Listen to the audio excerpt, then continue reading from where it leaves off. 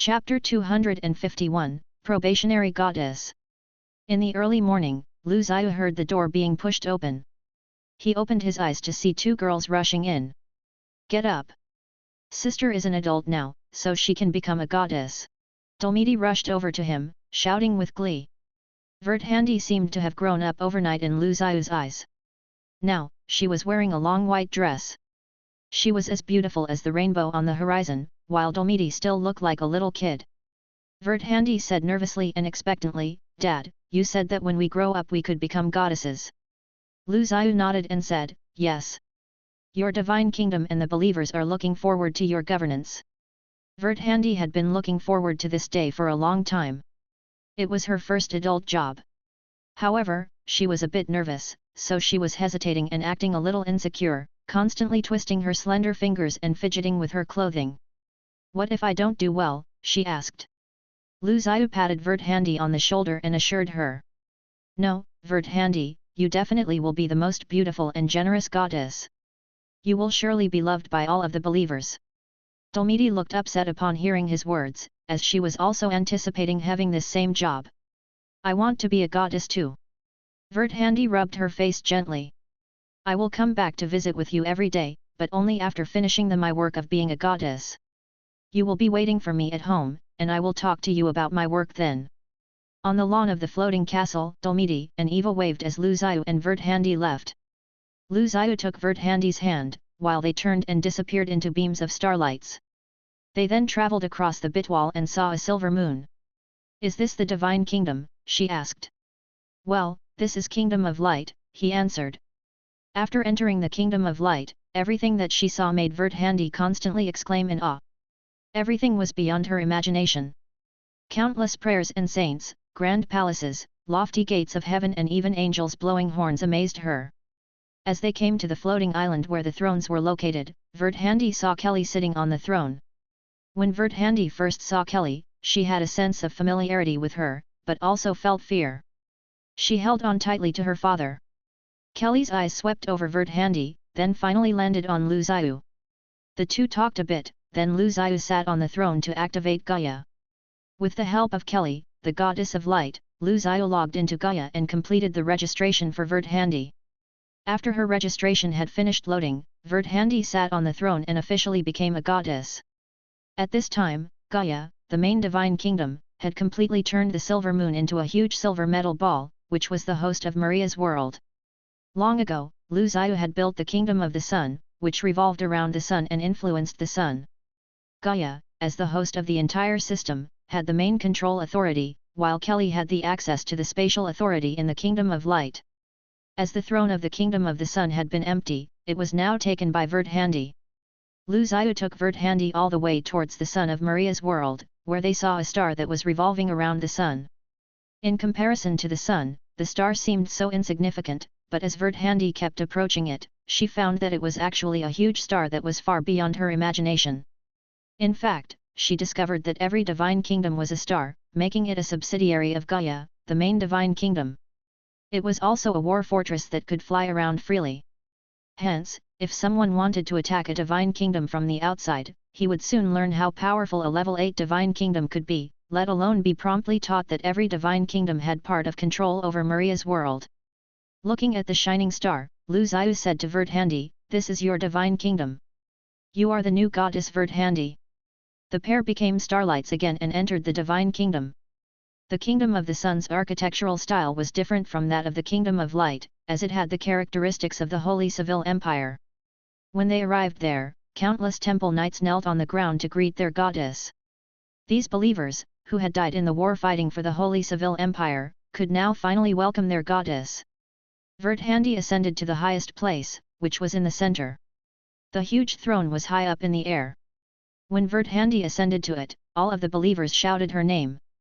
At the same time, all of the priests and temple knights of the Faith of the Sun received the oracle of Verdhandi. Verdhandi seemed to be very familiar with all of these traditions, as if she had been sitting in such a position before. After ascending to the throne, she immediately began her work. As a new goddess in probation, she had a lot of work to do, especially since her divine kingdom was only at the beginning stage. Verdhandi needed to manage her divine kingdom and familiarize herself with all of her responsibilities, which mainly centered around maintaining the operation of the sun. After becoming more familiar with the sun, she could learn how to best maximize its power in order to benefit the whole world. After all, the sun was the most important thing in the world, and its operation affected everyone. In addition, Verdhandi needed to design a unique divine system for her followers and saints. This would specifically be a divine system for the faith of the sun and the temple knights. As Verdhandi was still very young, she followed Lu Zhiyu via the projection of her divine kingdom. As he went all over the Alan continent, she learned about the life of her followers. The gods' powers would be limited whenever that would leave their own divine kingdoms, which could possibly put them in danger. But, currently in Maria's world, there was no one that could be a threat to the gods. When Verdhandi returned home, within the hall of the floating castle, she talked excitedly about her experience with Dulmidi and Eva. She told them all about the process of becoming a goddess, which made little Dulmidi jealous. Dulmidi hoped that she could grow up overnight and become a goddess like her sister, managing believers. After many discussions with Lu Zhiyu and learning from the system of the Church of Light, Verdhandi finally established her own divine system. She was then able to show oracles to all of the believers of the Sun Church. In year 186 of the San calendar, Verdhandi ascended the throne. In the same year, the scripture of the Son of the Faith of the Sun was revised.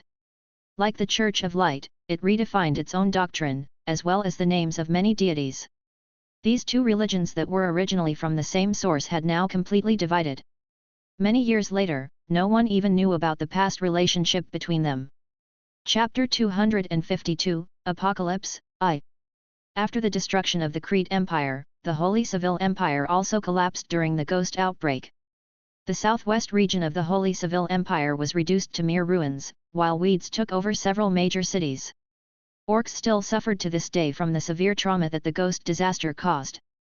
For this reason, a large number of orcs began to migrate to the south. The central province became an area where people and orcs lived together. They even established new countries, where they lived together in peace. After a series of annexations and integrations, more than 100 years later, a large number of mixed-race orcs eventually dominated the population. The beliefs of the Church of Light and the faith of the Sun became intricately woven into the public's chosen religion. In Maple Leaf City in the Urabal Kingdom, a wooden sign that indicated an allegiance to a mercenary union was noticeable outside of a local tavern. It was this city that was largely responsible for the demise of the Crete Empire. Hundreds of thousands of orc slaves had rebelled, and this city was the last place where they retreated. Count Titer then ordered that the Nami riverbed be dug out. Within 100 miles, the city became like a vast swamp, which led to the deaths of millions of orc slaves. Now, over the past 100 years, this original city had become known as the Kingdom of Urabal. Also, Maple Leaf City was no longer the political center, but just a ruined small city. On the first floor of the tavern, there were men in knights' armor, outfitted with swords and steel shields. There were also glory knights and archers with long bows. Also at the tavern also tramps, beautiful waiters, and scantily clad dancers. Under all of the dancers' skirts, black cattails could be seen peeking out. This was because all of them had some human and orc blood, which resulted in such physical characteristics. One more dance. Beatrice, don't be a maid here. Why don't you come with me? I promise you'll have everything you want. Carol the dwarf. You didn't die in the Grey Castle. Those damn barbarians didn't kill you. I'm tough. This pair of axes. See. Are there any good jobs around here lately? These nobles and kings are fighting all day. I risk my life to earn so little. Those sitting within the tavern quarreled with and scolded one another. However, no one dared to cause trouble here, as the mercenary union was just upstairs. In this central province, the outbreak of war had led to the emergence of a special organization, which was known as the Mercenary Union. Over the past decades, various mercenary teams emerged from this collective union. Some of them had only 3 or 4 members, while others had thousands. Eventually, the Mercenary Union became a full-fledged management organization. Within the tavern this night, most of the patrons were mercenaries. Some were experienced fighters, while others were blood knights. There was even one who was sitting at the corner of a table who looked like a temple knight. There was also a young man, who was wearing a white cloak and armor, which signified that he was a mercenary priest. Among the others, some of them appeared to be wizard apprentices. If these people had met decades ago, they would have fought each other fiercely. However, in this tavern, they sat together and drank in peace. Over 200 years had passed since the emergence of the extraordinary powers. Nowadays, priests, temple knights, and wizards had begun to appear in large numbers. In every kingdom, there were priests and red cardinal bishops who mastered the extraordinary powers. Even the smallest cities and towns had priests who had extraordinary powers. This meant that the wizards who had been active on the mainland could no longer do whatever they wanted, at least not like they could hundreds of years ago. Now, any ill-intentioned action would lead to a large number of temple knights and priests coming to suppress them. At the same time, the rituals of the baptism ceremony of priests and the inheritances of the temple knights were not as strictly adhered to as before. Thus, there were a large number of idle priests and wandering temple knights who roamed the land. Although they were loyal to their respective gods, they did not fight for any official party. Because extraordinary powers now appeared everywhere, they all lost their old high statuses. This meant that the wizard apprentices, priests, and knights did not receive as much attention as they used to. After all, each small town had its own churches and priests now. Within each small city in the Orc Kingdom, there were also teams of holy knights. Some of the priests and temple knights who were unwilling to be nobodies in small villages chose to leave. Therefore, in the central province, temple knights, priests, and wizards formed their own mercenary corps in order to make a living. The mercenary union was located on the second floor, just above the tavern. It had a receptionist and guards. At the moment, many mercenaries were waiting to be assigned their next jobs or checking with the reception desk on their statuses. Great job, 100 gold coins. Go to Misty Forest to catch a magical beast cub. The Dean Principality is experiencing civil strife again. Duke Dean recruits mercenary corps to help suppress the rebellion. Pay will be on a daily basis.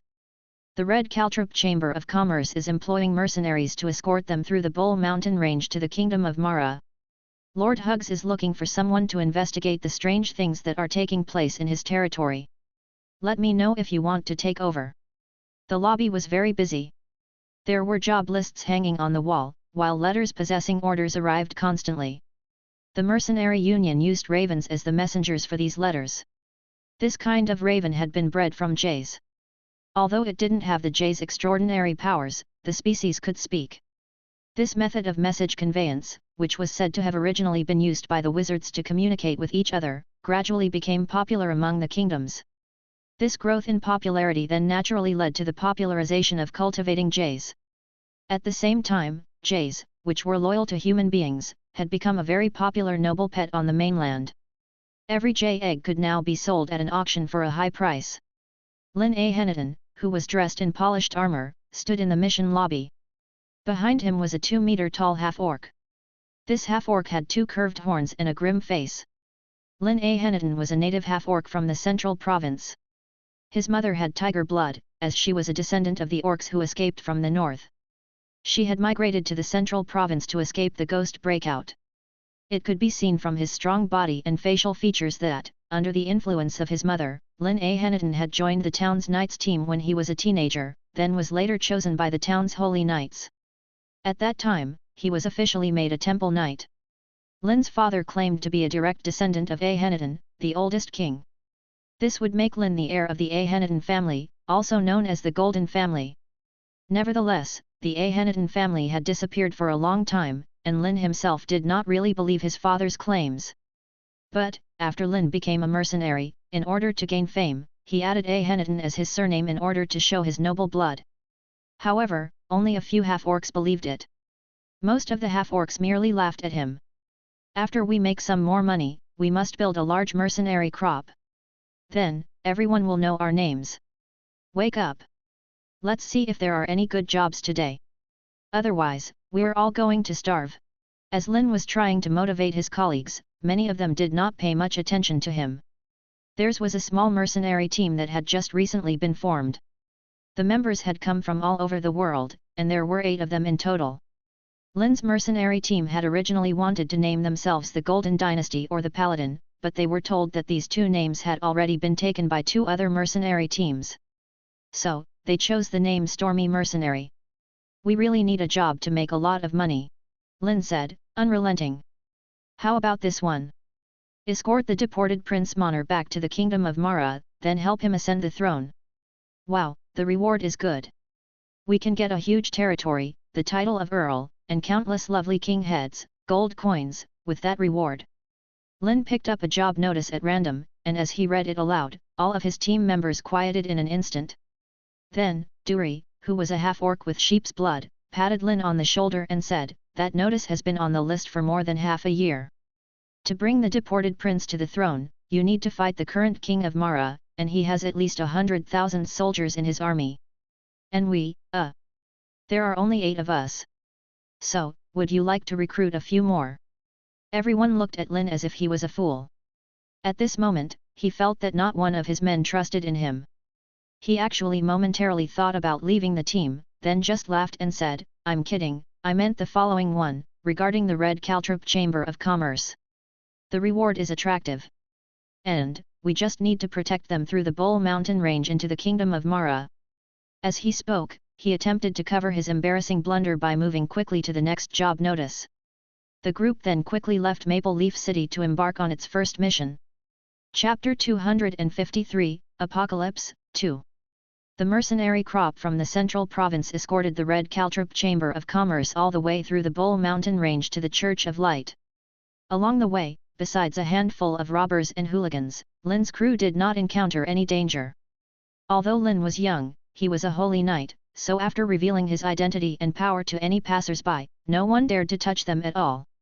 They rented a boat and crossed the Nami River, then traveled all the way to the Kingdom of Mara, where Lin's stormy mercenary and the Red Caltrop Chamber of Commerce were stationed in a remote town.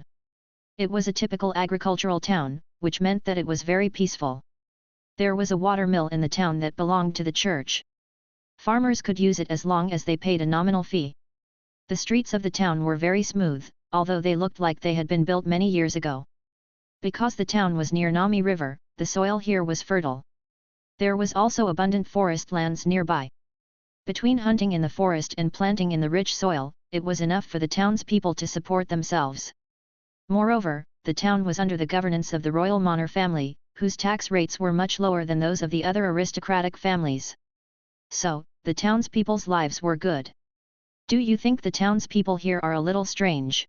After a tour of the town, Lin returned to the house where he stayed. The Red Caltrop Chamber of Commerce was a small business group that had only around 20 people in it. In addition to Lin's mercenary team, there were about 30 people, all of whom were crowded into 2 adjacent houses. Duri thought for a moment. Strange? Not really. They were very enthusiastic though, especially the hot women. They must have fallen for me. Lin frowned and said, "Everyone here has the same smile." Seriously though, when we entered the village, those guys looked at us strangely. I mean, we are half-orcs, while they are human. You know, this is not the central province, but the Kingdom of Mara. Here, we're different from humans. Well, maybe the people here are more open-minded. Duri thought Lin was being overly cautious. Even so, I still think that we should be more careful at night. Lin warned. That night, the mist slowly crept in from the outskirts of the town, gradually engulfing the whole town. When the mist slowly approached the houses where Lin and the others were stationed, several night watchmen who had been standing guard outside were swallowed up by the mist. They immediately disappeared amid a strange chewing sound. Lin, who had already been vigilant, was alarmed at the call of the night watchman outside, so he rushed out to alert all of the people. Only then did he realize that the whole village had been covered by this strange mist.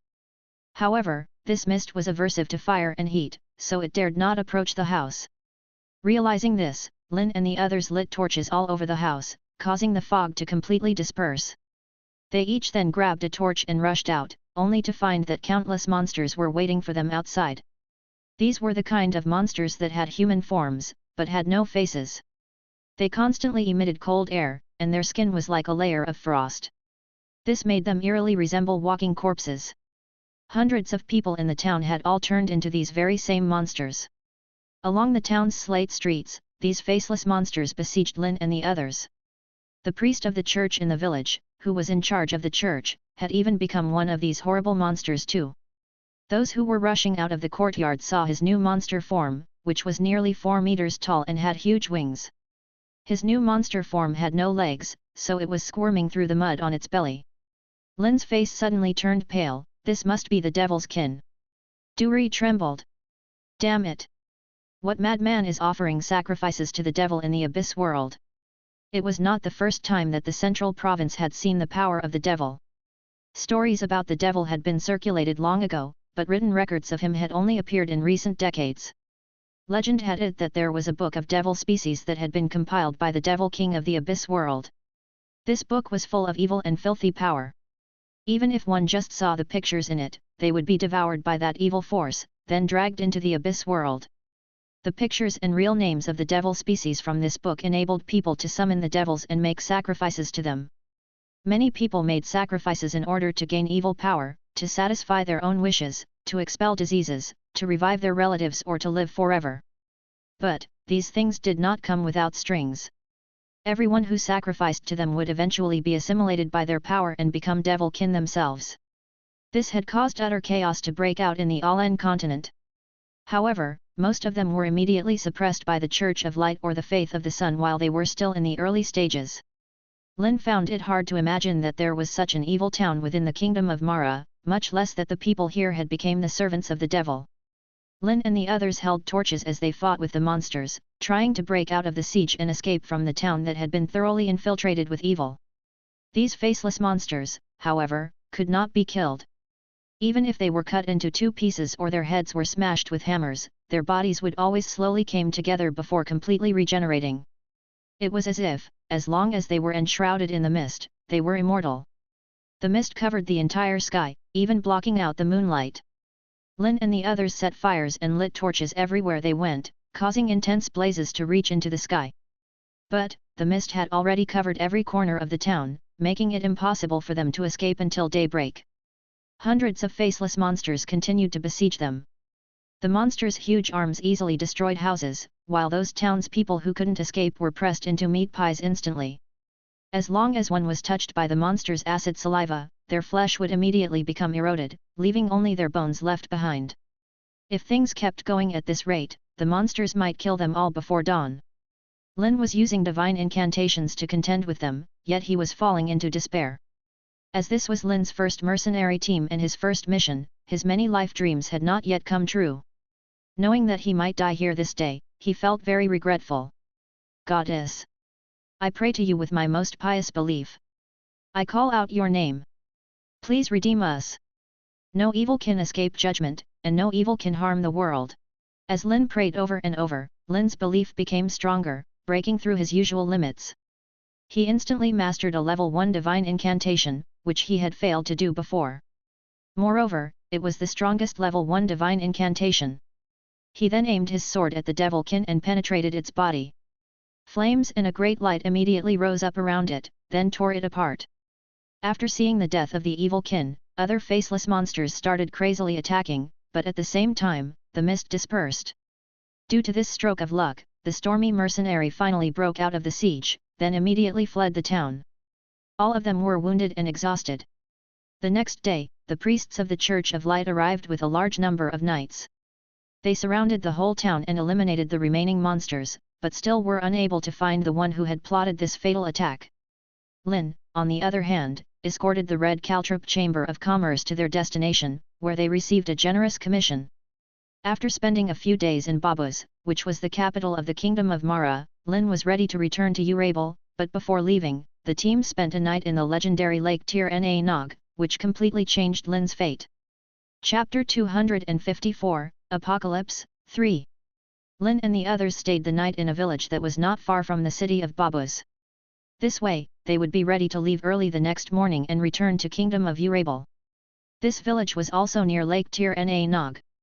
Legend had it that this twin lake had originally been only one lake, but more than 100 years ago, the evil ghost wizard Adnos concocted a terrible plan to turn the whole city of Babus into a city of ghosts. At that time, a star fell from the sky, dispelling the evil and forming Lake Tir Na Nog, the holy lake of the Church of Light. Thus, the second lake was created. Lin. Lin. As Lin was sleeping in a cabin near the lake, he heard someone calling his name. It was a soft but confident voice, one that might belong to a queen or a god. Lin was not completely awake yet, so he groggily walked out of the room barefoot, stumbling all the way toward Lake Tir Na Nog. When he arrived at shore of the lake, he was jolted awake by a cold gust of wind. How did I get outside? Lin was confused. Suddenly, in the middle of the lake, there was a flash of light. Lin, who was still in shock, watched a shadow slowly emerge from the water. He could only see that it was a beautiful woman with lovely blonde hair and a crown on her head. Hers was a kind of beauty that couldn't be described with words. If anyone saw her, they would feel immediately cleansed and purified. No matter how evil a person was, if he saw her, he would want to do good deeds in her name. The woman opened her beautiful eyes, which were lovely and glittering. As she looked at Lin, he instantly felt an enormous power enter him. His whole body could not help but tremble. Lin A. Henneton. Lin was greatly astonished. No matter how groggy he was very aware that this was indeed a revelation. She is a goddess. Oh my god! What should I say to her? Hello? No, that's not right. What am I thinking? Was she the one calling my name? Lin's brain couldn't function well. He couldn't think of anything proper to say. Before he had time to find his words, the shadow of the goddess said to Lin, Lin A. Henneton, you are the descendant of the oldest king, A. Henneton. You have a king's bloodline and are the heir to the Golden Family dynasty. She then added, the central province has been in chaos for more than 100 years. The conflicts between the faith of the Sun and the Church of Light have lasted for too long. And you, who I have chosen, are the one to end this chaos. Lin, you will be the next king of the central province. The divine shadow then pointed at Lin, while a large number of golden fireflies flew to him and covered him. Then, he felt that something was activated within him, and his pupils changed from a dark green color to a golden yellow color. Go ahead and fulfill your mission. Let the sun shine over the land of the central province. After the divine shadow said this, all of the lights slowly dissipated and the shadow disappeared. Lin stood by Lake Tir Na Nog for a long time before he slowly recovered. He then looked around excitedly. It seemed as if nothing around him was real, as if he had just had a very vivid dream. Was it a dream? If so, it was a beautiful dream. As Lin was pondering the situation, he saw something floating in the lake. It was shining even brighter than the silver moon in the sky. When Lin went into the lake to get a closer look, he saw a sword reflected in the middle of the lake. As Lin reached forward into the water to get it, he seemed to transport into another world. Startled, he quickly pulled his hand back. The sword was a silvery white color, and it had many strange symbols on it. It was also emitting a holy light. Lin held the sword tightly. As he grasped it, it emitted a buzzing sound. The light from the sword shone above the lake. Sword of the King. Lin said this without knowing why. He felt his throat tighten, and his voice was trembling, as if the 4 words had some strange sort of strange magic imbued within them. If anyone knew that this sword had appeared in the world again, the whole world would be crazy about it. This was because every time the sword appeared, the royal power shifted. Specifically, whoever owned the sword in every period that it emerged would be crowned the absolute and renowned king. This time, the sword had chosen Lin. Actually, it was really the gods that had chosen Lin as the next generation's king. That is strange. Who took the sword? Lu Zhiyu found that the sword of the king, which usually hung on his wall as an ornament, was missing. It was impossible for others who lived outside the floating castle to enter it, and as for Eva, Verthandi, and Olmidi, the sword had little significance to them. Lu Zhiyu closed eyes, then immediately knew where the sword was, as well as who had taken it. Lu Zhiyu squinted his eyes and put his hands behind his back. Verthandi looked nervously at him, wondering what he would do next. Lu Zhiyu leaned back on his chair and said, anyway, in the world of the mortals, gods can't interfere directly. Also, I have told Kelly to teach you a good lesson. Don't expect me to let you get away with anything. Remember what I said, you can't decide the future of the world of mortals at will, or I will remove you from your position. If you are bored, you can go with me to the astral. Chapter 255, The Central Province. The world was dark and chaotic. 2,000 years had passed since the emergence of the Abyss world. The quiet and dull Abyss was now much more active. Among the space bubbles in the dark Abyss world, innumerable Abyss demons moved from one to the other. Some were powerful enough to communicate their thoughts and manipulate an entire space bubble, while others were only capable of creating chaos, only knowing how to swallow each other up, Some of these demons fought against each other, swallowed each other up, and connected space bubbles to form an abyss mainland.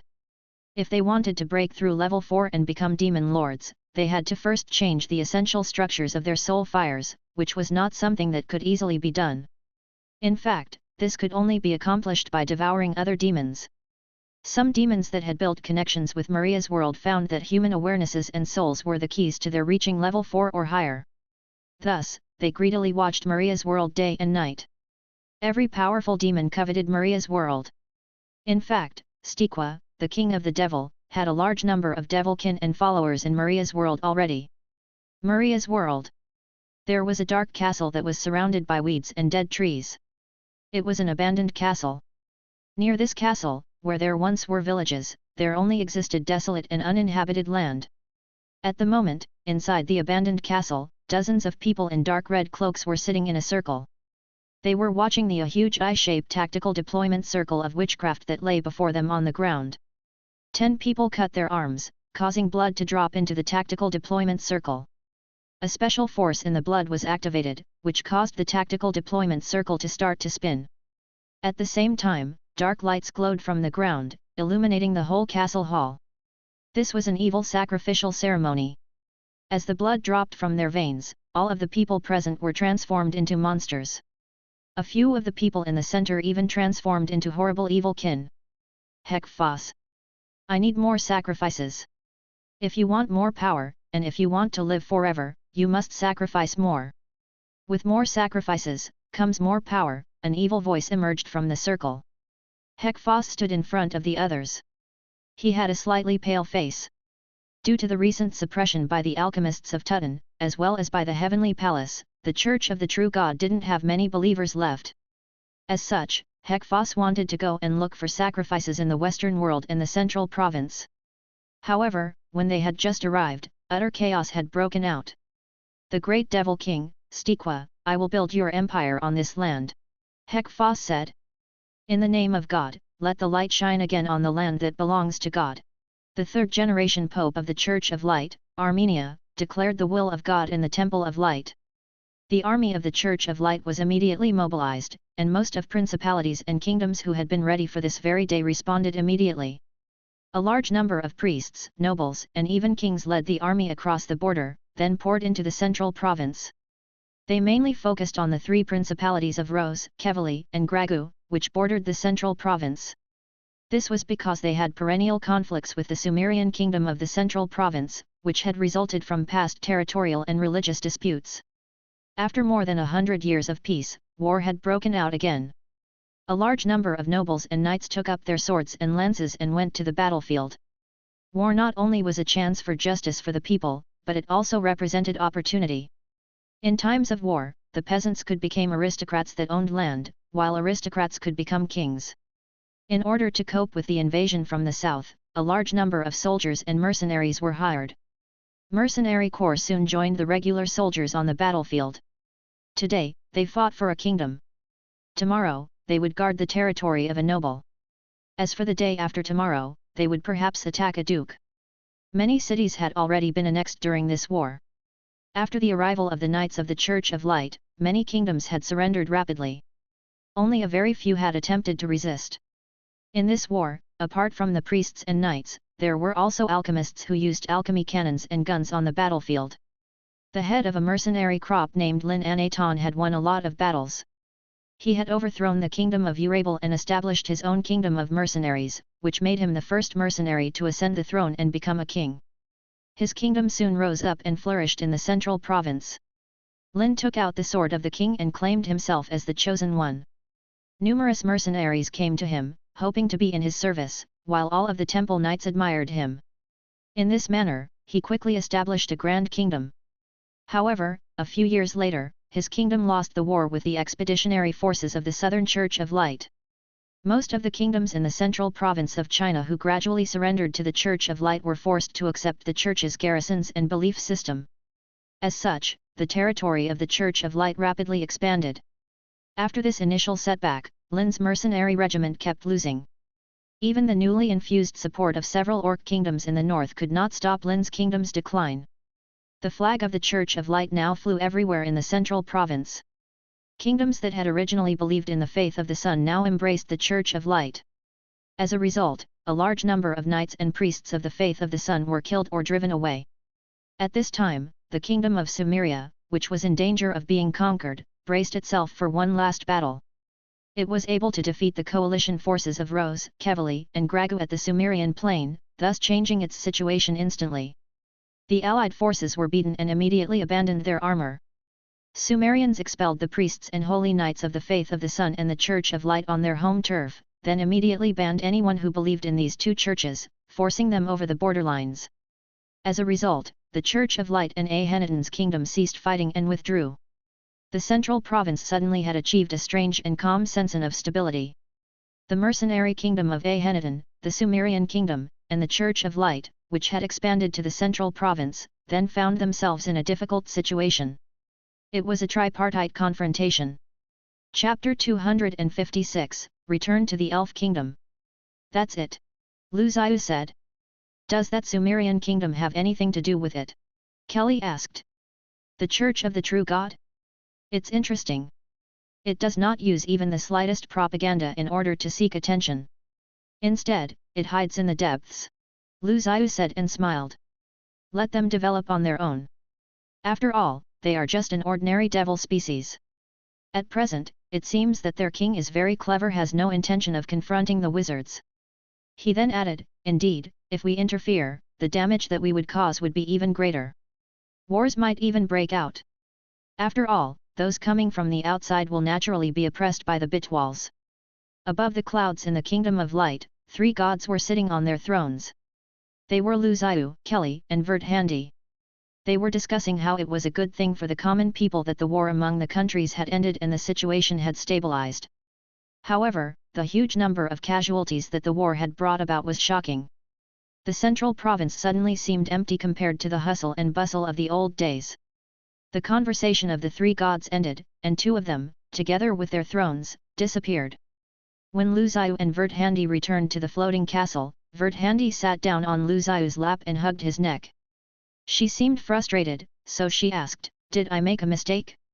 I did everything according to the book, but I'm afraid that so many people died because I was impulsive."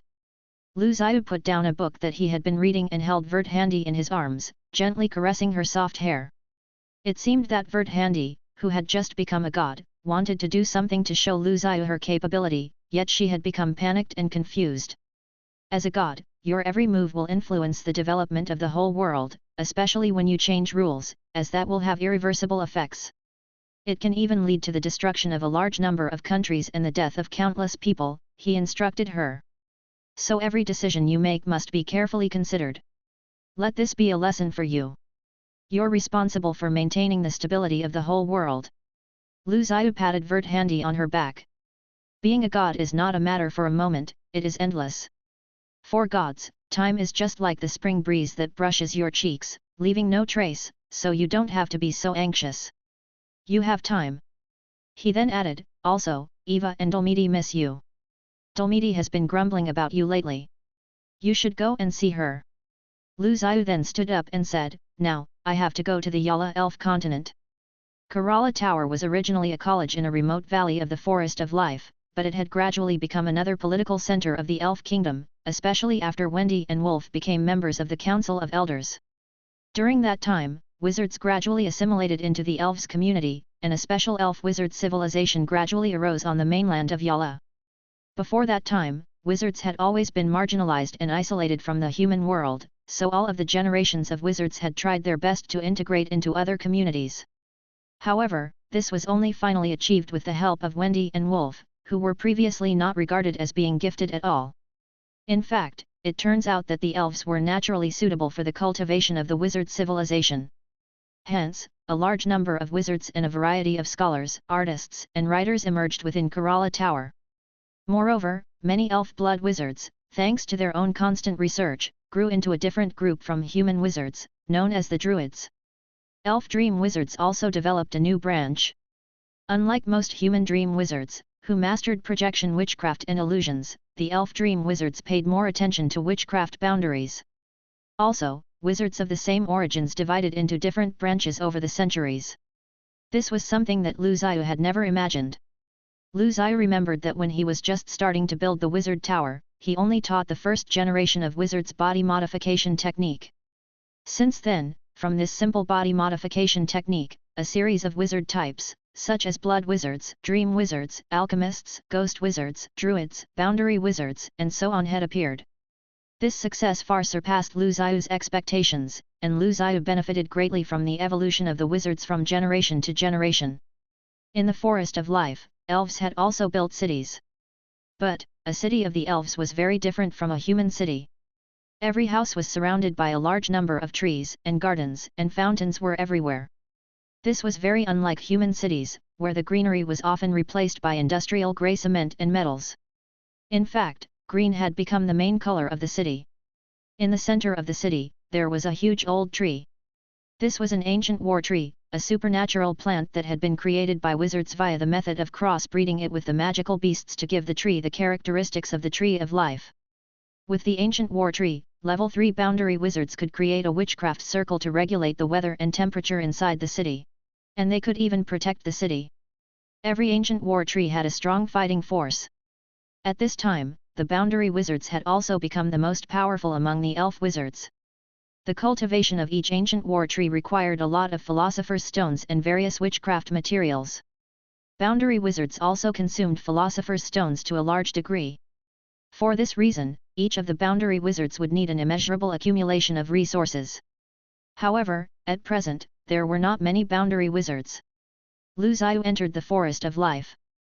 This was only the second time that Lu Zhiyu had been here, and he could see that many great changes had taken place in the city of Sylve. Along the way, Lu Zhiyu saw ancient war trees encircling the whole city. The trees connected together to form a cocoon that could not be seen by the naked eye, protecting the whole city. This cocoon could detect any extraordinary power changes that occurred anywhere within it, as well as regulate temperature and climate.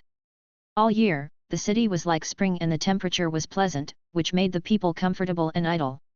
There were also many magnificent buildings and white towers in the city, as well as rows of exquisite dome huts, interconnected forest paths, and bridges. Lu Zhiyu felt like he visiting a future city park. At the center of these ancient war trees was a dead tree of life. This huge tree had been hollowed out and renovated by witchcraft, making it the political center of the elves and the hall of the council. This tree of life had many small windows within it. On the foot of the huge tree was the crystal clear lake of life. Along its trunk, red, green, and brown vines and small flowers brought vigor and vitality to the tree. Presently, Lu Zhiyu was inside the Tree of Life, looking out at the whole city of Sylve.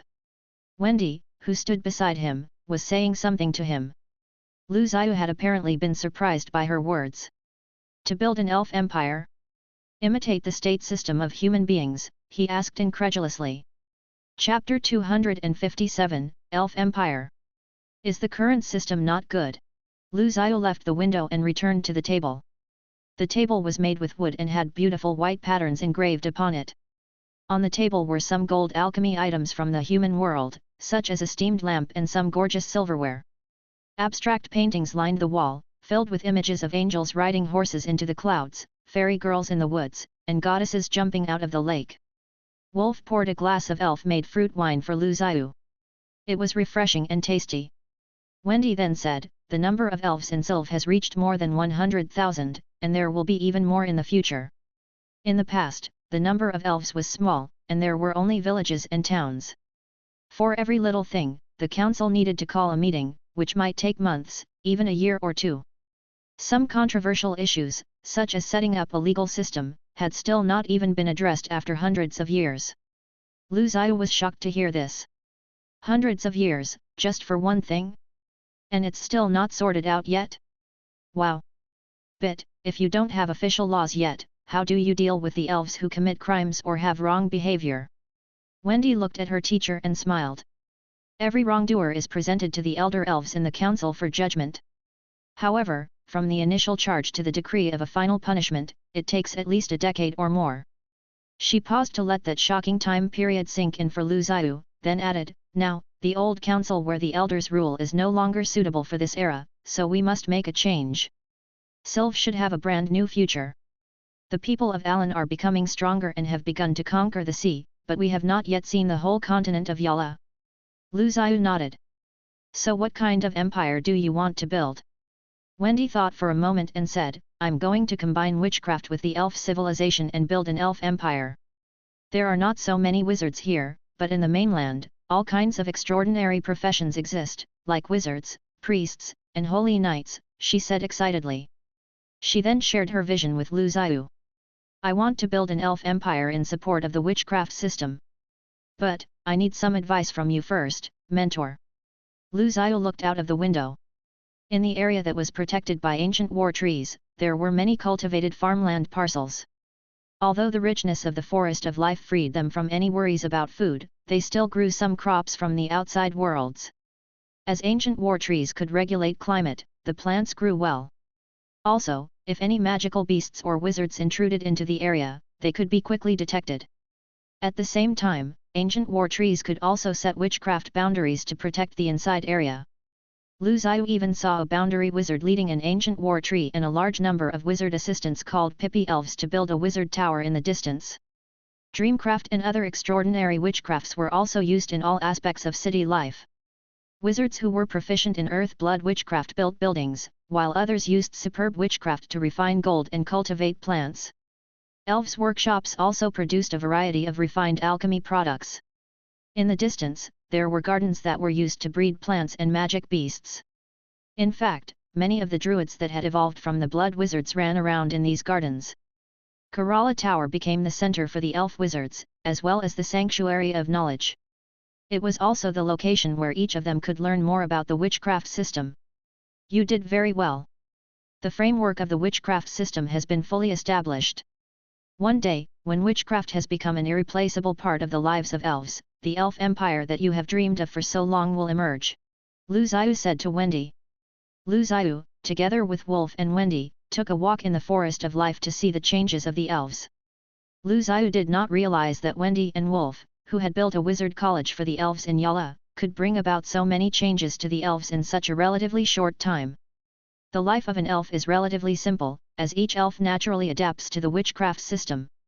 However, human beings and orcs have internal problems and complicated community structures, which makes it harder for them to accept wizards.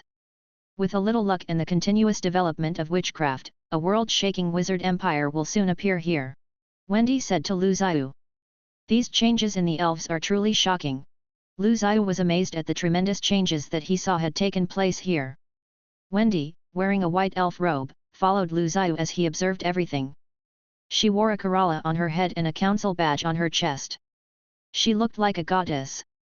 Wendy was the first level 4 elf wizard and the first boundary wizard. She had also been the one who cultivated the ancient war tree. This peculiar level 3 tree was a great masterpiece, even in the eyes of Lu Zhiyu. Unfortunately, Wolf, you have failed. Lu Zhiyu looked at Wolf, who was standing next to him. Compared with the first generation of wizards, Boer, Li Weisai, and Akkad, Wendy and Wolf were not very talented. Wolf in particular was not strong, as he wasn't even at level 4 yet. However, Wolf remained open-minded and optimistic. It doesn't matter. Even if I fail, I have 1,000 years to live, which is the advantage of being an elf. Besides, I'm not as talented as Wendy. I'm just a fairly ordinary wizard. Chapter 258, Elf Empire, 2. Although Lu Zhiyu offered some suggestions, they were just icing on the cake. Wendy had wanted to see Lu Zhiyu because she was panicked and confused about the future of the elves, and she needed a trustworthy person to give her confidence. Besides, Lu Zhiyu was more important to her than anyone else. Lu Zhiyu was attending a grand dinner that was being hosted by the elves in his honor. The night was clear and cloudless, and the silver moon was bright. The dinner was being held on the square under the Tree of Life. Stairs rose from the lake bottom, and an arch bridge was built across the lake. Clear water in the square pool gushed out from the fountain, while elf-style statues had been erected in the center of the pool. Several elves were playing harps, fairy girls were dancing in their green skirts and Keralas, and the poet was reciting love stories from distant elf towns and villages. The bonfire's flames danced and flickered, and adding to this, the towering Tree of Life made this dinner seem like a grand dream. Several of the witty fairy girls placed their Keralas on Lu Zhiyu, Wolf, and Wendy. Then, the members of the council raised their glasses to Lu Zhiyu. Thank you for your Kerala. I like it very much, Wendy said to the young fairy elf girls. The girls nodded excitedly and blushed, as Wendy enjoyed a high status among the new generation of elves. The food was also very special. The elves loved greens, but they didn't mind meat either. So, many unique dishes spanned the entire length of the banquet table. So, do you want to be the Empress of the Elf Empire? Lu Xiao looked at Wendy with his wise and deep eyes. Decades ago, I remember that a ship came from the other side of the sea. The ship was from the Alan continent, but not from the Wizard Tower. The crew was led by a young girl, the captain, who told me that her name was Marina Bossai, and she was a student of Akkad. Wendy told Lu Xiao.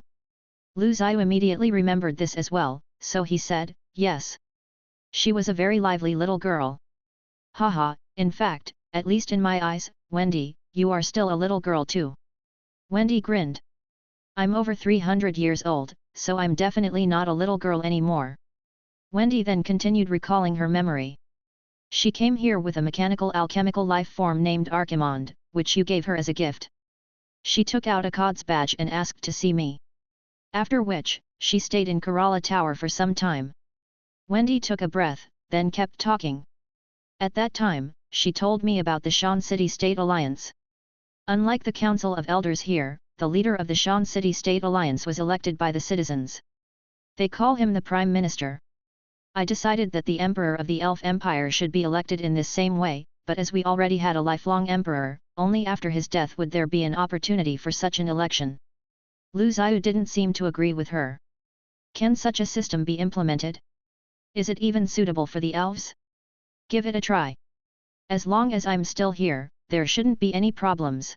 Wendy replied. Lu Xiao nodded. Akkad's students and Boer's students. How time flies! In the twinkling of the eye, hundreds of years have passed. The time has now come for a new generation of wizards. Lu Xiao put down his knife and looked at the lake in the distance. The lake shone brightly. He then asked, how many are left from the old generation? Wendy's eyes sank after hearing his question.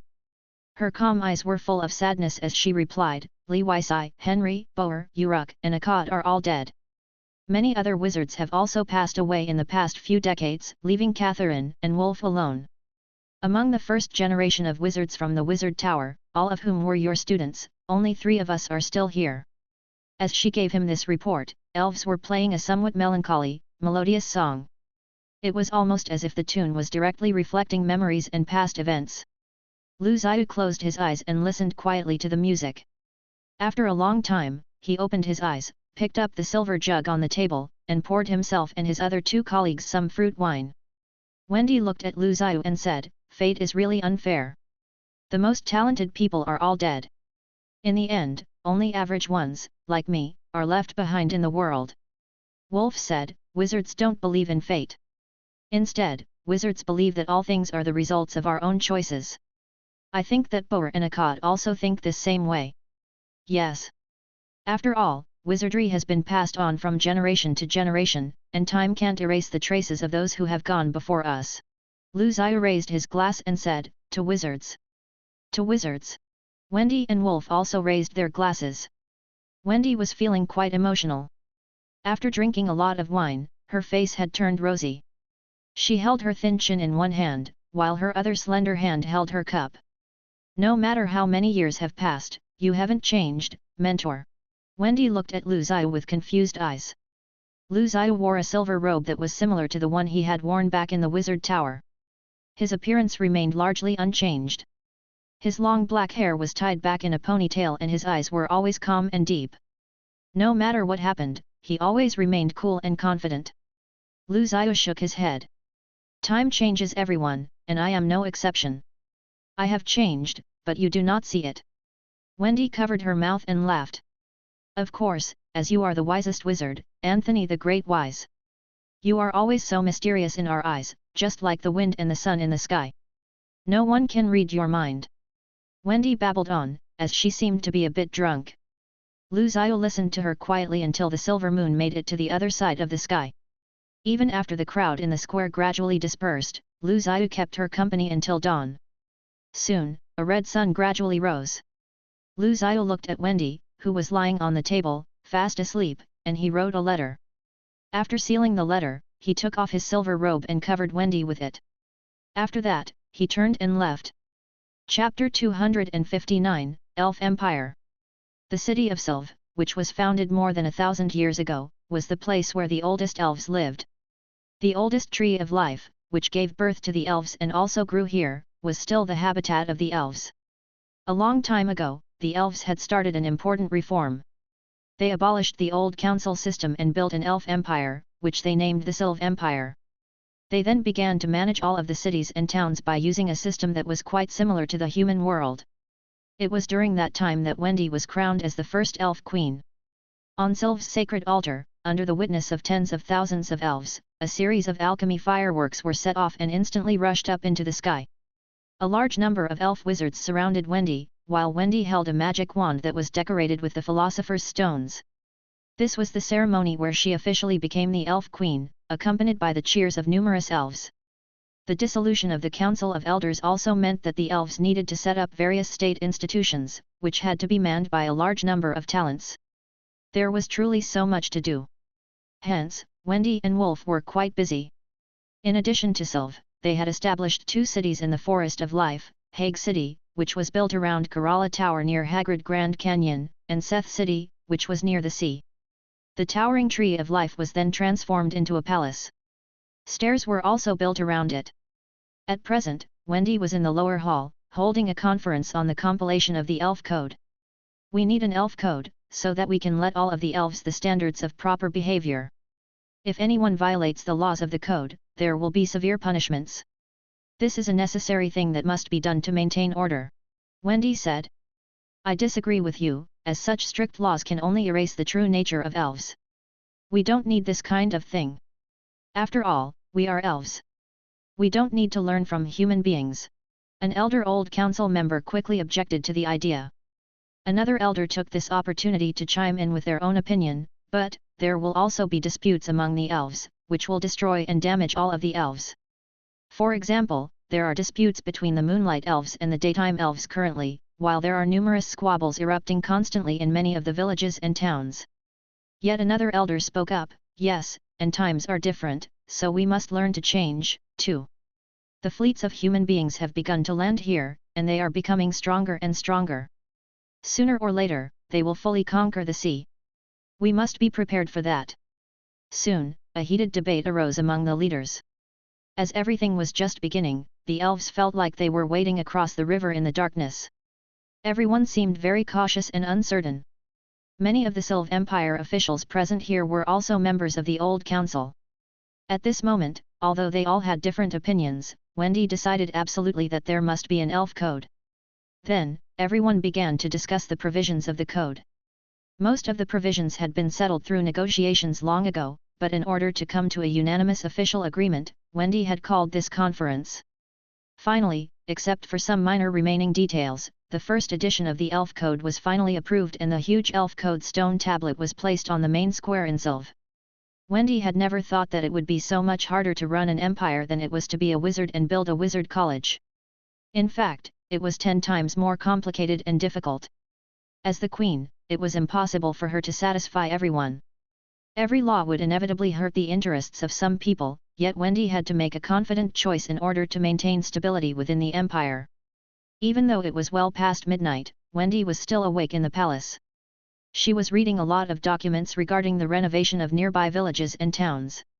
She also had some reports to go over, as creating jobs and setting the salary system for elves' wages were also her responsibilities. Amid all of her duties, Wendy recalled what her mentor Anthony had told her: it's not enough just to have an elf code. It's necessary to have a system that covers all of the wizards in the empire. In order to build a successful wizard empire, you have to enable wizards to assimilate into the elf community. Wendy then began to think to herself about how to incorporate this wisdom into her own way of ruling. How about starting by building a wizard city where wizards can benefit others with their skills? I could let all of the wizards find their perfect positions in this empire. That way, the wizards would no longer be so isolated from the others. In my wizard empire, wizards could even have ordinary professions. Then, they would become the cornerstone of the empire and support the operation of the empire. Wendy's eyes lit up. Although she had succeeded in enabling wizards and elves to live together in harmony, she hadn't known how to help wizards make the best of their powers in order to serve the empire. She had just never thought about how to plan such things systematically. Wendy was inspired and had an ambitious look in her eyes. Wendy had never seen this kind of city, nor had she imagined it before.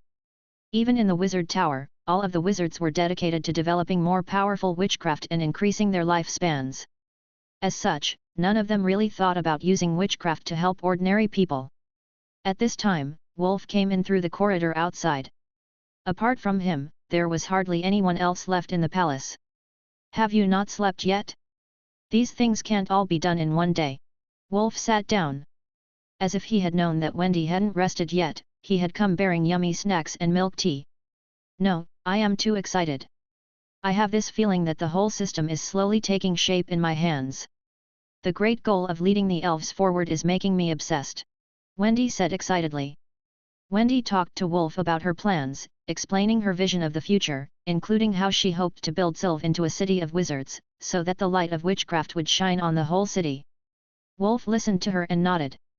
But this is not a simple thing. It requires a lot of manpower and resources. It also requires a lot of wizards to join us. Wendy immediately responded, what we have the most of is time, right? So, we can spend decades building a beautiful house of our own, take hundreds of years to learn a new skill, and spend 1,000 years to change our futures. Chapter 260, Elf Empire.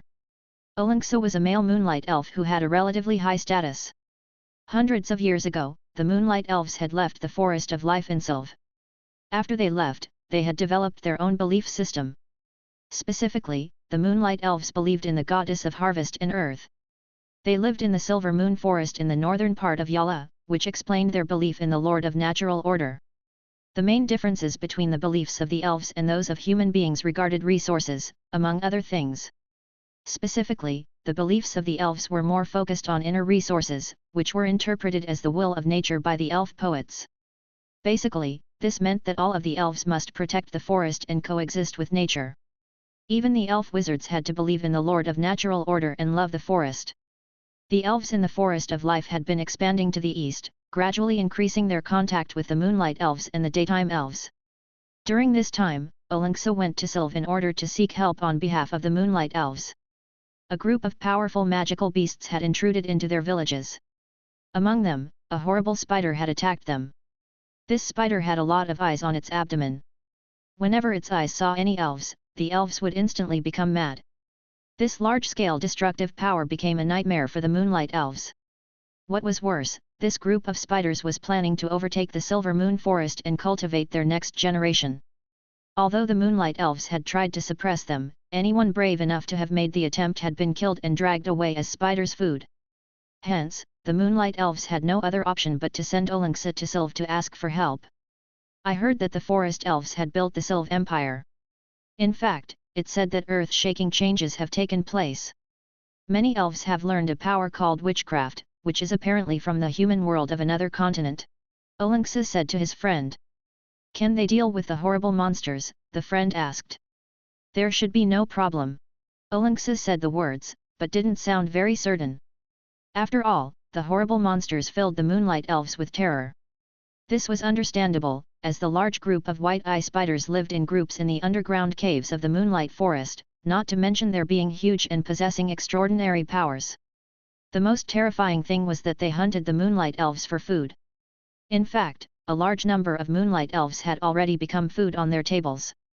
If this continued, the Moonlight Elves would surely have to flee their beloved homeland.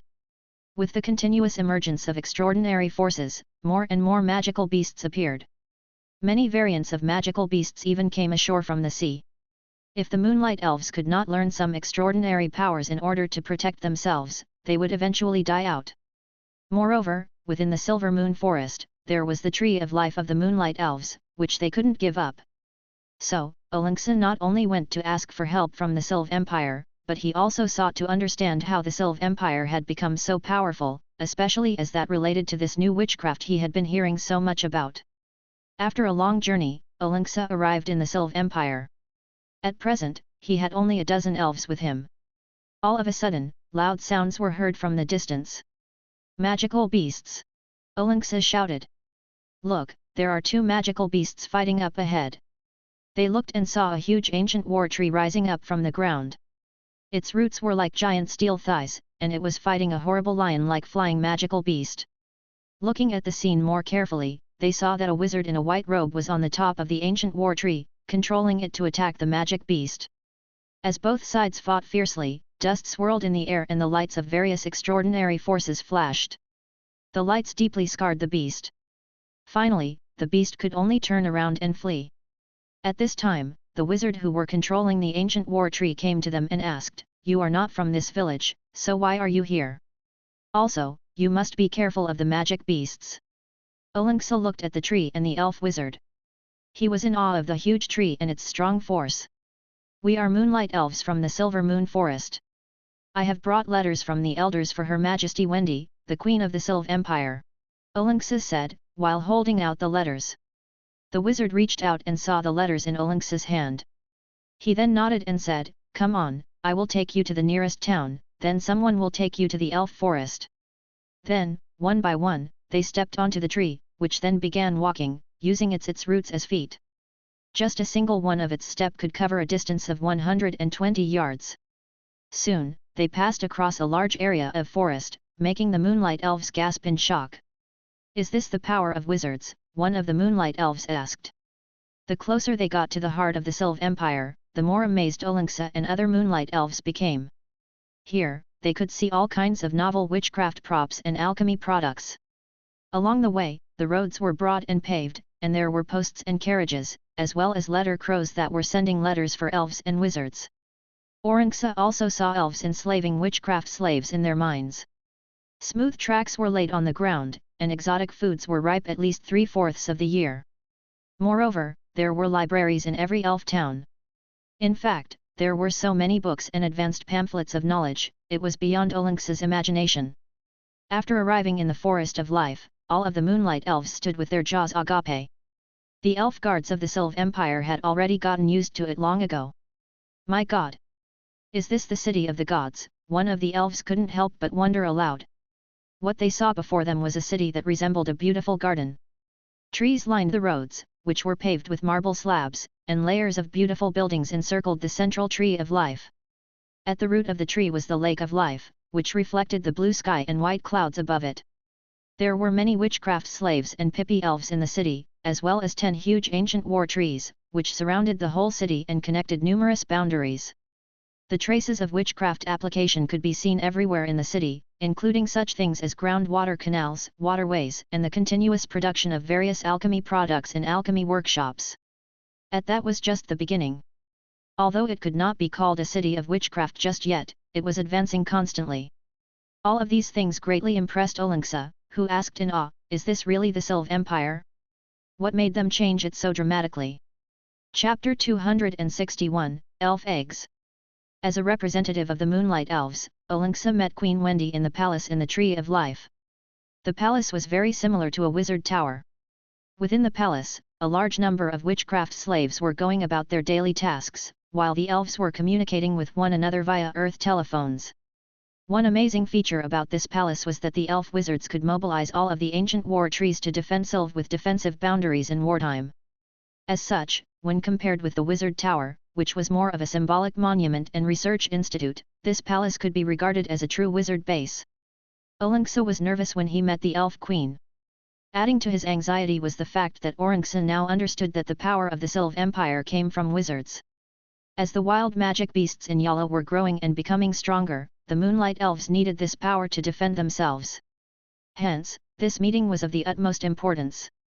For this reason, after giving the elders' letters to Queen Wendy, Olingsa decided to go to Kerala Tower instead of returning with the other elves.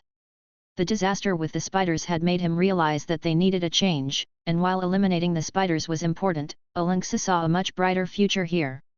"You are quite welcome to stay, as our Kerala Tower is open to all.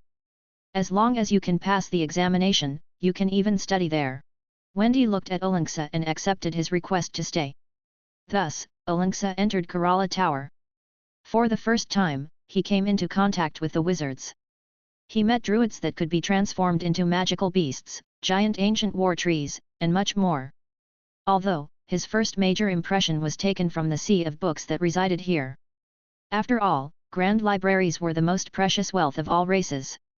Standing in front of the vast library, Olingsa's eyes glowed with longing. Fortunately, Olingsa had the talent to become a wizard. Soon, he became an apprentice. As Olingsa was more diligent than most of the other elves, he always kept pushing himself forward, striving to learn more and more. I have to work hard to change the future of the Moonlight Elves. Only when we are strong enough can we then protect ourselves and control our destinies. It took him more than 10 years to become a wizard. After that, it took him several more years to constantly enrich himself and make himself a powerful wizard with his own knowledge. At this time, the Moonlight Elves returned once again to the Sylve Empire, hoping that Olingsa would return with them. This was because the magical beasts in the Silver Moon Forest were growing in number and they needed his help. With a carriage full of books, Olingsa went back to his homeland, bidding farewell to Kerala Tower, where he had been studying for nearly 20 years. Thus, the history of the Moonlight Elves began a new chapter. Olingsa led the Moonlight Elves to expel or kill all of the magical beasts in the Silver Moon Forest. However, there were still some lurking existences that posed a threat. Druids, boundary wizards, human blood wizards or dream wizards, which one is most suitable to help us fend off such attacks? There is no way that we can protect ourselves forever. Although Olingsa became a wizard and stayed in the Sylve Empire for a long time, he did not think highly of its system.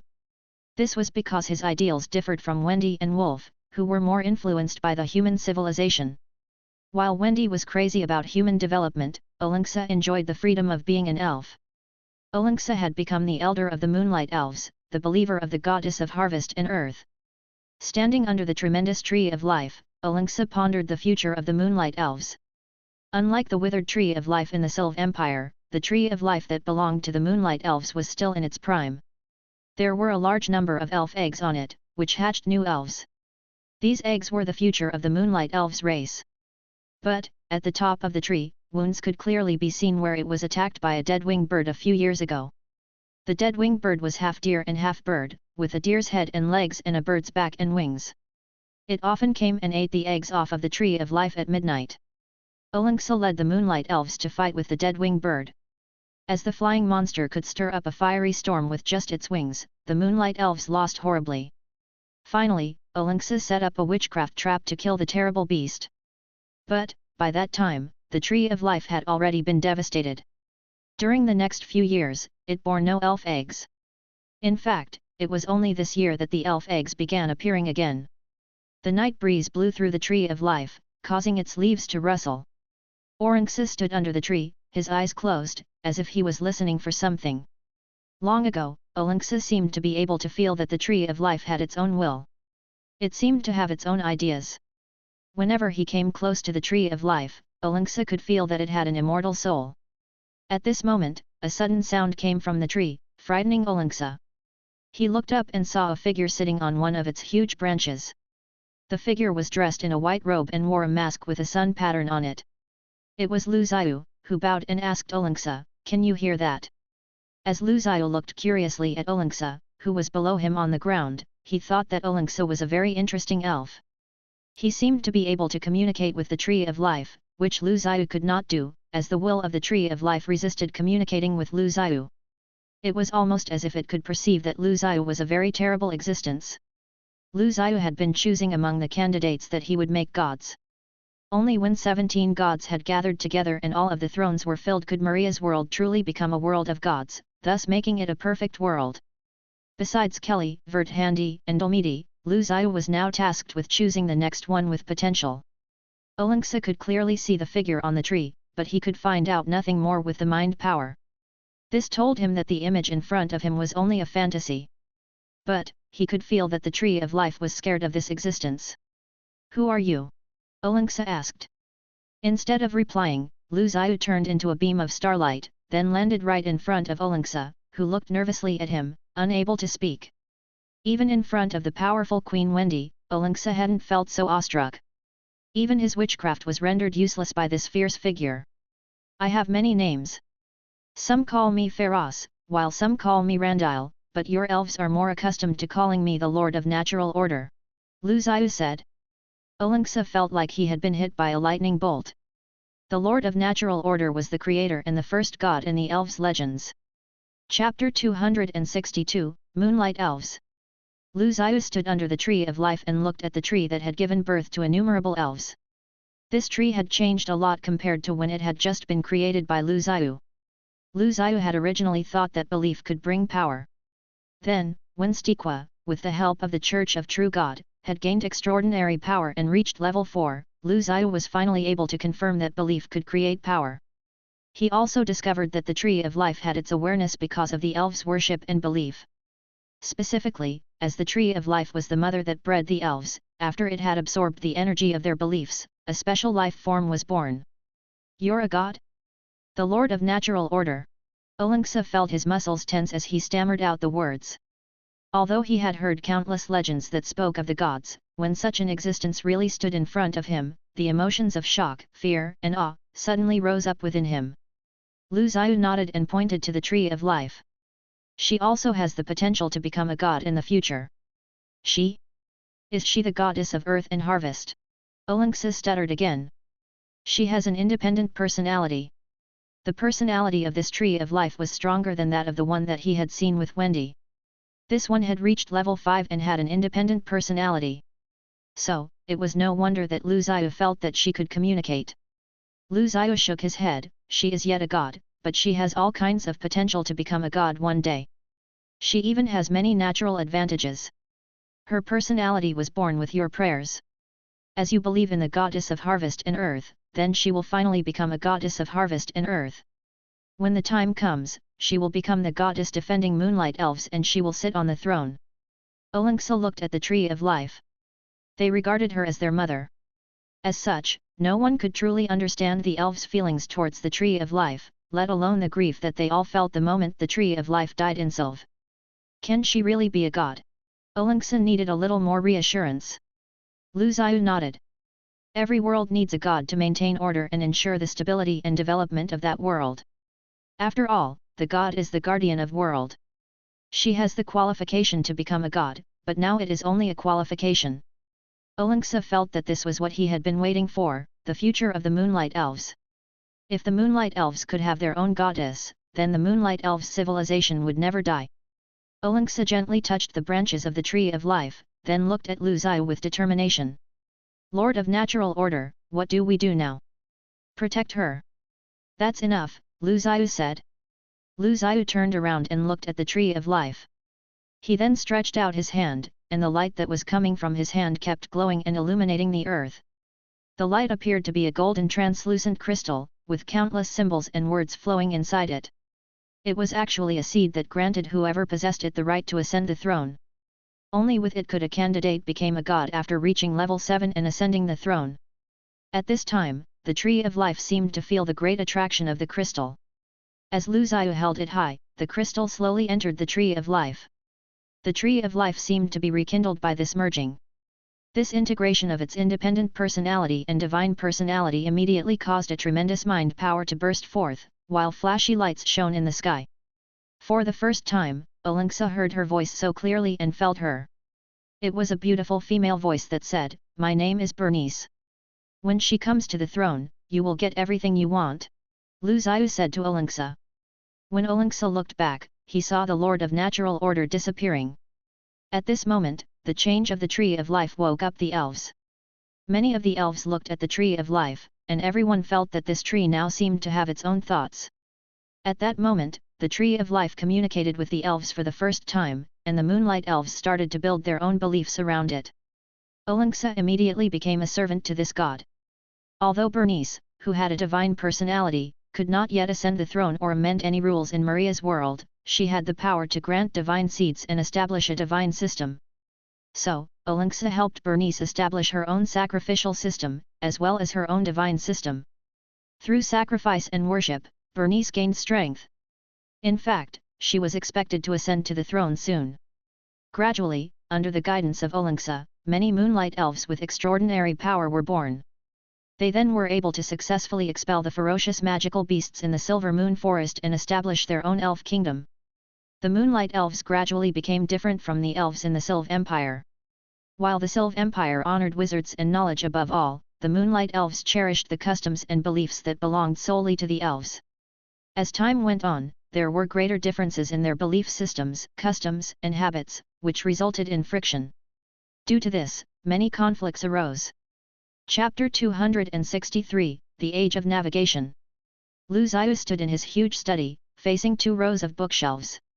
The sunlight was streaming in from the outside, falling on a long table that was scattered with drawings. A sphinx beast was resting by the door. At present, Lu Zhiyu's eyes were fixed on the wall. There were many items on the wall, the most prominent of which was a mural. It looked similar to a Kabbalah tree, but Lu Zhiyu preferred to call it the model of the world tree. This model of the world tree presented the rules of the gods in Maria's world. Upon the model of the world tree, 17 round wheels symbolized different rules and powers of the 17 gods. Every wheel had a groove. 4 of the grooves were empty, and the other 13 grooves were inlaid with divine personalities, indicating that there were 13 gods that were still waiting to ascend their thrones. Lu Zhiyu stood under the huge mural and looked up at the model of the world tree. He had a feeling that once the 13 gods were selected, all of Maria's world would be under the full control of these gods. As all of these gods' powers came from Lu Zhiyu's divine kingdom of Gaia, when that time came, the power of the divine kingdom of Gaia would, in essence, control all aspects of the world. Then, as the gods continued to learn the rules, Lu Zhiyu would gradually become stronger until he was finally able to turn Maria's world into a divine world entirely. Lu Zhiyu thought that, at that time, he would reach level 9. Then, he would not need the power of the scroll to create things any longer. Instead, he would be able to change materials, forms and shapes. As he thought about these things, Lu Zhiyu felt excited. From the very beginning, he wanted to shake off his dependence upon the scroll.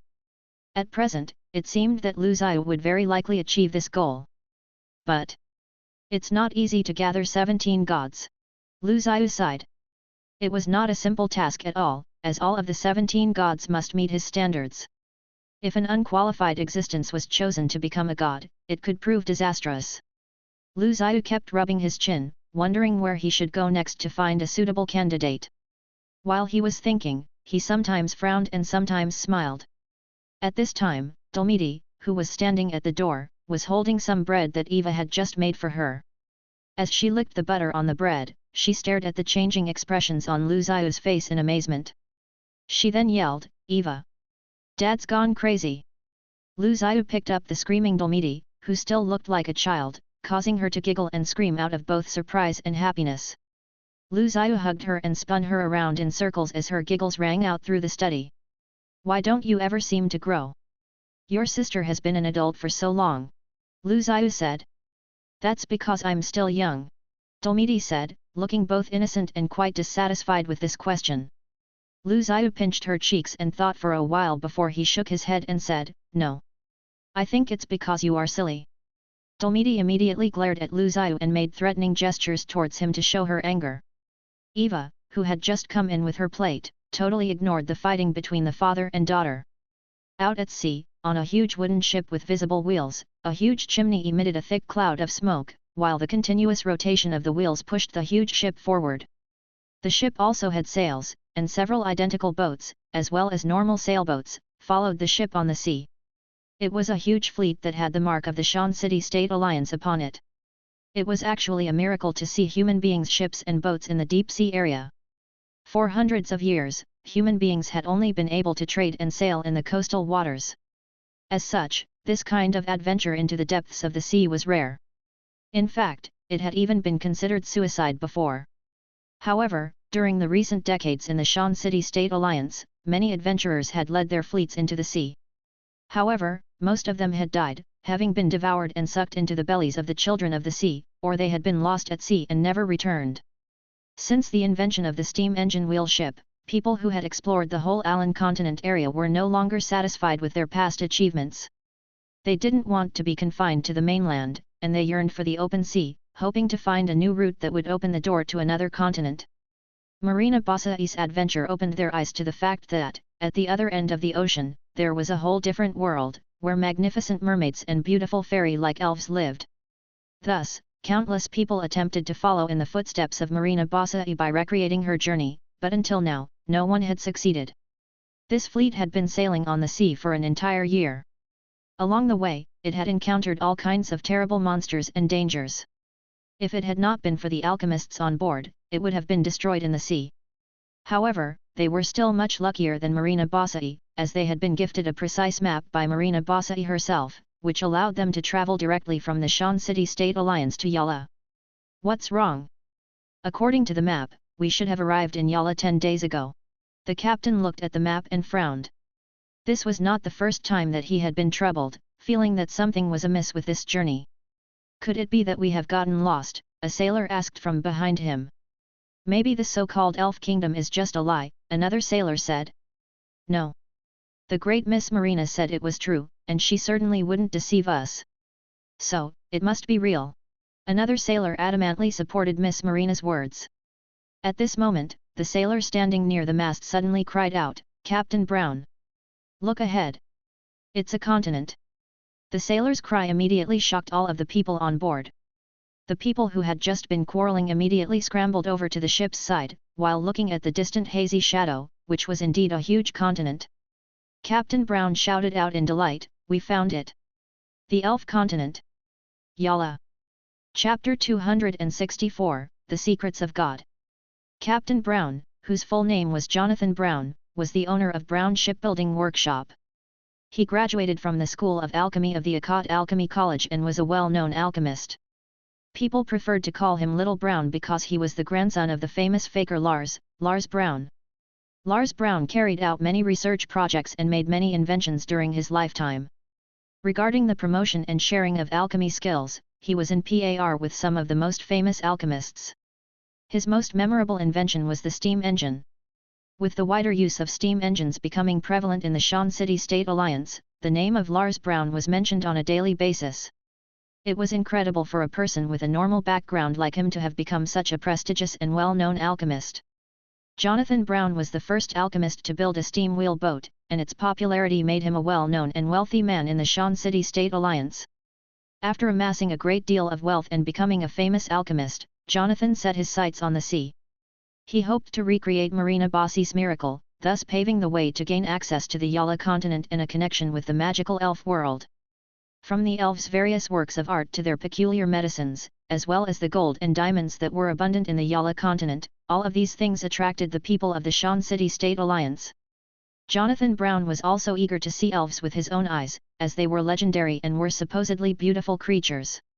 Jonathan first arrived at the southern part of the Yala continent, where they traveled for a long time before they found one of the elf tribes, which were called the Sun Elves. The Sun Elves lived on the edge of Sandro Highland, which was an endless highland. Sandro Highland was not a desolate desert, but was covered by soft grass and dense moss. The mountains were surrounded with clouds and mists. When the sun shone down upon this place, it looked as beautiful as a fairyland. At this moment, the Sun Elves were in a very dangerous situation. The magical beasts in Sandro Highland were multiplying, while the living area of the Sun Elves was shrinking. As a result, all of their scattered elves' villages had been relocated to the surrounding areas of the Tree of Life. Even so, the decline of the Sun Elves seemed unstoppable. Once again, the Sun Elves appealed to the Sylve Empire for help. But, as they lived far away from each other, the Sylve Empire could not always come in time, and they would not stay for long time even when they did make the journey to offer aid. Thus, there were only two choices left for the Sun Elves. They must either become stronger or become part of the Sylve Empire.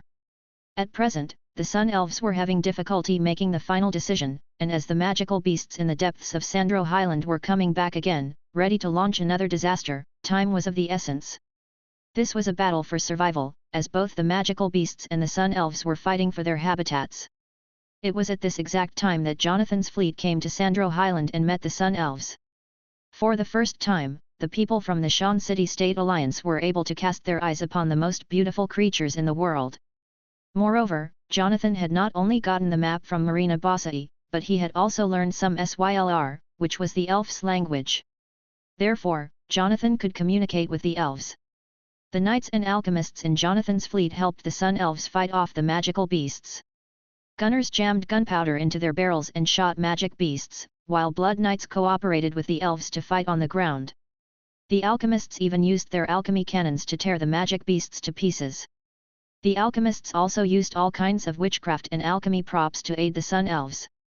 Jonathan used alchemy props that were made with the magical beasts' deified cells, and many alchemists and knights were equipped with specially modified mechanical arms. Their strong fighting capacity impressed the Sun Elves immensely.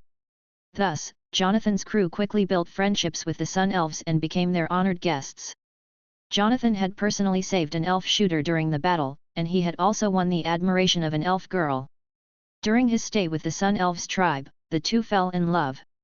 Jonathan's brave performance in the battle had also impressed the elf elders. So, when Jonathan requested to marry the elf girl, they readily agreed and gave their blessing. The pair were then married under the Tree of Life. This grand wedding was attended by tens of thousands of elves. They danced and sang, showing Jonathan the passion and merriment that the elves were so well known for.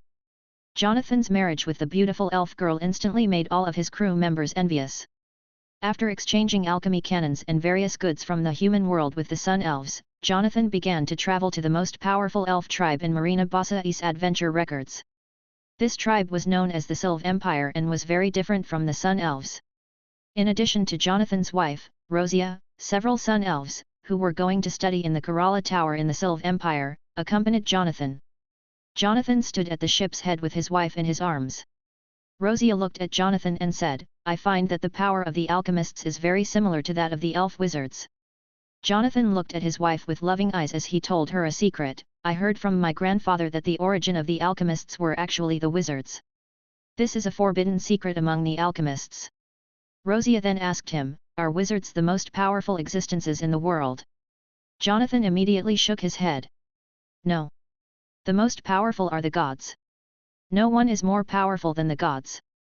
Also, besides wizards, there are priests of the faith of the sun, the priests of the Church of Light, and the holy knights of the faith of the sun on the Alan continent. They are all equally or more powerful than the wizards." Jonathan then said, "In addition, there are some evil powers, such as demons and demon warlocks, which are said to belong to another evil and chaotic world. They do not belong to our world. There are also dragons. Also, wizards are divided into different groups and hold different powers. There are." As Rosia was listening to Jonathan talk about the outside world, she realized that the world was so big, so vast, and so extensive. It was astounding to her to hear that there were countless powerful races in the world, with all kinds of extraordinary powers. We Sun Elves only worship the Tree of Life, and now, there are not many left who worship the Lord of Natural Order. Moreover, I heard that the Moonlight Elves have their own god, and they are helping that god to ascend the throne. No wonder the Moonlight Elves have become so powerful. I heard that even the Sylve Empire dared not offend them," Rosia told Jonathan. Jonathan suddenly turned around and looked at Rosia as he asked, "What did you just say?" After that, he shook his head, as if he had just heard the strangest thing. How could it be possible that gods exist? Nobody knows how they are born. The Moon Elves want to create their own god? How is that possible? Rosia was confused by his words, so she asked, "I heard it from my father after he had gotten drunk. He was an elder of our tribe and had stayed with the Moonlight Elves. He wanted to learn the Moonlight Elves' magic in order to protect our tribe." She took a breath, then continued to explain, "He stayed there for a period of time and participated in their sacrificial rituals. The Moonlight Elves relied on the power of their god to protect the Silver Moon Forest. As such, they have become much stronger than us, but originally, we were pretty much the same in regards to power. I thought that, perhaps if we had our own god, then our tribe would not be afraid of those beasts." Jonathan believed Rosia would not lie to him, but he still felt what she said was impossible. Whether this is true or false, we should still not mention it to the others. Let's keep this our secret and tell no one for now, as it would only bring disaster to us," Jonathan said. Chapter 265, The Promoter of the New Age. Jonathan saw the city of the Elf Empire for the first time. He crossed Seth City, along the River of Life, then entered Sylve City in the Forest of Life. The elf wizards had become the most important part of the Elf Empire. Everything in the city surprised Jonathan, especially the applications of the alchemy in the elves' daily lives and their attempts to build a city of witchcraft with the help of alchemy, blood witchcraft, and dreamcraft. He was shocked by the elves' industriousness. The rise of the druids and the projection of boundary witchcraft that was used by the boundary wizards were also unexpected to Jonathan. Only then did he truly see the real elf kingdom, which was a world that was totally different from that of the Sun Elves. What shocked Jonathan the most were the ancient war trees. He wondered, how did the elves breed such powerful magical beasts, which are also extremely rare. This exceeded Jonathan's imagination. The super-large witchcraft boundary that the elves created while working with the ancient war trees also felt like a dream to Jonathan. He took his wife's hand and wandered around the city for 2 days. After that time, he knew that even the Shan City State Alliance could not build such a dream-like city, which had required the combination of all kinds of witchcraft and countless elites' efforts to create. Wizards and alchemists, compared to the elves, had a natural disadvantage. This was because they were mortal. Therefore, in order to make a breakthrough, they had to spend a lot of time learning. However, no wizard was willing to commit such a large amount of time to only education. At that moment, a group of elves were wearing moon-white cloaks, each of which had a green seed image on the back. They all wore a green pendant on their chests as well. They walked on the slate road, crossed the fountain square, then stepped up the stairs and headed for the central Sylve Palace. "Who are they?" Jonathan asked his wife, Rosia. Rosia remembered her husband's advice and carefully said, "They are the Moonlight Elves from the Silver Moon Forest. The marks on their clocks represent that they are the priests of the goddess of harvest." Jonathan nodded. He had never heard about this goddess before. He pondered about whether the goddess had always existed, or if, as Rosia had said, she was about to ascend the throne. Jonathan could sense these priests' power, and it was a power that he was familiar with. The Church of Light Priests, who were always doing missionary work in the Shan City State Alliance, and the Heavenly Palace Priests, who were often in direct conflict with the Shan City State Alliance, had taught the alchemists a good lesson about priests. At this moment, Jonathan had a feeling of intense fear and bewilderment. At the same time, he also felt that a force was constantly pushing him forward, coaxing him closer to the truth. Maybe it was just because of his curiosity, or maybe it was an attempt to trade with the Moonlight Elves in exchange for special products, but Jonathan once again led his crew across the Hagrid Grand Canyon and highlands to the northern Moonlight Elf tribe. But, when he was about to enter the Moonlight Forest, Jonathan abruptly turned around and left. Jonathan could feel the mighty power of the other party, even when he didn't use his mind power. Even the wild magical beasts were afraid to approach this area. Jonathan, who was an alchemist, trembled as soon as he was at the border, and his mind power was constantly warning him of the nearby threat. "Let's hurry and retreat." Jonathan urged the others to leave, not daring to step into the Moonlight Elf tribe's territory. The group quickly gave up their intention of trading, as the Moonlight Forest completely suppressed their witchcraft power.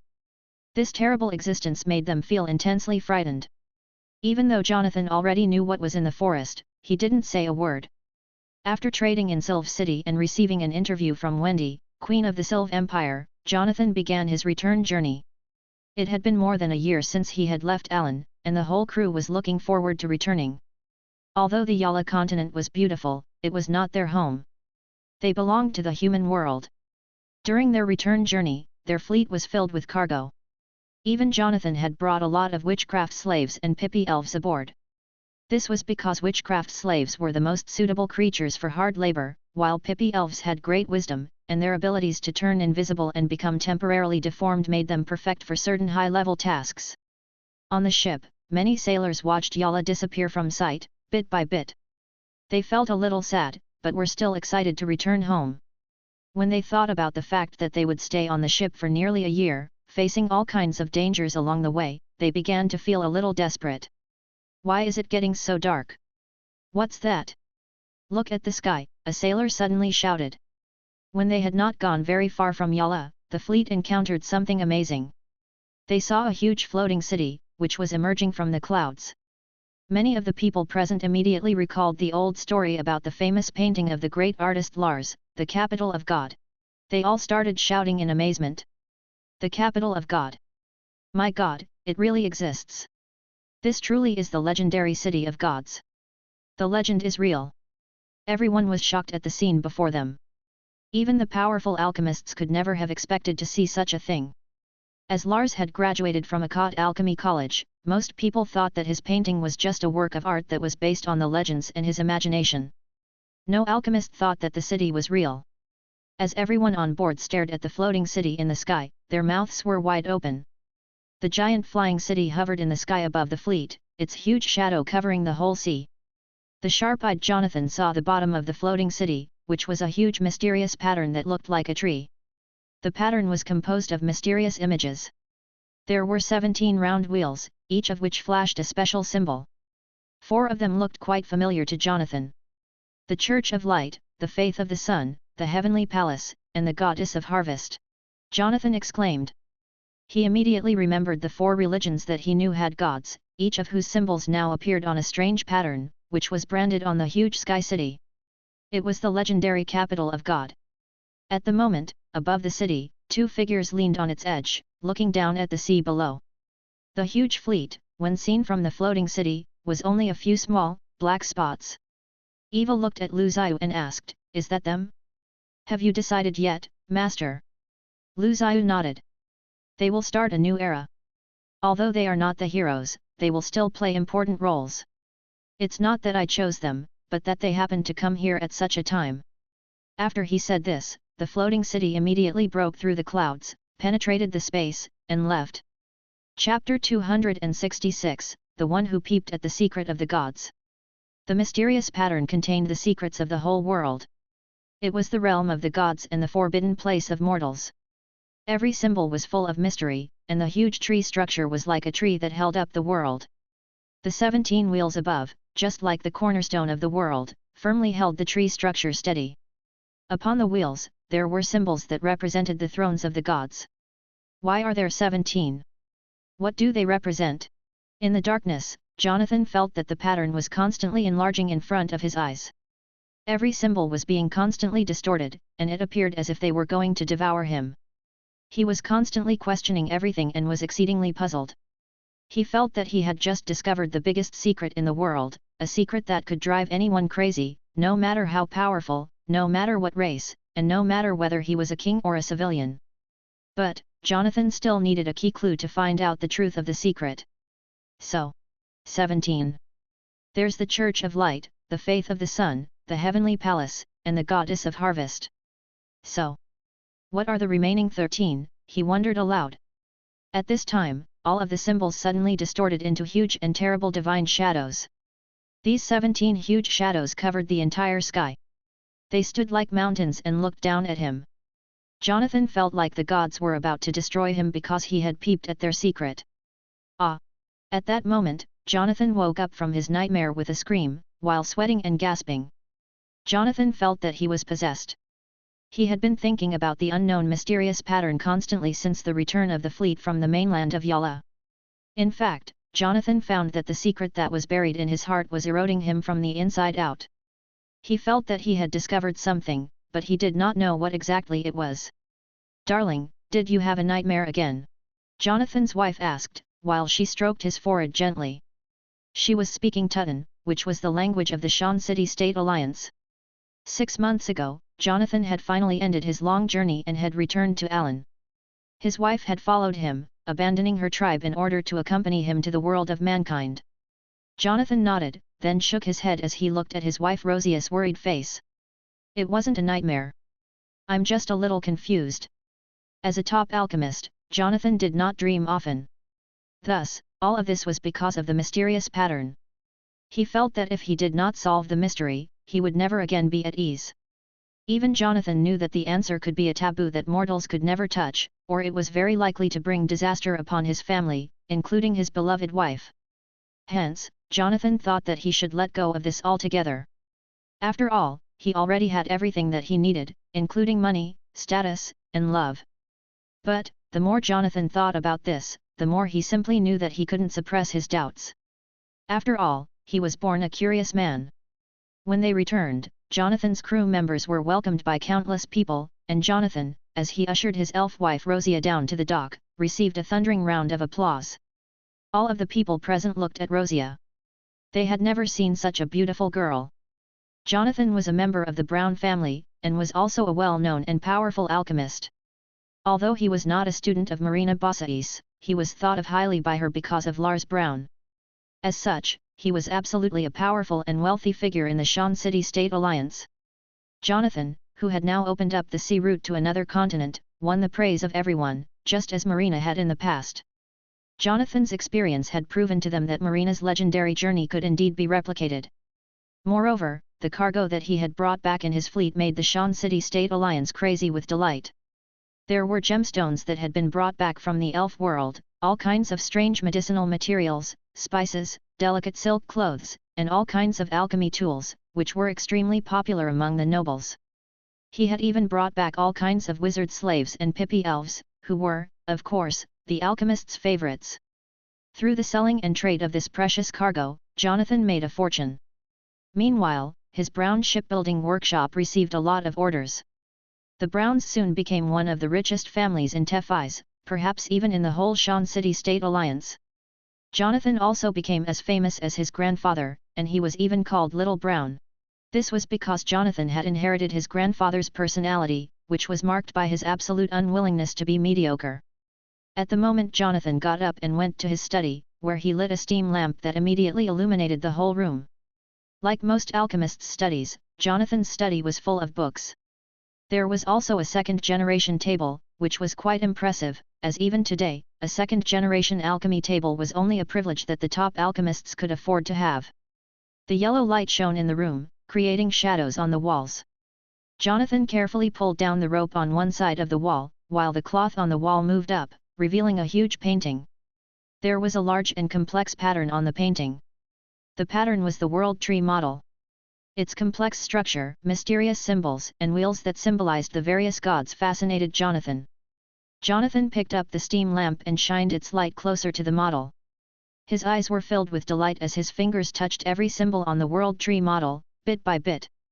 He then murmured, "I will unveil your mystery, making me the first to unveil the mystery of the gods."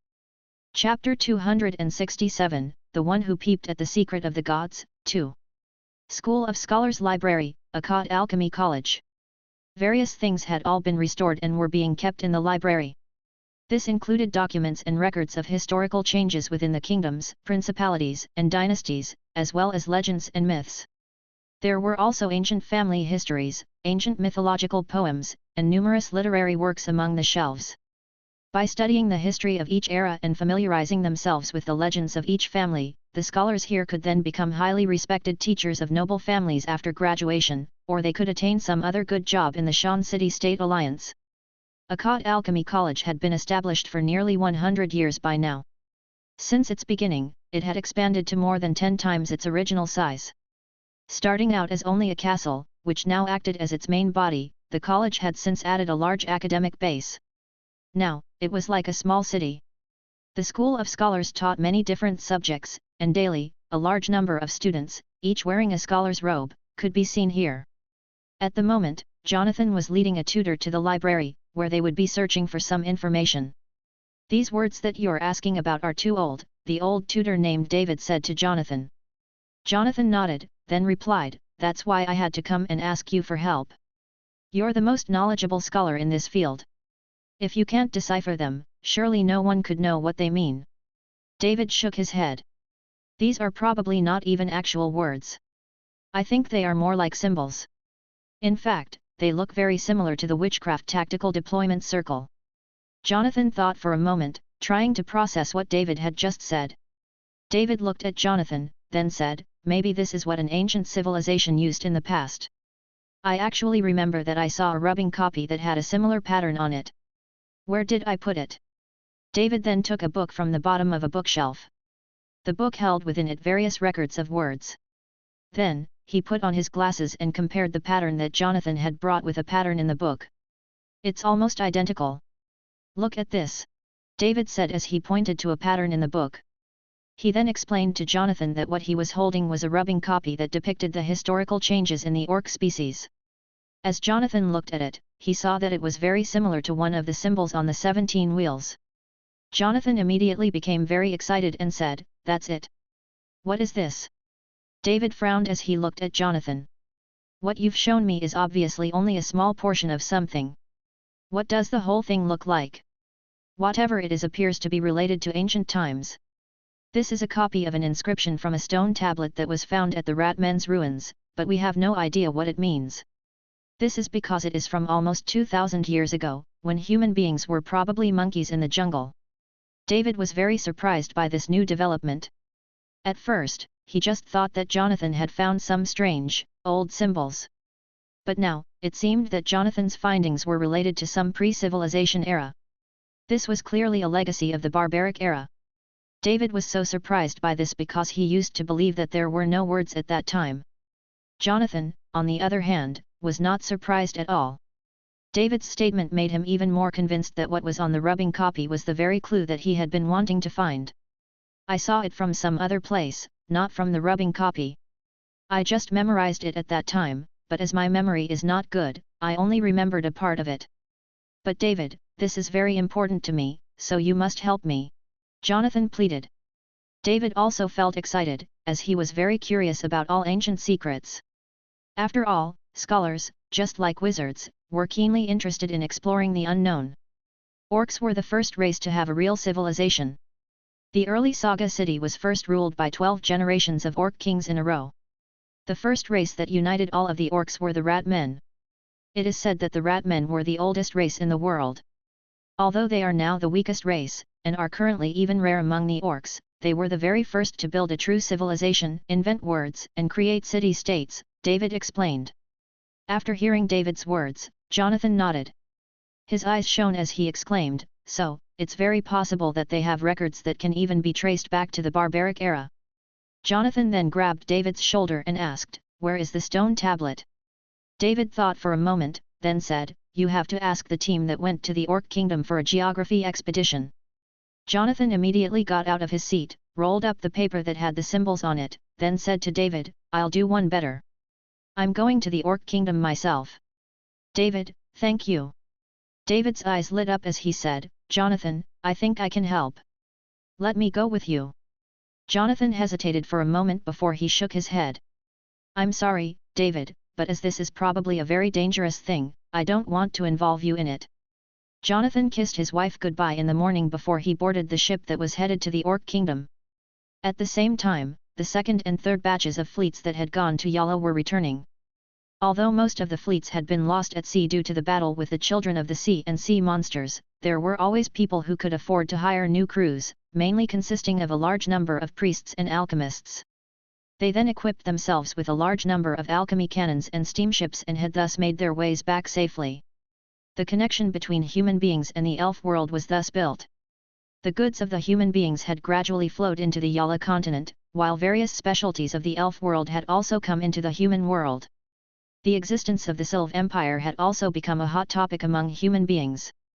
Everyone knew that, in the far eastern world, there was a land that belonged to the elves, as well as a powerful empire and a civilized world that was beyond the human imagination. In addition, another piece of information was being spread throughout the human world. The tribe that was called the Moonlight Elves was gradually becoming known. Unlike the Sylv Empire, this elf tribe refused to connect with the outside world. Thus, the only reason why they were known to the outside world was because they had touched the realm of the gods. Chapter 268, The Secrets of Becoming a God. Outside Finlit, in the Shan City State Alliance, a beautiful manor existed. Its interior was decorated with the most luxurious items. Statues, created by famous artists, had been placed in the courtyard. Ancient paintings hung on the walls. Carpets, made from magical beast's fur, covered many of the room's floors, and delicate glass shutters let the moonlight in each night, causing the remaining bare floorboards to shine. At the moment, a grand banquet was being held in the manor. Not long ago, the master of the manor had returned from the other side of the sea, accompanied with numerous commodities and unbelievable wealth. Overnight, his status had skyrocketed, and he had instantly become a popular figure in the capital of Shan. During the banquet, meat from all kinds of exotic animals was brought to the table. Maids in beautiful clothes were kept very busy as men and women enjoyed copious amounts of delicious food and great wine. They were all celebrating the manor master's successful trip and safe return. The sky's stars were dim this night, and at the end of the banquet, all the nobles and rich people left, one after another. Once they were all gone, the manor master rushed upstairs, carrying a beautiful maid in his arms. Then, the servants got to work, cleaning up the hall. At this time, a large number of figures, who were dressed in dark red cloaks, were gathered in the woods that were directly across the manor. Suddenly, the two knights who were guarding the manor entrance saw two of the cloaked men rush out amid the darkness. The two figures silently cut off the two knights' heads. Following that, dozens of figures in dark red cloaks rushed into the manor, pulled out their swords, and blocked the entrance. At that moment, they commenced a full-on massacre against all of the people inside the manor. "Ah, Close the door. Don't let them get in. Stop them, someone from the manor screamed, as all of those inside the manor descended into a panic. The assassins who had just entered the manor killed whoever they saw. Blood was everywhere, seeping through the cracks of the slates. Amid the chaos, tables were kicked over, priceless porcelains from the kingdom of Pujuot were broken, and everything in the assassins' paths was destroyed. Please don't kill us! As they tried to run away and begged for their lives, the maids were all killed in the corridor. Although the manor's guards rushed out and fought with the assassins, every assassin seemed to have an immortal body, so even if several swords penetrated their bodies, they did not die. It appeared as if they all had infinite strength and limitless life force. At this time, the master of the manor rushed out of his room, only to find himself surrounded by men in dark red cloaks. He then cried out in alarm, "Who are you? What do you want?" A man came out from behind him and lifted his red cloak, revealing a very handsome face.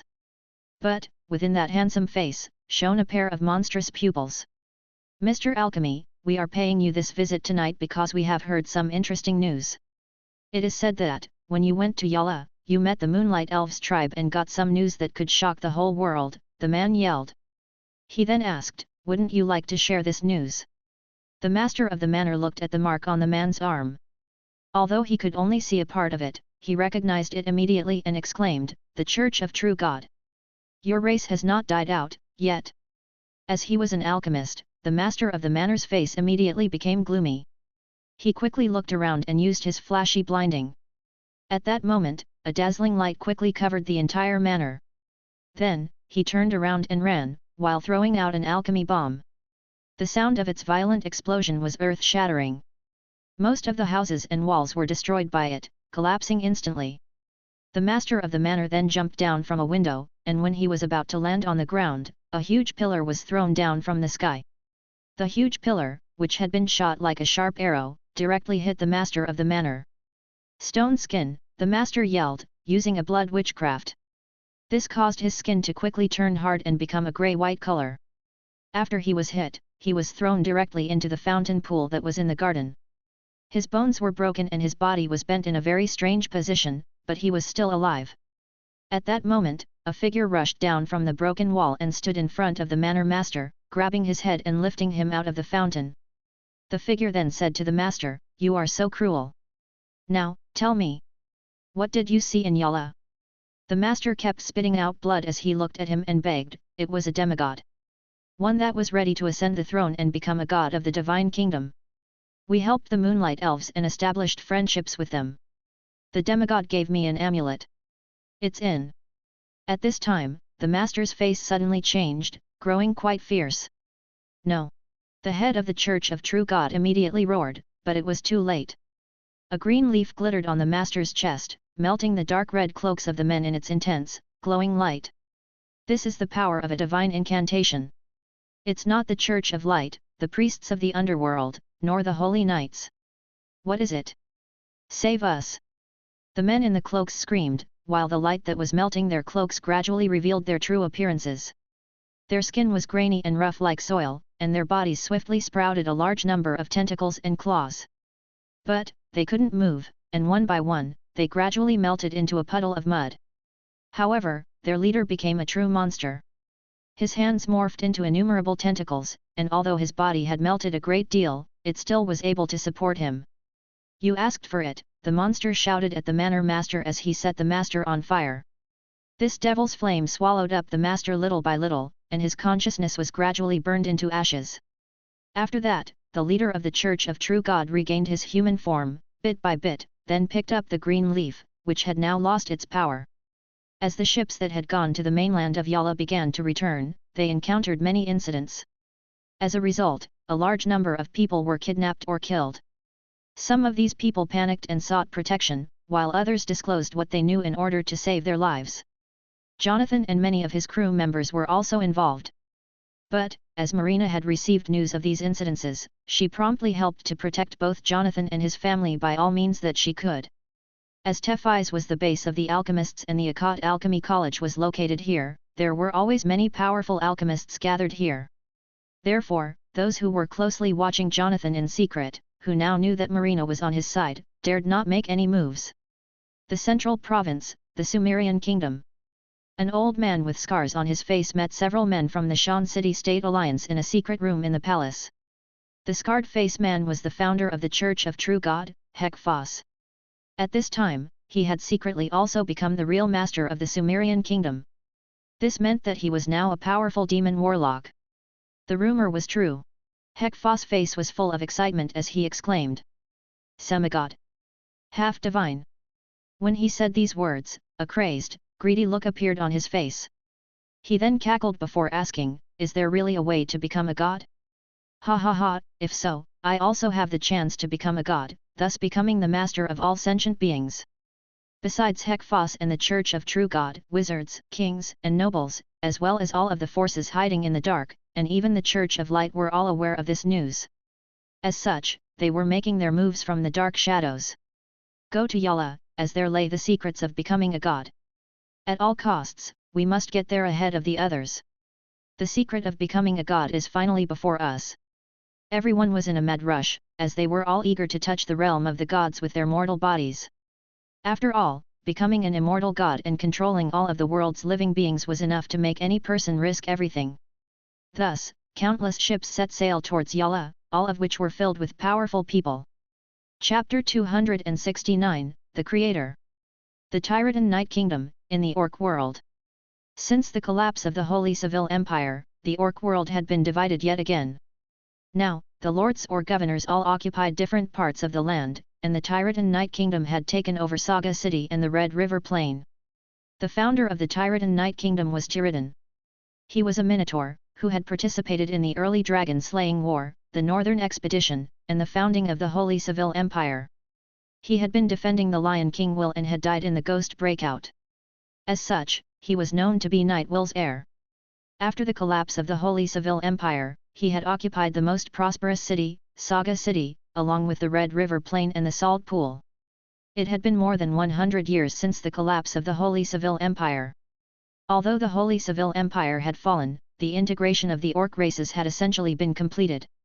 Also, the policies and systems of the Holy Civil Empire had been relatively maintained. However, the tribal system had disappeared, so most of the Orcs now lived in the cities. Bulburg was a newly established Orc city. Originally, it was a castle where only nobles lived. After the Empire's expansion, a new Orc city was built around the castle. Recently, a group of human scholars, after spending a lot of money, were allowed by the governor of Bulburg to explore the historic sites of the Orcs in the area. At this time, Jonathan hired a bunch of Orcs to help him discover the remains of the early Rat Men. Saga was not the first city where the Rat Men had lived, but it was the cradle of the Rat Men's civilization. In a hilly area that was next to a village, Jonathan found traces of the early Rat Men. Someone told him that the stone slate that he was looking for had been taken by a peasant, who wanted to build his pigsty with it. After receiving this lead, the Orcs in the village spent their leisure time helping Jonathan excavate the ruins. As compensation, Jonathan paid them generously for their labor. At this time, a large number of Orcs could be seen, all of them exploring the ruins with great enthusiasm. As they dug deeper and deeper, an ancient city gradually emerged among the rubble. The city had tall walls and simple houses. During the excavation, Jonathan also found ancient pottery coins, pottery utensils, stone tablets and various living necessities that had belonged to the Rat Men. Surprisingly, he even found a tomb. At one time, the Rat Men were the strongest race of the Orcs, which explained why Jonathan found such a large number of Orc slaves' corpses in the tomb. Jonathan thought that these slaves must have been offered as sacrifices. During his search, Jonathan found no gems or gold, which might explain why the governor of Bulburg was so generous to him. But, these things that he had found, at least for scholars, were invaluable treasures, as they could help the scholars learn more about the early ages. Even after finding all of these things, Jonathan still frowned. After all, he still hadn't found what he was looking for. He had come here for a specific purpose, not to explore the history and changes of the early Orc civilization. "Mr. Brown, there's something that you should see," one of the scholars, who had accompanied Jonathan from the Shan City State Alliance, seemed very excited. Jonathan immediately got up and went over to him and the group of scholars that he was standing among. Along the way, he passed the ruins of the streets of the Rat Men's city. The moment he entered the center of the city, he noticed an ancient building that was sloping and had a collapsed spire. What is this? Is it a palace? Call everyone over and start to dig here. Be careful not to destroy anything, especially any writings. Jonathan yelled. Compared with the buildings, this building was infinitely more magnificent. As they continued to excavate, they discovered steps, tall pillars, and ancient orc statues. This looks like it is a temple. A young scholar on the other side was observing a pattern on the building, and he suddenly voiced his opinion in delight. See this part below. That means sacrifice, a middle-aged man, who was holding a shovel, exclaimed. What temple? For which god? Jonathan asked anxiously. It's not clear. We can't confirm until we get inside and have a closer look, but it seems like it's not any god that we know, the young scholar said. The anthropologists in the group became excited, and one of them exclaimed, This is the lost civilization. The oldest civilization. Now, maybe we can finally find out what the world was like more than 2,000 years ago. Entering from the window above the spire, they made their ways into the interior of the temple. Their torchlights illuminated a world that no one had entered for many years. Many portions of the temple had collapsed, which blocked their way in many directions. As such, Jonathan and the others had to spend a lot of time, snaking their ways through the collapsed stairs and ramps before finally entering the center of the temple. A giant statue at the center of the temple had clearly collapsed, leaving only its base there. Look. Here. What does that mean? On this wall? Are those words? Jonathan asked. Everyone held up their torches to get a better look at the murals on the surrounding walls. Jonathan stood near the first mural. It depicted a blurred figure, who was sitting in the darkness and holding something in his hands. Which god is this? Why is he different from the other gods? What is he holding in his hand? As Jonathan stared at the man's image on the wall, he suddenly dropped his torch on the ground. Mr. Jonathan! A man, noticing something wrong, quickly ran to check on Jonathan. Jonathan raised his finger and pointed to the mural, then murmured, He's holding our world. Jonathan felt his teeth chatter when he said this. Everyone turned back and looked at the man in the mural. Suddenly, they felt that the figure on the mural was enlarging. The blurry item in his hands gradually became a globe, in which innumerable living creatures could be seen, and the sun and stars were circulating around. The man literally looked like he was holding the world as he was sitting and watching the rising and setting of the sun. At this moment, everyone was shocked, and they could not wait to look at the second mural. The second mural showed the birth of the sun and moon, as well as the evolution of all things. Then, they saw the third and the fourth murals, which were abstract evolutionary histories of the world, which included orcs, elves, humans, mermaids, dragons, and all kinds of other life forms. This is impossible. This must be from the rat men's imaginations, a scholar exclaimed, wanting to deny what he was seeing. After all, that was a barbaric age, which existed more than 2,000 years ago. How could they know about dragons, elves, and mermaids back then, as they could not even cross the Alan continent, let alone explore the whole orc world? Everyone turned to look at the collapsed statue, while they trembled in fear. Jonathan then said to the others, This is the Creator. Chapter 270, Rat Men. In the abandoned temple in the darkness, torches were flickering. All of the people felt panic filling their hearts, but didn't know why. All of the people present were either the Browns or loyalists to the Browns. All of them were Jonathan's most trusted people. That's why Jonathan had come here with them. Jonathan looked at every mural very carefully. He felt that what he was looking for must be here. Surely, the truth that he and all of the alchemists had been pursuing was only a step away. Where is it? Jonathan murmured. When he arrived at the collapsed statue, the mural on the wall ended abruptly, as if it had quickly been erased, leaving only a few lines of Sophoc. This was the oldest Sophoc language, which was very different from today's Sophoc. However, Jonathan could read this language. As he shone his torch on the wall, he read out the words Look for the eternal stars. Bad consequences come at last. Suddenly, he felt a blast of cold air invade the ruined temple in an instant. In that same moment, an intense despair surged up from the bottom of his heart. Bad consequences. As Jonathan repeated these two words, behind him, the middle-aged scholar's face was cloudy. The scholar then said, Rat men are the most mysterious people. The birth of their race seems to have a mysterious meaning. They are the earliest race and the first civilization, but they declined so soon. Nobody knows the reason for their sudden decline. This is a curse. A curse of God. What on earth did they do? Jonathan looked at the opening line, then murmured, "Look for the eternal stars." Stars, in Sophoc, also refer to gods and the kingdom of God. What could be more terrifying to gods than exploring the realm of the gods and their authority? Suddenly, everyone felt an awareness explode in their minds. A young man who was behind Jonathan looked at him and asked, They want to become gods." Instead of responding, Jonathan knocked on the stone wall, trying to figure out how to take it away. He seemed to touch on something, when suddenly, the stone wall moved abruptly. Jonathan stepped back and saw the back of the stone wall. It had turned via a secret button. What he saw before him now was a huge figure who was holding a huge world model in his arms. Within the model was a huge world tree. The world tree supported and maintained the stability of the whole world. Upon the great tree were a number of figures, each with a round wheel that represented their titles and responsibilities. Jonathan recognized at a glance that this was the model of the world tree that he had been looking for.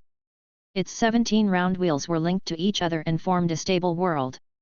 There were also the 17 rules, which enabled the world's stable operation and structure. 17. Ha ha ha ha ha. 17. That's what it means. Jonathan felt his whole body go cold. He had never been so clear yet so numb before. He instantly realized that his body could not move an inch. 17 thrones and 17 gods. This is a tree that holds up the rules of the world. Each round wheel represents the authority of a god. The creator of the world left 17 thrones. Jonathan was almost babbling like a madman now, as he was so excited. This is the greatest gift that the great creator left to the world.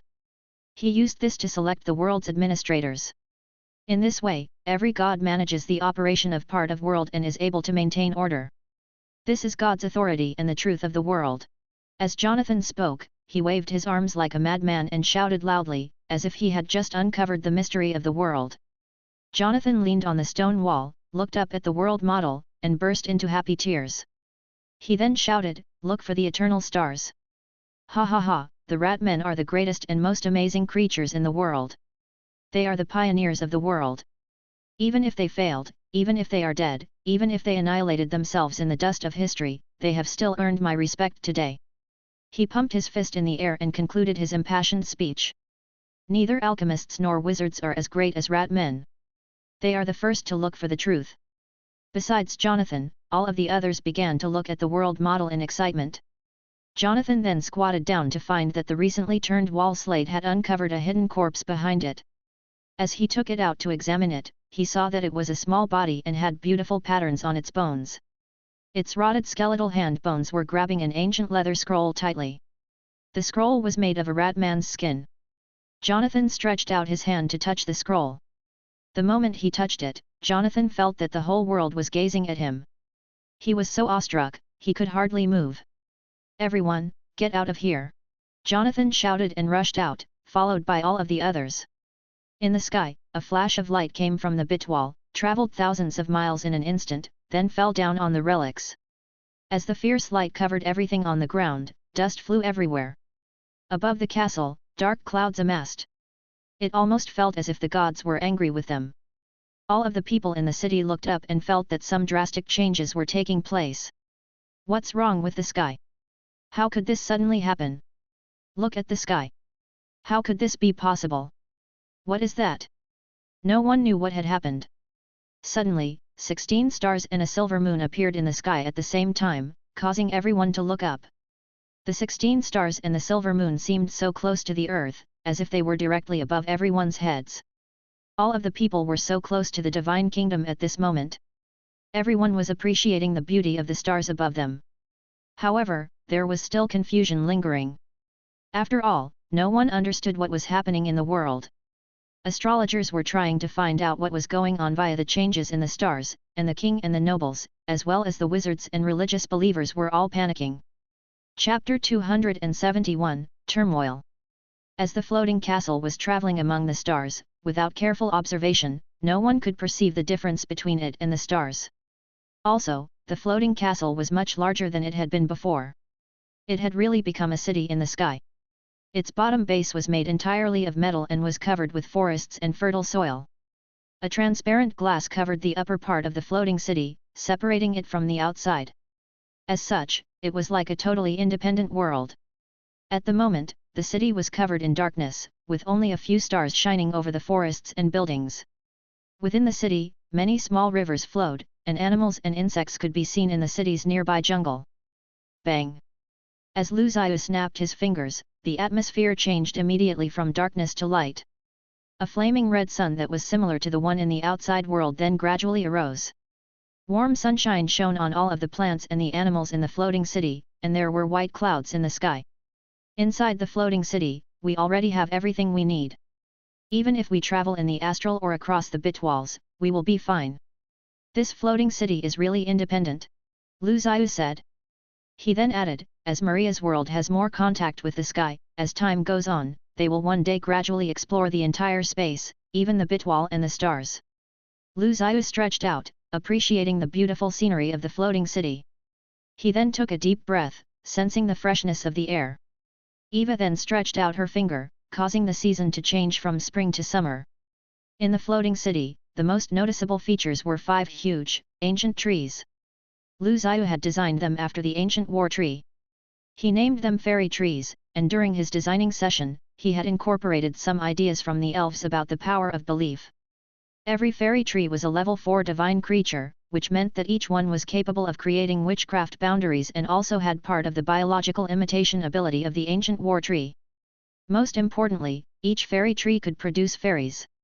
These fairies were only a dozen centimeters in size, but they were human-like in shape. However, they were still somewhat similar to demons in appearance. They were a rare type of divine creature, half real and half virtual. The fairies and fairy trees were like believers and gods. The stronger the tree was, the more fairies would be born from it, and the more powerful the fairy family would become. The larger the fairy population became, the greater the faith power and the more powerful the fairy tree would be. But, once fairies weakened and disappeared, the power of the fairy tree would also weaken. This was a perfect example of symbiosis and coexistence. Eva watched Lu Zhiyu lying on the lawn, then went and sat down near him. They both looked at the forest land below the hillside. On top of the hill, they could see their residence where they lived, as well as the main access road to the buildings at the bottom of the floating city. At the moment, hundreds of fairies were shuttling among the flowers and grasses in the forest, helping Lu Zhiyu to maintain the beauty of the floating city. All along the hillside, flowers were blooming and green trees were growing. Several fairies with transparent wings leaned forward and quietly looked at Lu Zhiyu. They were shy and looked at him with awe. When Lu Zhiyu saw them, they immediately dispersed. "Ah! God found us," one of the fairies exclaimed in surprise. Then, all of the fairies, each wearing green leaves as clothes, fluttered their wings and disappeared in the blink of an eye. As she could see some embarrassment on Lu Zhiyu's face, Eva snickered at him. After all, only Eva was close to the fairies. As such, the fairies liked to play around with her. Eva really liked these little creatures very much. But, every time Lu Zhiyu approached, the fairies would flee in a hurry, as if they had seen some horrible ghost. 5 fairy trees are still not enough. They can barely cover the floating city, Eva said. She was currently in charge of overseeing the structure, scenery, and management of the floating city. Lu Zhiyu wanted to let her run this city completely because Eva was unwilling to become a god. When the trees continues to grow and there are more fairies, these 5 trees will eventually be able to cover the whole floating city via projection witchcraft. Then, they will be an important guarding force for the floating city, Lu Zhiyu explained to Eva. Eva looked at Lu Zhiyu and asked doubtfully, "Master, what is written on that scroll?" He quickly replied, "It outlines the way to become a god. I simplified the way of becoming a god into a few steps. After all, it's not easy to become a god, and I can't explain all of the steps from the beginning to the end. As the thrones have all been arranged in the divine kingdom, the rest depends on their own initiatives now." As the stars appeared in the sky, people were able to see the divine kingdom. The All-End continent started to organize great ceremonies.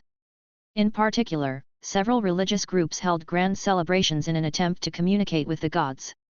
At this moment, everyone felt a huge pressure in their hearts. Although it was not clear what had happened, everyone felt that the world had changed dramatically. This change might even be unprecedented, but what had caused such a change was not clear. The Pope is still in the Temple of Light. Has the oracle been given yet? A priest asked. The Church of Light, which had just annexed nearly one-third of the central province, reached its peak with a surge in strength. The third-generation Pope, Armenia, had been described as having comparable merits to the first-generation Pope Hodap. His prestige in the Church of Light had soared to the degree that almost all of the followers were under his command.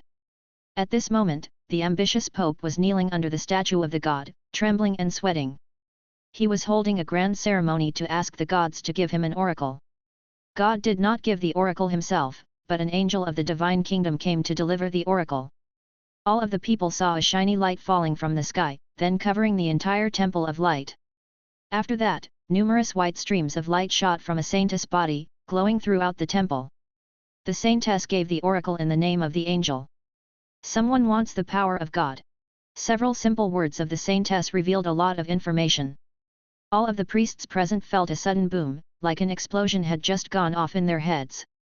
They thought of the rumors that had been circulated in the Alan mainland recently, which made them uneasy. Evil. Find him. We must find the one who stained God's holy power and send him to hell. Unforgivable. The message from God immediately drove the priests of the Church of Light into a state of complete madness. Everyone wanted to find the guy. Nothing was more hateful to the Church of Light than this evil. This message spread from St. Sarl City, where the kingdom of the Church of Light was located, out into all of the other kingdoms. Although the Church of Light, the Faith of the Sun, and the Heavenly Palace were desperately trying to cover up the news, it still spread like wildfire. Now, kings and nobles and wizards from every kingdom, and even some evil creatures that were hidden in the dark, were all stirred up. This explosive message caused everyone to be on the lookout for this fellow who had made the gods so angry. Chapter 272, Ratman Skin Scroll. Danilo Harbor, which had been abandoned for decades since the ghost disaster, had been rebuilt after the recovery of the orcs. A new city was now built upon the ruins. The dock was busy, filled with stevedores and boat trackers. Large and small merchant ships sailed here often. Jonathan Brown, who had just arrived at the dock with 2 men, but had yet to approach the dock, turned around and headed back at once. Bow your head. Don't let anyone see us. Jonathan warned. What's wrong? One of the other 2 asked with a low voice. It's a trap. 4 of the people squatting over there were from the Faith of the Sun. Jonathan explained hurriedly. The 3 men crossed an alley and went inside the city. On their way, they saw that several soldiers near the entrance were posting arrest warrants. Jonathan looked up and saw was his portrait on one of them. He was shocked. He lowered his head and quickened his pace. They finally entered a run-down house, where Jonathan took off his hat and scarf, then hung them on the wall. The weather in the north had started to turn cold, so it was very cold, even inside the room. They all sat around a fire to warm up. After Jonathan and the others left the Ratmen relics site, a powerful force destroyed the entire site in an instant. Fortunately, they survived. Jonathan knew that the explosion, coupled with the previous daytime stars, was a warning, so he had returned to Bulberg overnight and headed for Danilo Harbor. He had hoped to take a ferry from here and return to Shan City State Alliance. But, Jonathan didn't know that Danilo Harbor was now guarded by forces from the army. As Jonathan was only a level 1 alchemist, he was not strong enough to contend with them, nor did he plan to do so. Jonathan squatted in front of the fire, extremely depressed. He then said, "They know it's us. Sure enough, these guys have found me out. Now, the Faith of the Sun must be looking for us too. They are waiting for me to turn up." The middle-aged scholar on the other side said, "We have to leave immediately. I heard that they have begun to check everyone's identities. We humans are too conspicuous in the Orc Kingdom, so if we stay any longer, we will surely be found out. We must leave here now. Jonathan, everybody's looking for us. Where are we going to go? What shall we do? Maybe we can go across the Andromeda Mountain to the Central Province. No, the Church of Light in the Central Province must be looking for us too. We shouldn't have come here. We're done for, Jonathan. You shouldn't have touched the stuff of the gods. We've offended the gods." Everyone was complaining, but none of them could think of a good way out of their current mess. Jonathan was upset, and he looked at everyone and said, "But, this is also our great chance, the opportunity of the Brown family to make its mark. We know the biggest secret in the world. As long as we can take the stone mural back to the central province, we will have everything. But, how do we get out of here? Asked a young man. All of the people present were part of the Brown family, who were supposed to be the most trustworthy of all people. But, at this moment, everyone became panicked. If Jonathan could not reassure them, there would surely be internal conflicts that would arise among them. Don't worry, I've sent a message to Miss Marina. She will not give up on us. After all, we are alchemists and descendants of the great Lars Brown. Even the Church of Light and the Faith of the Sun could not compete with us. Standing behind us are all of the alchemists and the Shan City State Alliance. As soon as Jonathan uttered the name of Miss Marina, everyone became calm again, as if her name alone was a magic spell. Really? Has Miss Marina gotten the message yet? Someone asked. When I was in Bulberg, I sent a message to the Alchemy Association of Ahenitan Empire. When they received the message, they were to cross half of the continent and send it to Shan City State Alliance. According to their report, Miss Marina received our message a few days ago. Jonathan said. Great. We're saved. Everyone was overjoyed. It turns out that Jonathan had thought of everything. Yes, so the most important thing for us to do now is not to panic. We need to form a strong and united front. Jonathan raised his voice to rally their enthusiasm. At night, under the lamplight, Jonathan curled up on a bed in the corner, covering himself with a broken quilt. He was carefully reading the Ratman skin scroll. The contents of the scroll were written in the oldest Sophic language. Jonathan made notes with a charcoal pen as he read. The more he read, the more his fingers couldn't help but tremble. As a result, his handwriting was very messy. There were a large number of ancient words on the scroll, quite different from modern grammar. They were obscure and difficult to understand. Besides that, there were several taboo matrices that were complex to the extreme. Different patterns could be seen in the three-dimensional matrices, drawn out with special techniques from different angles. They were all showing how to transform one's human body into a divine body. The script above the matrices read: God is in charge of the rules of the world and defends the truth. The mortal one can't make divine rules. To become a god, one must acquire a divine body, then ascend the divine throne. All is insignificant, except rules, and the gods create the rules. While he was reading, Jonathan felt that the scroll was revealing the world's greatest secrets. This scroll was filled with all kinds of mysteries and taboos. After Jonathan finished reading the scroll, he threw it and his notes into the fire. The scroll was instantly engulfed in flames. While the fire emitted a wisp of black smoke, Jonathan's eyes shone. At this moment, a ship from the faraway Shan City State Alliance was approaching the Orc Kingdom.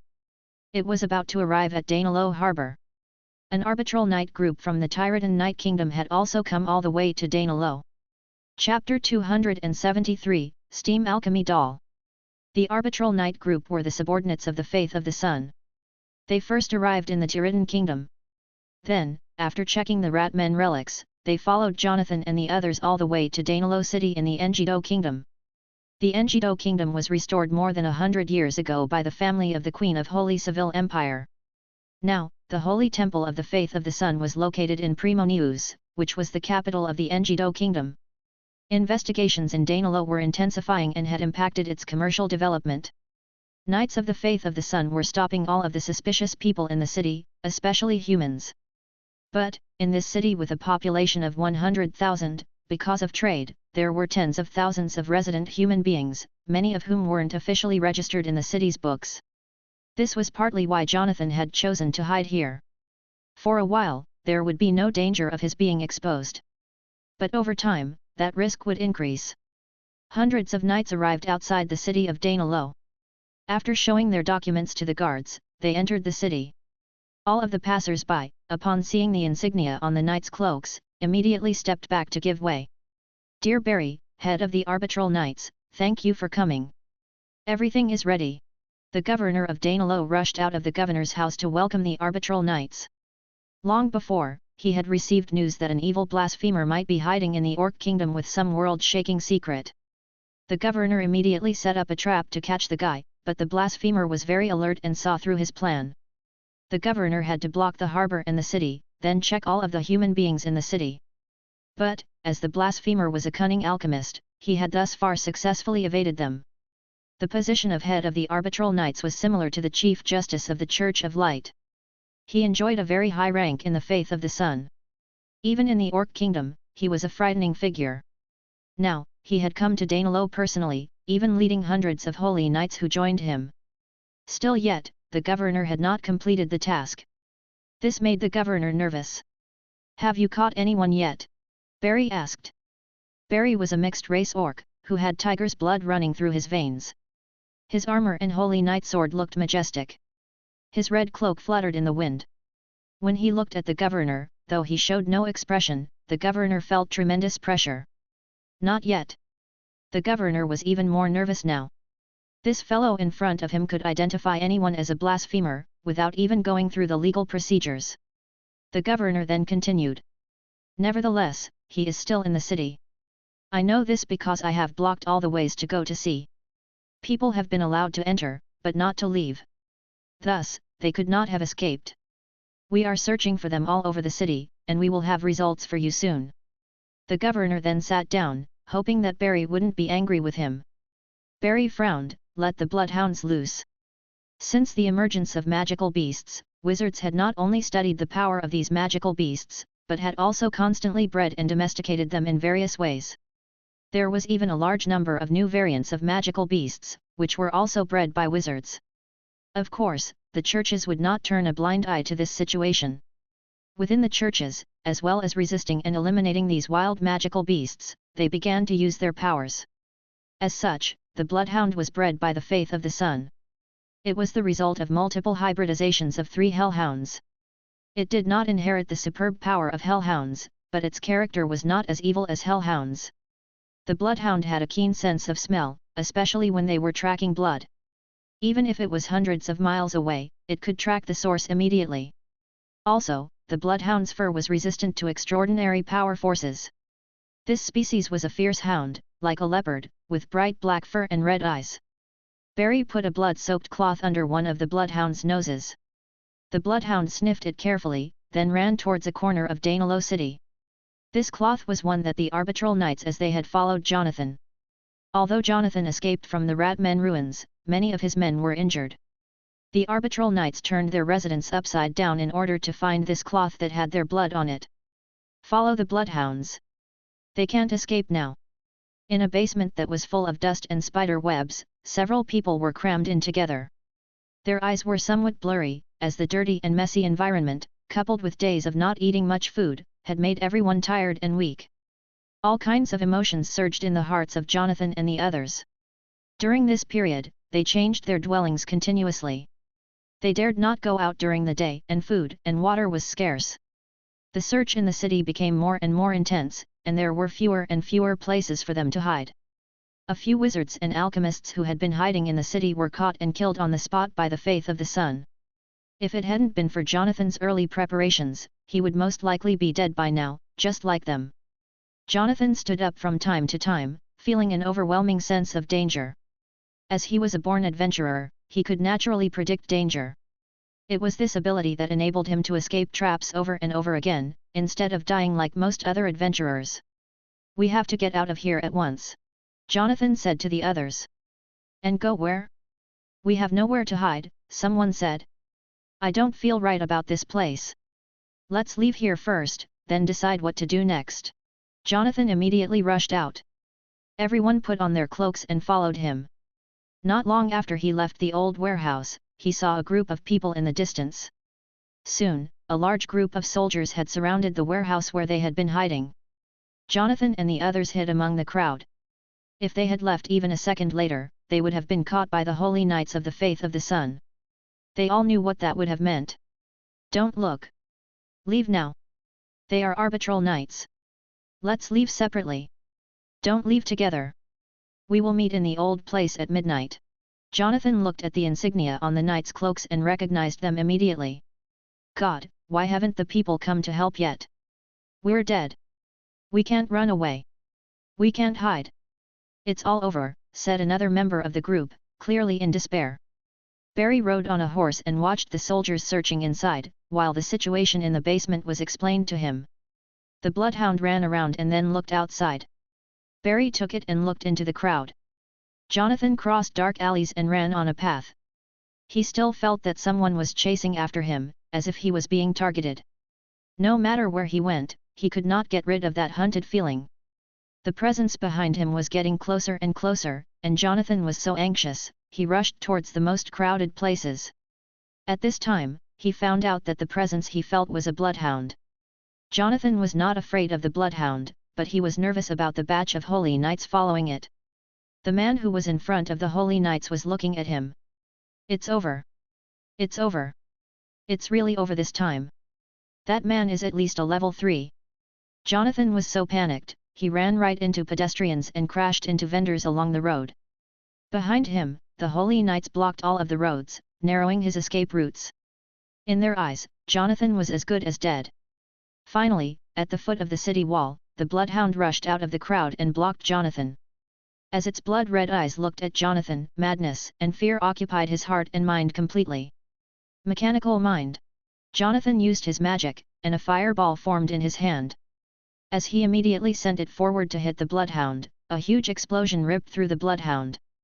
Jonathan then took this chance to climb up the wall like a spider. "Run away from here. As long as I can climb over this wall, I will have another chance." Jonathan was sweating and kept talking to himself, as if it gave him great power somehow. At this time, a silver light crossed the distance and arrived directly in front of Jonathan. Before Jonathan had time to respond to it, a silver pike penetrated his shoulder and nailed him to the wall. A man quickly crossed the sky, came across the roof, then finally flew to Jonathan. It was Barry, the head of the Arbitral Knights. Barry was looking at Jonathan with a pair of cold eyes. "Evil man! I will end you now." Jonathan groaned painfully and looked at Barry sadly. At that moment, Jonathan was overwhelmed with despair. Barry stretched out his hand, readying to pull out his lance. At this moment, he suddenly saw something in the sky. It was a man, falling from the wall. Barry quickly pulled out the Holy Knight sword at his waist and struck at the man with it. The man didn't try to evade it at all, but took the stroke directly with his strong hand, immediately rendering Barry's attack invalid. Barry had to give in and took back the sword, asking, "Who are you?" The man wore a linen cloak, and his hood had been blown down over his face by the strong wind.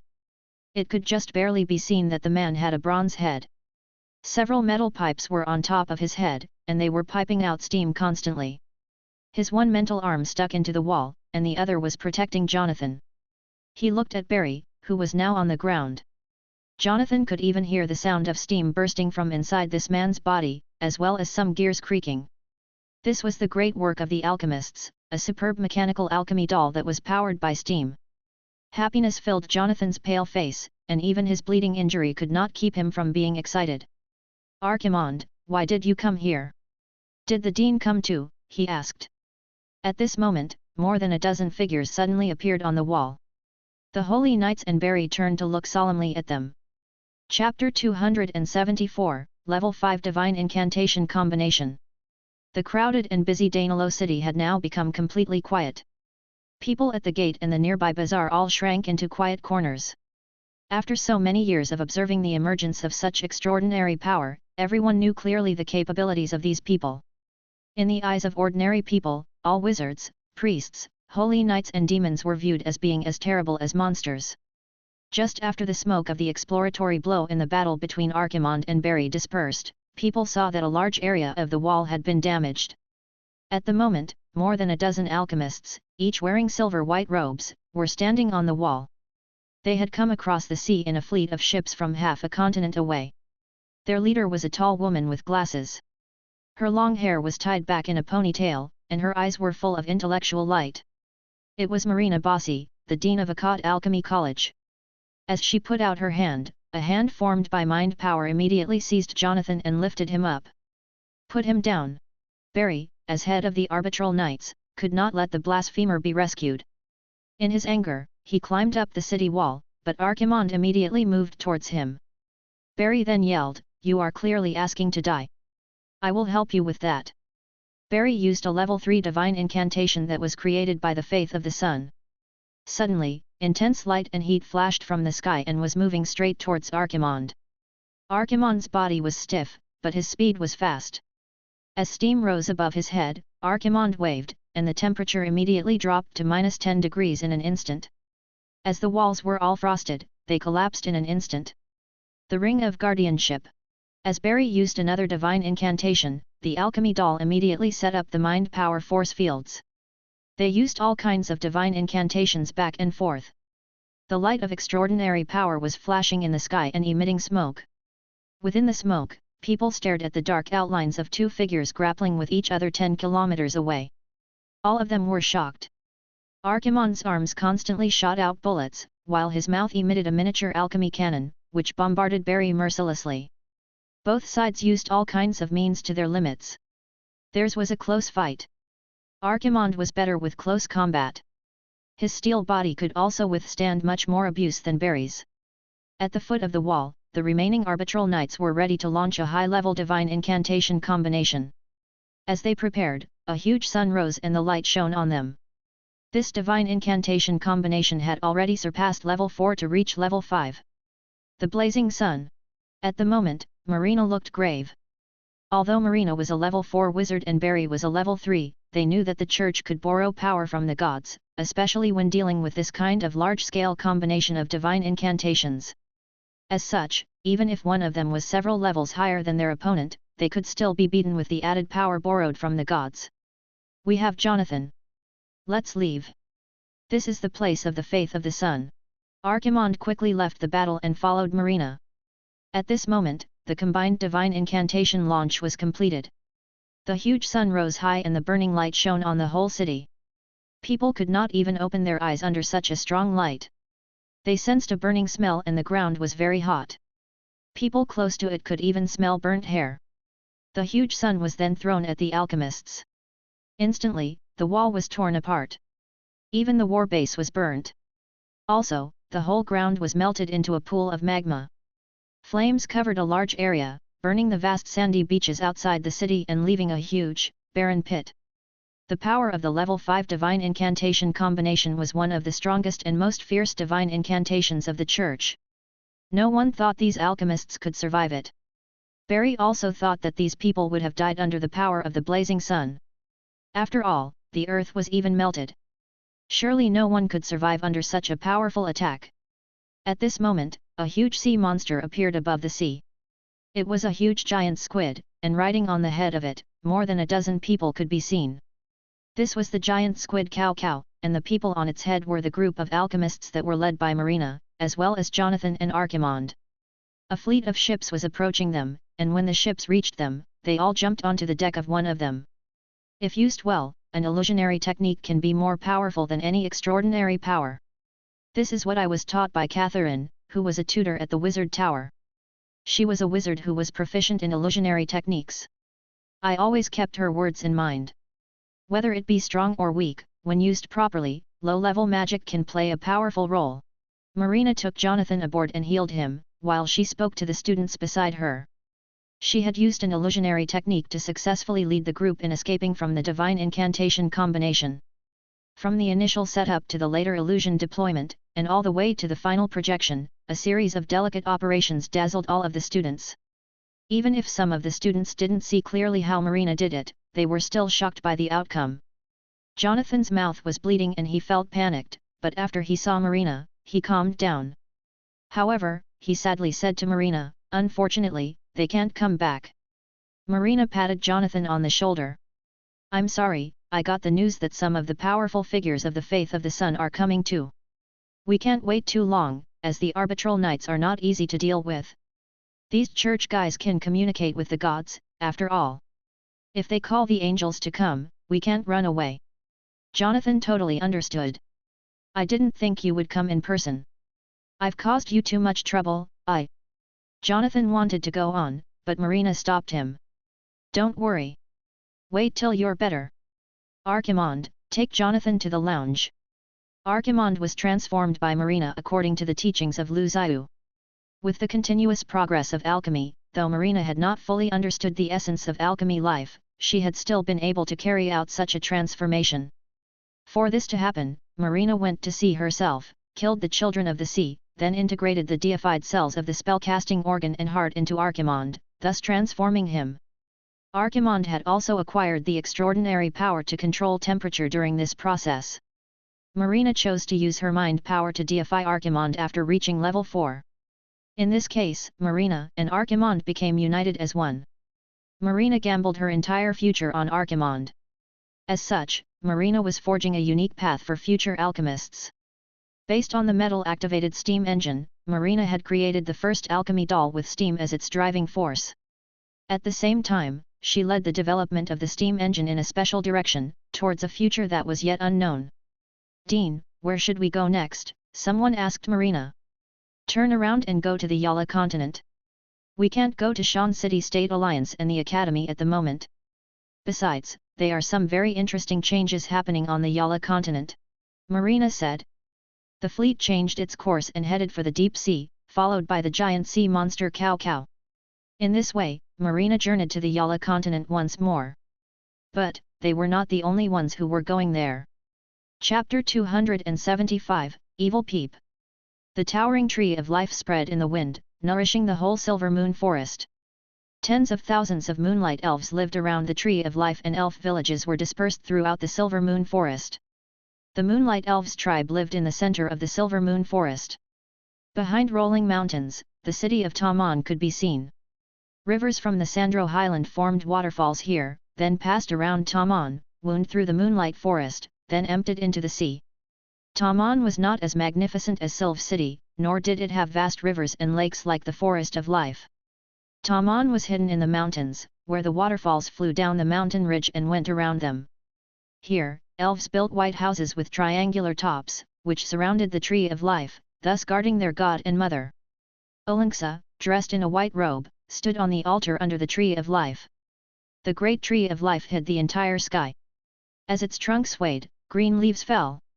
This tree controlled and regulated the 4 seasons of the Silver Moon Forest.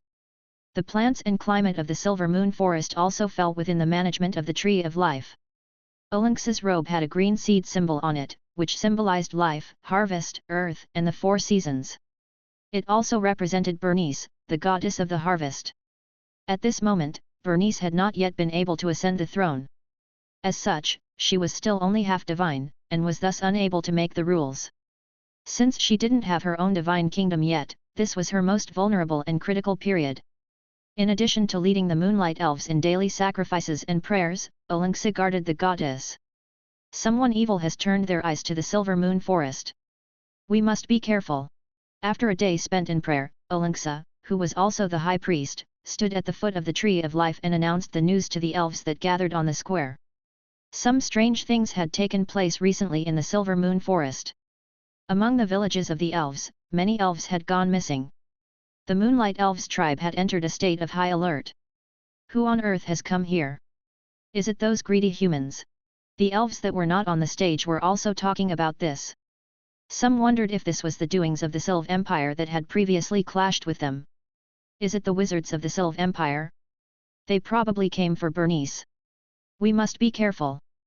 Olenxa lifted a cane that was made from the branches of the Tree of Life, which was also inlaid with a brilliant gem. This was the eye of a 100-eyed mother spider, which was born with extraordinary power. After the mother spider was killed, the eye had been affixed to this cane. As such, the cane had divine power. This is an extremely evil force. Now that Taman is on high alert, everyone must be prepared. I feel that this evil force is very powerful. As it is most likely coming for our goddess, we must not be careless. Olenxa said. At the end of the meeting, a Moonlight Elf priest stayed behind. This was because Olenxa was going to send him to Sylve City to visit His Majesty Wendy, the Elf Queen. This time, even our goddess has sensed the danger. It is probably coming from the human world. Recently, human beings have been coming from distant continents to our land. I suspect that they are not here just to trade. They may also be here looking for our goddess. I always feel that someone is peeping at our goddess. We need the help of the Sylve Empire. Our duty is to guard Bernice, the Moonlight Elf said. He then asked, are the elf wizards of the Sylve Empire trustworthy?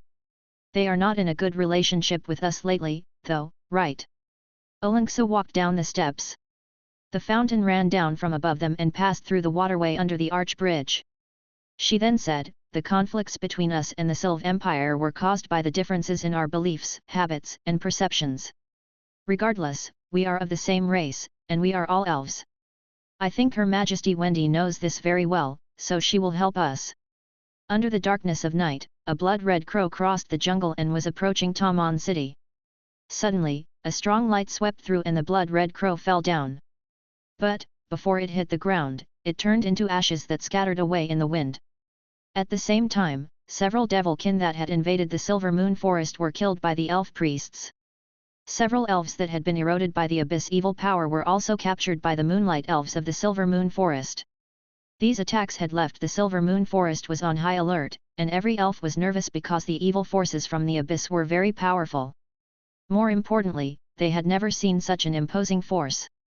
3 churches and wizards on the Alan continent had fought against these demons many times, had figured out the characteristics of the evil force, and thus, knew how to kill them. But, common elves couldn't even tell whether their fellow elves had been controlled by the Abyss or not, and the evil side kept watching the elves in secret and harassing them. What was even more disturbing was that the elves had never been able to see the evil's true face. Fortunately, Olinksa, the high priest, took control of the situation and stabilized it. Hekfos was now standing on a cliff in the Silver Moon Forest. Behind him, the silver moon appeared incomparably dazzling and bright. It shone on the earth, and the whole Silver Moon Forest was covered in a dreamy silver shade. It's really shocking. At least level 5, or even 6. I heard that wizards called the level 7 a major threshold. It apparently is the difference between one's being mortal and immortal. Is this unknown goddess stuck at this key stage? Old Hekfos, who had scars all over his ferocious face, was in deep thought as he looked at the Silver Moon Forest. He had reached level 3 and become a powerful level 4 demon warlock. Now, he was out of the control of the Devil King in the Abyss world. As such, the current relationship between him and the Devil King was more like employer and employee versus slave and master. This was the result of his more than 100 years' efforts and the reward he had received after he occupied the Sumerian lands. However, he was still not satisfied. He longed for more. And in the Silver Moon Forest, there was something that he had particularly desired for a long time. Chapter 276, Abyss Gate. Several visitors had recently come to Hague in the Sylv Empire. In the Kerala Tower, Wendy, as the Dean of the Wizard College, had received many wizards from the human world. These visitors were Edward Guillermo, the Master of the Wizard Tower, Catherine, and several Tower mentors. Marina Bossi and Jonathan Brown of Akkad Alchemy College, as well as Orc wizards from Colossus College had also come. For ordinary people, crossing the ocean might be a very difficult thing. Even though steamships had emerged, it still took nearly a year to make the voyage. Moreover, the monsters above the sea were like the children of the sea, and the dangerous tides and waves of the waters were also daunting. Even with the right navigation chart, it was easy to get lost at sea. At the top of the Kerala Tower, magnificent waterfalls fell down Hagrid Grand Canyon, and the thick fog covered Kerala Tower. This especially made Kerala Tower look like a fairyland. Seems like the story is true. There really is a goddess to be in the Moonlight Elves tribe, and she is about to ascend the divine throne and manage her own divine kingdom. What kind of goddess is she? Everyone was talking about the goddess to be in the hall, when Wendy suddenly stated, "Most of you here are my old friends, classmates, and even students, so I'm telling you that I will never allow anything bad to happen to the elves." There were different opinions among the wizards about the goddess to be of the Moonlight Elves. Wendy, although she was a wizard, had built a deep relationship with the elves. After all, the entire rise of the Sylv Empire was mostly due to the elves' efforts. This was also the home of the elves, so the wizards here tended to be friendly to the Moonlight Elves, and they hoped to be able to meet the goddess-to-be. In fact, everyone present was longing to meet her. The abyss of chaos and darkness. The place of evil and disorder. You are the master of desire, the eternal evil god from the outside world. We listen to your call, as we are your most humble and pious servants. We call your name and pray for your coming. Stiqua Philippuk Atrixi. Stiqua. Nearly 100 demonkin and demon warlocks knelt down and prayed to the stars from a beach near the coast, shouting the name of the Abyss King Stiqua. Many torches had been lit on the beach, and their flames flickered as the prayers of the Devilkin ascended to the skies. The Devilkin were carrying out an evil sacrifice. At the same time, demon warlocks were gradually engulfed by the fire, immediately turning into a blood mist. In the middle of the torch circle, dozens of moonlight elves were tied together. They were being sacrificed to the demon king Stiqua. All of the moonlight elves struggled, trying to escape. With the continuous condensation of blood mist, the surrounding air had become a bloody red. A strange voice echoed in the red mist, like whispers from the abyss, while a vague and disgusting piece of flesh formed in the devil fire. It was constantly twisting and expanding. Finally, it became a huge ball of flesh and started floating in the air. At this time, the demon warlocks started praying faster, almost in a frantic manner. As they recited evil words, the flesh ball devoured the elves who were on the ground. The elves struggled and screamed, but eventually merged into the ball altogether. Hekfos was very excited. He stood in front of a dozen demon warlocks, holding a blood-red heart tightly in his hand. When he crushed it, he saw a red light shoot into the flesh ball. The ball quickly rose into the sky, constantly changing and wriggling, as if some wonderful metamorphosis was taking place. It had made contact with the evil forces outside of the world. The power of evil immediately invaded the world from the abyss and affected everything in this world. Bitwalls responded by repelling this evil power and trying to squeeze this huge flesh ball out of this world. Abyss Gate, now! This world welcomes you, come! As Hekfos shouted this, the ball floated up into the sky, like a blood moon. As it shone against the silver moon in the sky, Hekfos spread his arms and roared wildly, Abyss Gate! This was a level 4 witchcraft that he had learned on his own. It combined the power of all of the demon warlocks. As such, only a demon warlock could use this witchcraft. It could build a door to the abyss, so that those in this world could borrow the power from the demons who were in the abyss world. This was the first time that Hekfos had used it, as the cost of each use was the power from a large number of devilkin and the heart of a devil lord. This heart was a reward for Hekfos' countless sacrifices to Stiqua. It could make a demon warlock become a devil lord, but Hekfos used it for this sacrifice, as he saw something even more important ahead, which was his becoming a god. The flesh ball was constantly rotating, causing airwaves to ripple out. Outlines of figures were struggling inside the flesh ball. Entrapped by the flesh ball, they roared desperately, while their fierce faces could still be seen by those on the outside. They yearned to escape their entrapment, which stimulated them to roar crazily and wriggle towards the outside frantically. Finally, they broke free of the flesh ball's bondage and, one by one, these transformed, fierce-looking devil monsters fell off the ball towards the ground.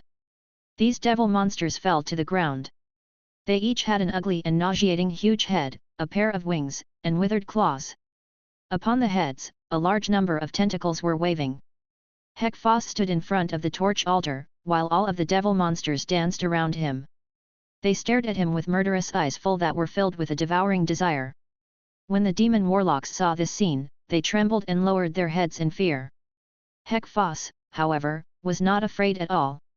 Instead, he waved his hands gleefully and called out to all of the devil monsters, "In the name of my king Stiqua, obey my call." The devil monsters screamed and surged in the sky, while more demons constantly rushed out of the flesh ball, which was the gate of the abyss. Then, they all flew towards Silver Moon Forest. Chapter 277, The Arrival of Demons. Dozens of ancient war trees moved frantically across the Sandro Highland, shaking the earth as they went. Wherever they passed, large gaggles of birds were startled and numerous wild animals fled in fear. At the same time, magical beasts that were hiding in the Sandro Highland were crouching in their hiding places, not daring to roar or even attempt to drive out the mysterious new invaders.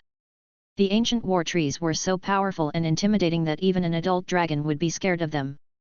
At the moment, they were carrying a large number of elf wizards and human wizards with them as they headed for the Silver Moon Forest. When they were approaching the Silver Moon Forest, they stopped in a valley. The ancient war trees filled the narrow valley, while all of the wizards, who stood on the trees' sturdy trunks, looked up at the sky. Wendy had a look of horror on her face, as she saw that dark clouds had just moved in, completely obscuring the sun and covering the entire sky. To make matters worse, a large number of demons hovered beneath the dark clouds. They attacked Tamon City in the Silver Moon Forest, and the tremendous Tree of Life emitted a light to counteract their attacks. As Jonathan had followed Marina here, he also saw the flying demons in the sky. Although he had never met a real demon in person, since alchemists often dealt with devilkin, he was very clear about what a devil looked like, especially the Stiqua devil species, which were the devils that were behind the Church of True God. Hence, Jonathan recognized them immediately. How can the Stiqua devil species be here? How did these demons leave the abyss and come to our world? Someone asked. Marina pointed to the sky, where there was a huge red flesh ball that was floating among the dark clouds. At the moment, it was being guarded by numerous demons. As they continued watching it, they could see a large number of demons continuing to come out of it before laying siege upon the Moonlight Elves and the Tree of Life. That's the thing that opened the route to the abyss. Hek-Foss, the faceless man of the Church of True God, must be here, Marina said. At this very moment, in Taman, plants and vines started to grow rapidly. The huge green vines spread on the ground and climbed up buildings. They then intertwined with each other, forming a wall to resist the demon invasion. Elves shot arrows into the sky, while rows of archers shot special triangular arrows, which penetrated the demons' heads and wings. Above the ground, a large number of elves, wielding steel swords, charged at the demons. When the devil fire inside the demons was destroyed, these demons vanished into a cloud of black smoke. The harvest goddess used divine incantations to kill numerous demons, causing seeds to grow within demons, then devour their bodies. Then, under the goddess' control, all kinds of plants started to attack the demons. At the same time, priests on the scene used group healing methods, which constantly provided support and rejuvenation to the wounded elves. Help me! Help me, Bernice! The harvest goddess! Countless elves pleaded for help from the goddess of harvest. They fought against the demons at the spires and corridors, shouted the name of their goddess as they were dying. At the moment, besides forming a wall of plants to stop the demons from invading, Bernice was also trying to destroy the flesh ball, which was the demon's mode of entry into this world. By this time, Hek-Foss had transformed into a demon warlock, who had then turned into a huge flesh-winged monster that was hovering over the sky with a large number of fellow demons, guarding the door of the abyss. Olinksa, who was now under the Tree of Life, had almost gone mad by this point. His red eyes were bloodshot, and as he waved his wand, he guided the other priests to resist the demon invasion. The gem at the top of his wand emitted rays that froze the devils, stopping them from moving forward. Then, the priests behind him used witchcraft to kill the frozen demons. However, a large number of elves still died during the demons' attack. As a result, the Moonlight Elves' land was covered with blood. Even their previous battles with magical beasts had not reached such a tragic level, as now, the Moonlight Elves were close to becoming extinct. Divine Thorns. In a fury, Olinksa used a forbidden divine incantation. As he stabbed the wand directly into his chest and blood spurted everywhere, his eyes showed a fierce look of determination. Immediately, countless thorny vines spread out from under his robe, instantly covering the surrounding area. These vines seemed to grow right from his body, and as the vines rose as they spread, he also rose. Once he was high above the ground, the vines unfolded at his back, like a pair of angel wings. Demon cries were heard as the vines continued to attack the demons that were close to the Tree of Life, killing them and devouring them instantly. These vines then continued to spread and attack until they had killed all of the demons within a 1-mile radius. These vines had deified thorns, which radiated an extraordinary power that could devour the flesh and blood of all of the demons. At the moment, Olinksa looked very tired. It seemed that, as well as borrowing power from the vines, he was also being swallowed up by that same power. The entire city was now surrounded by blood and fire. The elves were crying and screaming, and there were scenes of fighting and killing everywhere. For more than 1,000 years, the peaceful elves had never witnessed such a scene. Guard the tree! Guard Bernice! Never give up, one of the determined elves roared. At this time, Bernice, the harvest goddess, saw that the Moonlight Elves were on the verge of collapse. The number of demons here had far exceeded her expectation. She knew that she must quickly destroy the gate of the abyss, as there would be more and more demons coming from the abyss if she failed to do so. These evil and dirty things from the side of the door were just waiting to invade her world. Bernice left the Tree of Life, her huge demigod's body forming into a huge light shadow and heading toward the sky. Soon, her divine shadow occupied the whole sky. Even when standing outside of the Silver Moon Forest, one could still see her tall divine shadow, facing the center of the dark clouds in the sky, which housed the door of the abyss that was guarded by the demons. At this moment, all the elves and demons seemed to stop moving at the same time. They were shocked to see the huge shadow of the goddess penetrate the clouds, then bombarded the sky with flowing green light. In a single moment, the entire dark world was illuminated. Innumerable petals fell from the sky, while more and more demons began to grow petals on their bodies before they were gradually devoured by the power of the plants. A flower rain had fallen upon them. After the harvest goddess had penetrated the demon's defense, she went directly towards Hek-Foss, who was in the center. At this moment, flower petals started to grow on Hek-Foss as well, devouring all of his flesh and depleting all of his strength. He couldn't escape. How can this be possible? Even the power of the Abyss Gate cannot prevail against a demigod. Hek-Foss roared wildly, while his arms and legs started to melt, little by little. I won't die. I can't die. Hek-Foss roared wildly upon seeing that the divine shadow had reached the Abyss Gate. Bernice, the harvest goddess, was raging at the moment. Her face was blurred and her eyes opened widely as she glared at the Abyss Gate and Hek-Foss. At this moment, the Abyss Gate wriggled. Suddenly, a crack appeared, and a huge arm that came out from the other end of the abyss seized Bernice. Then, an evil whisper came from the other end of the Abyss Gate. It was not a voice that could be heard, but was actually an eerie sound that could be sensed only by one's mental awareness. Got you, the voice transmitted. Chapter 278, Devil Martyrdom. At this moment, a huge divine shadow appeared in the sky above the Silver Moon Forest. It covered the whole sky, along with numerous dark clouds. Presently, the Abyss Gate looked like a bloody moon, as it had expanded to its limits. At this moment, a huge arm that was hundreds of meters in length, caught the divine shadow. Devil flames suddenly raged all over this arm before igniting the sky. The flames then burned up everything in the air. Such a terrible scene made everyone present feel that the whole world was collapsing. It especially frightened the ordinary people and some of the low-level wizards. They had never thought that anyone could master such a strong power. While she was standing at the Abyss Gate, Bernice was completely being targeted. This made her extremely nervous. She could feel that, on the other side of the Abyss Gate, there was a demon lord that was close to her power, who had also reached level 6. At this moment, Bernice was outside of the protection of the Tree of Life, caught by this Abyss Demon Lord, Stiqua. As for Stiqua, a semi-god was considered a rich meal, and Stiqua knew that, with more effort, it could drag Bernice into the abyss. A sticky black liquid kept falling from the Abyss Gate. As the liquid landed, it burned holes in the ground. Although Bernice's divine shadow struggled to return to the Tree of Life, the Demon Lord held her body tightly, rendering her unable to escape. Even Wendy, the Elf Queen, could feel Bernice's pain. Projection. Boundary. Real illusion. Wendy shouted the commands. Among all of the ancient war trees, hers was the largest and tallest. In fact, it was just like a mini Tree of Life. At that moment, Wendy used her mind power to connect all of the ancient war trees.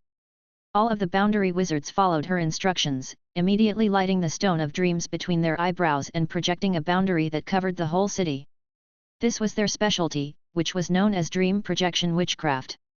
Suddenly, the whole city of Taman was changing. Everyone seemed to have been dragged into the dream world. Ancient war trees started running around crazily. Their trunks, like pillars, crossed a long distance with every step they took. In the process, many devil monsters were knocked down and torn apart by the ancient war trees and elf wizards, who were riding on them. Dozens of ancient war trees rushed into Taman in an instant. As they did so, the original Taman started to blur. Then, a huge projected city appeared on the ground. At the same time, the ancient war trees transformed into tall wizard towers, while light lit up the entire projected city.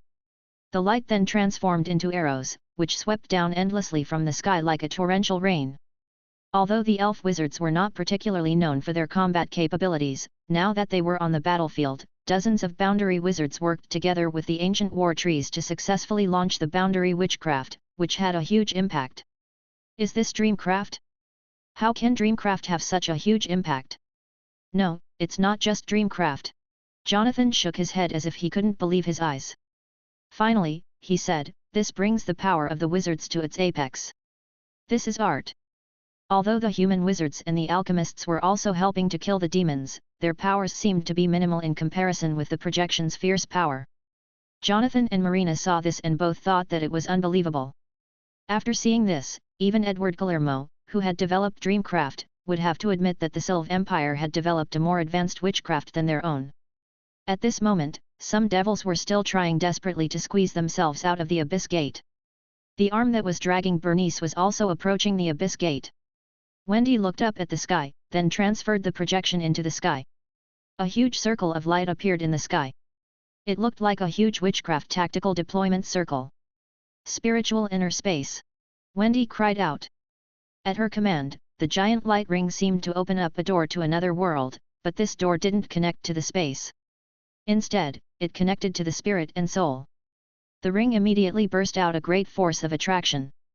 A large number of devils couldn't resist its tremendous force, so they were constantly falling into the ring. Even the abyss gate was greatly affected by this huge force. The great devil king, Stiqua. No one can stop the king. A roar suddenly reverberated throughout the surroundings as the huge arm pierced the light ring.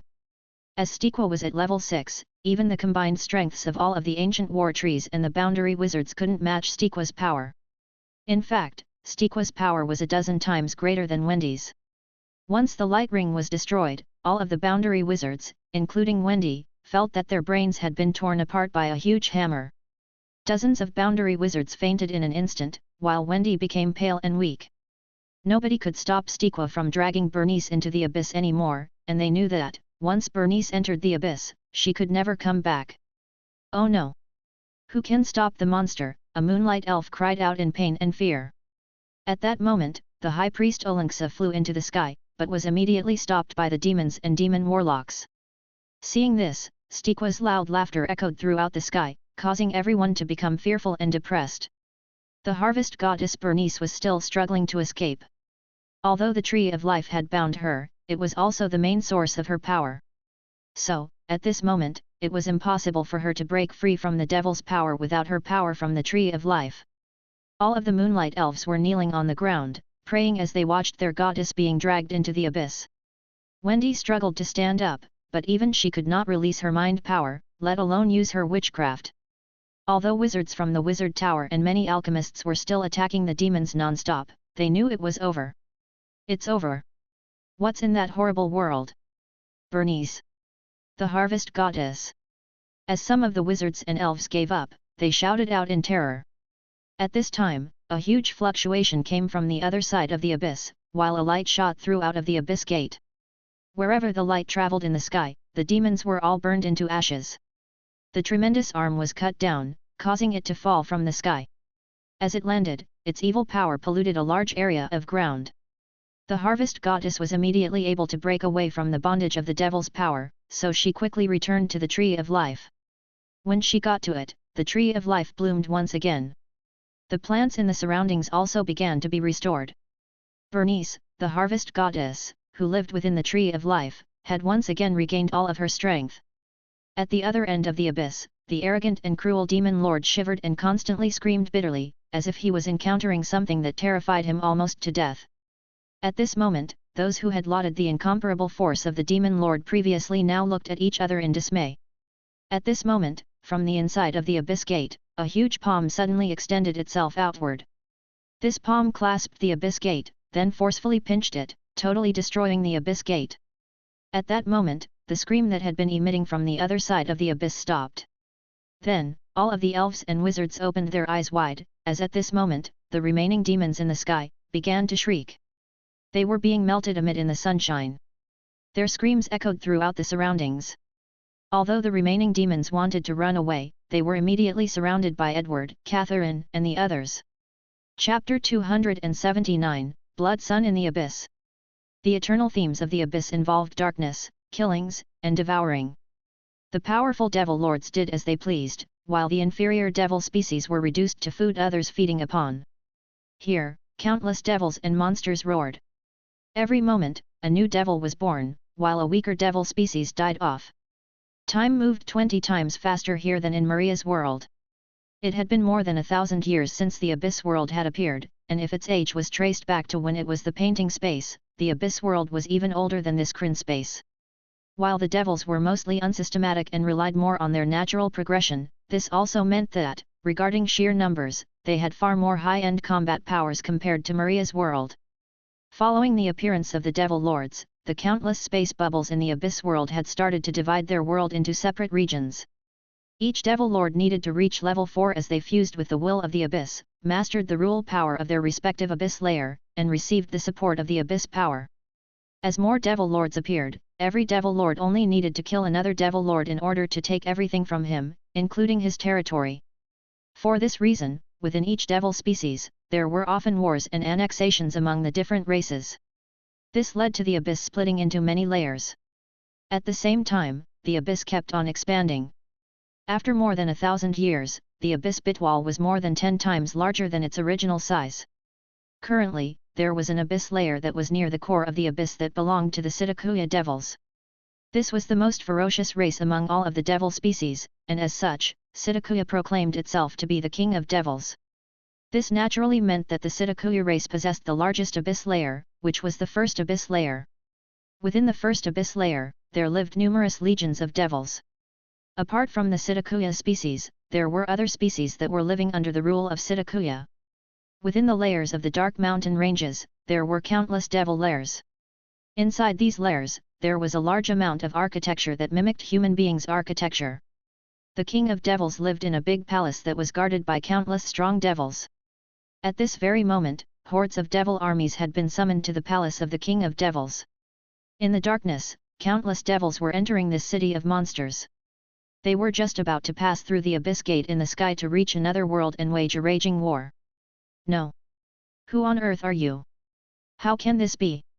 I am the King of Devils. I am the most powerful of all. All of the monsters were exclaiming as they looked into the sky, while fear welled up within them. Brilliant rays of light continuously shone through the dimensional folds to permeate the first Abyss layer, and as it shattered the unending darkness, the land lit up, instantly becoming bright. Then, a giant palm descended from the skies to press the powerful Devil Lord firmly to the ground. A halo, resembling the clouds from faraway skies, then emerged from the palm. It radiated waves that overturned miles of surrounding land. Devils that the waves touched were either blasted away or dissipated under its immense energy. Then, one by one, the wise and powerful devil species looked at the sky. They were about to attack another world with great gusto. But, at the moment, they simply laid on the ground, paralyzed with fear. They had never seen anything more frightening. The will of the Abyss, an Abyss devil said as it bent down low and trembled. Soon, all of the other devils began whispering among themselves. It is the will of the Abyss. Apart from the will of the Abyss, there cannot be another presence this powerful. Most of the devils did not even have the courage to raise their eyes to look at it. They seemed to be pinned on the ground, paralyzed by this great force. Then, a massive divine shadow appeared in the skies. As it existed beyond this space as it looked down at the entire Abyss layer, no one could see its appearance very clearly. They could only see a light that seemed to cover the entire horizon, as well as a pair of eyes that were so large that they resembled cracks in the horizon. The light that radiated from the eyes seemed to shine from a place that was above the skies, shooting downward towards somewhere beneath the clouds. The scene resembled how a giant that was outside a box might observe ants that were inside the box. The godlike gaze continued to radiate light downward as it scanned the first Abyss layer. These lower-class devil species, who once indulged in killings and were constantly devouring each other, fell to the ground, trembling. They were all frightened beyond words. Let me go. Wretched thing, let me go. Psittakuya, the King of Devils, struggled and twisted as it cried out. Its numerous tentacles danced wildly, piercing through the space and overturning the ground. As it struggled, its blood dyed the sky red. However, even though it struggled violently, it just couldn't break free or escape. Hence, fear and anxiety started to well up within Psittakuya. It felt like it had reverted to what it was more than 1,000 years ago, when it was at its weakest. In this moment, it was helpless, afraid, cautious, and wary because everything around it was so fearsome. It realized that a random force from those powerful devil species could actually kill it. No. You cannot do this. I will not die here. Please. Have mercy on me. Psittakuya shouted as the divine shadow crushed the Abyss Gate with one hand, then grabbed Psittakuya with the other. Then, like it was grabbing a baby chick, the divine shadow plucked Psittakuya out of the first Abyss layer. King of Devils. Psittakuya, my majesty. Has Psittakuya been taken? All the devils could only look on and exclaim in shock as Psittakuya was taken away by an entity that existed beyond the Abyss layer. They couldn't believe their eyes, as this was Sidikuya, the great devil lord that had ruled the entire abyss layer for more than 1,000 years, the most powerful devil in the abyss. The light pierced through the dimensional folds and cracks that were everywhere in the abyss. Then, it left quickly and sped toward the core of the abyss. With Sidikuya in his hand, Zhiyu raced towards the core of the abyss. The core was considered forbidden land, and all of the devils that neared it would be dragged into it by the will of the abyss, becoming immediately assimilated into it. This was the core of the abyss power, the source of all of the devils. It has almost taken form. Zhiyu exclaimed. In the darkness, a giant divine shadow appeared in the core belt of the abyss. It was an existence that was as big as the black hole. It spinned endlessly, releasing the strong powers of the abyss that radiated throughout the entire abyss bit wall. All of the devils were birthed from the power it radiated, and when they died, their wills would eventually return to it. The divine shadow was so big that it seemed like it could fill up the entire horizon. But, as it stood before this gigantic black hole, it seemed minuscule, like a large spaceship that hovered before a planet in a dark and quiet universe. This was the core of the bottomless abyss, the center and the deepest part of the abyss world. This was the source energy that Zhiyu had used to create the devils. When the devils were created more than 1,000 years ago in abyss time, this was but a minuscule entity, and the whole world had not yet been turned into the abyss. After more than 1,000 years of evolution, the abyss had completely taken shape. This present abyss world was the world that Zhiyu had created as an experiment in order to step out of level 9. It would now take its first step toward becoming a real world. Zhiyu looked towards Sidikuya as it struggled persistently in Zhiyu's palm. Sidikuya's body, which was the size of a skyscraper, was evolved continuously as it underwent rounds of destruction and regeneration. Although Sidikuya's numerous tentacles tore through the sky like chains, releasing great energy, Sidikuya still could not escape. Didn't you want to become stronger and become a divinity? Let me fulfill your wish. Zhiyu yelled as he clenched Sidikuya in his palm and reached his hand into the will of the abyss. At that moment, the giant black hole released an immense energy that crept onto Sidikuya bit by bit. In an instant, Sidikuya's body grew exponentially and the flame of the devil burnt endlessly, with him at its core. No. I don't want it. I don't want anything. Have mercy on me. Sidikuya yelled, while struggling persistently.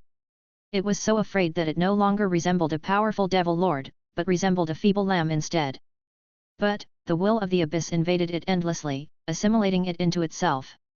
Its power kept growing and expanding, progressing from level 6 until it gradually crossed the barrier of matter and headed straight toward level 7. Sidikuya could feel the will of the abyss empowering it as large amounts of rule power and rule will flowed into its brain. What would have typically made Sidikuya ecstatic, was now making it roar hysterically.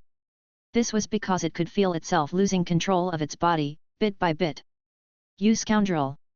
Let me go! Please, I beg you! Have mercy on me! As Sidikuya continued to struggle, it became a giant ball of flesh.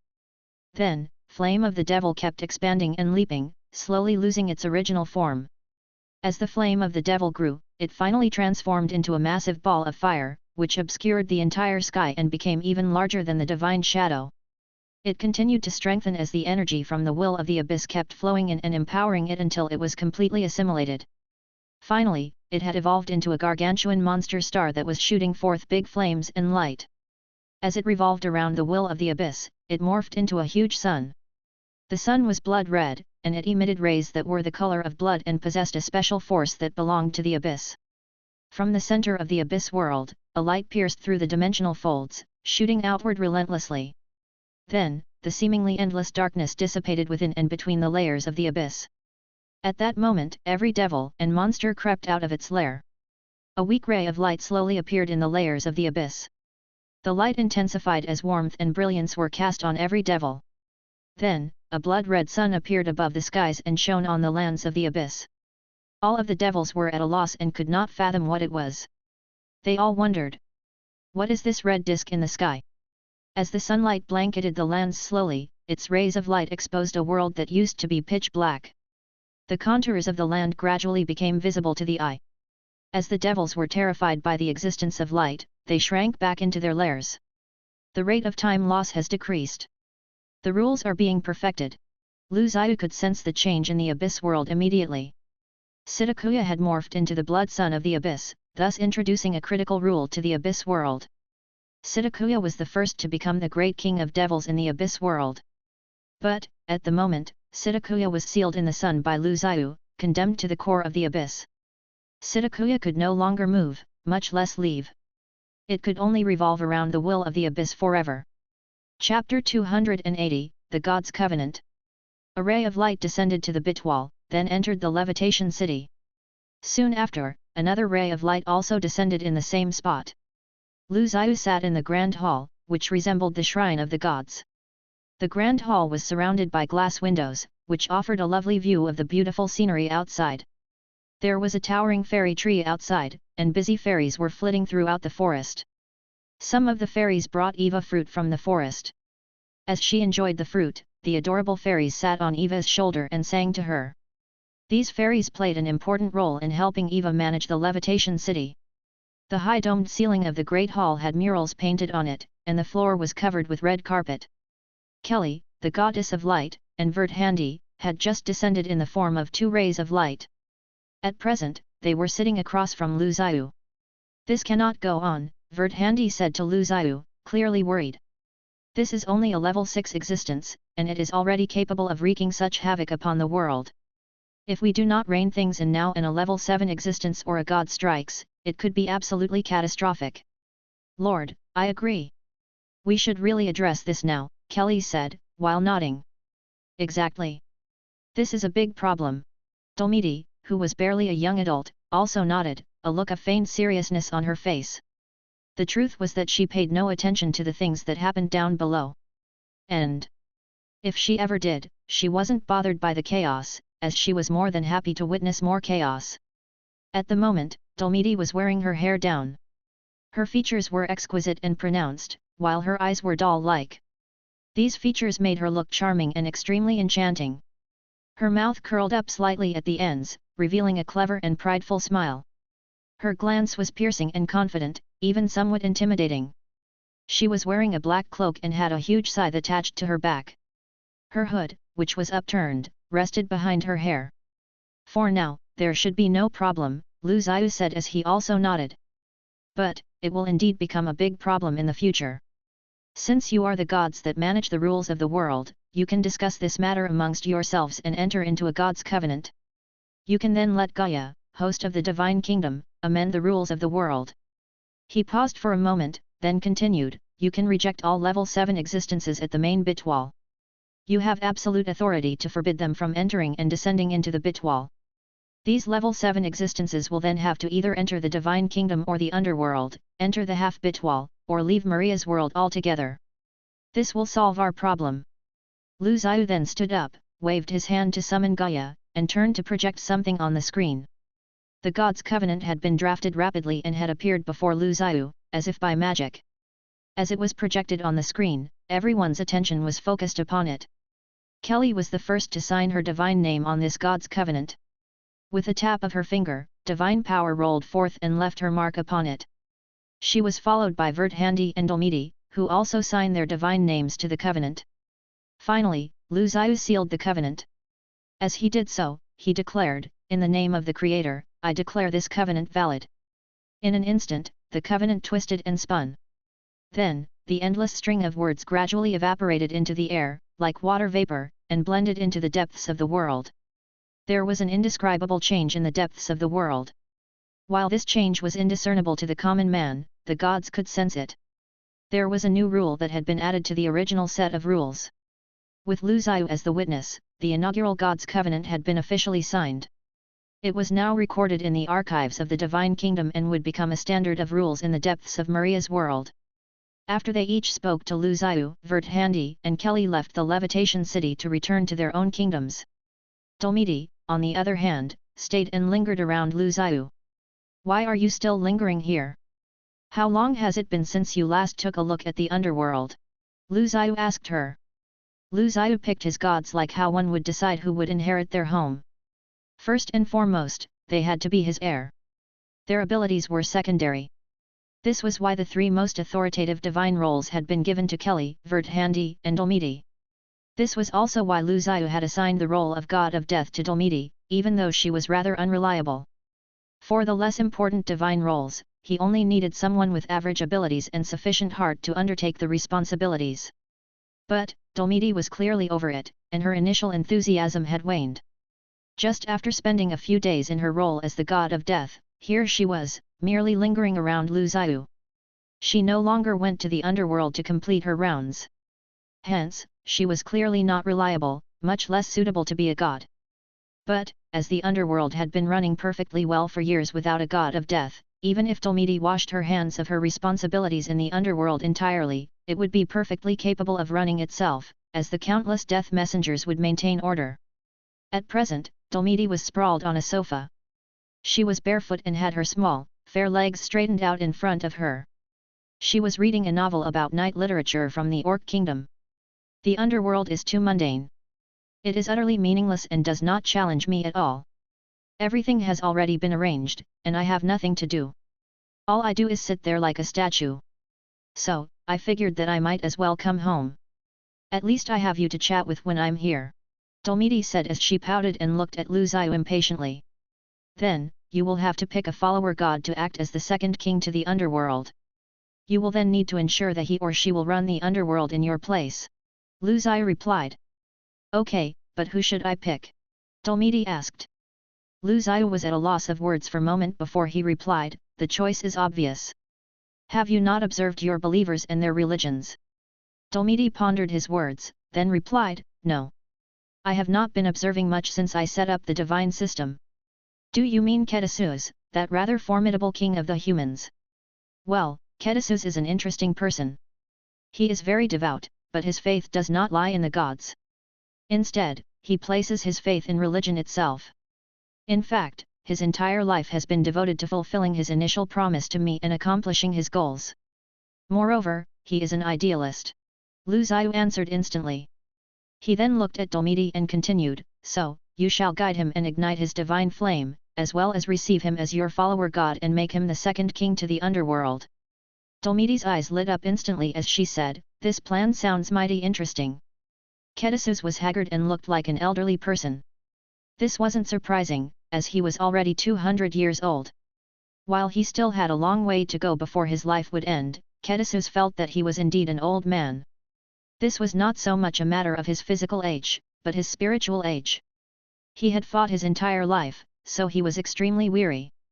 He had united the entire Batco area, built up the strong Peugeot dynasty, moved eastwards to annihilate the Tutan dynasty and vastly expanded his territory toward the west. The lands he had conquered could be said to be the vastest lands that any empire had occupied thus far.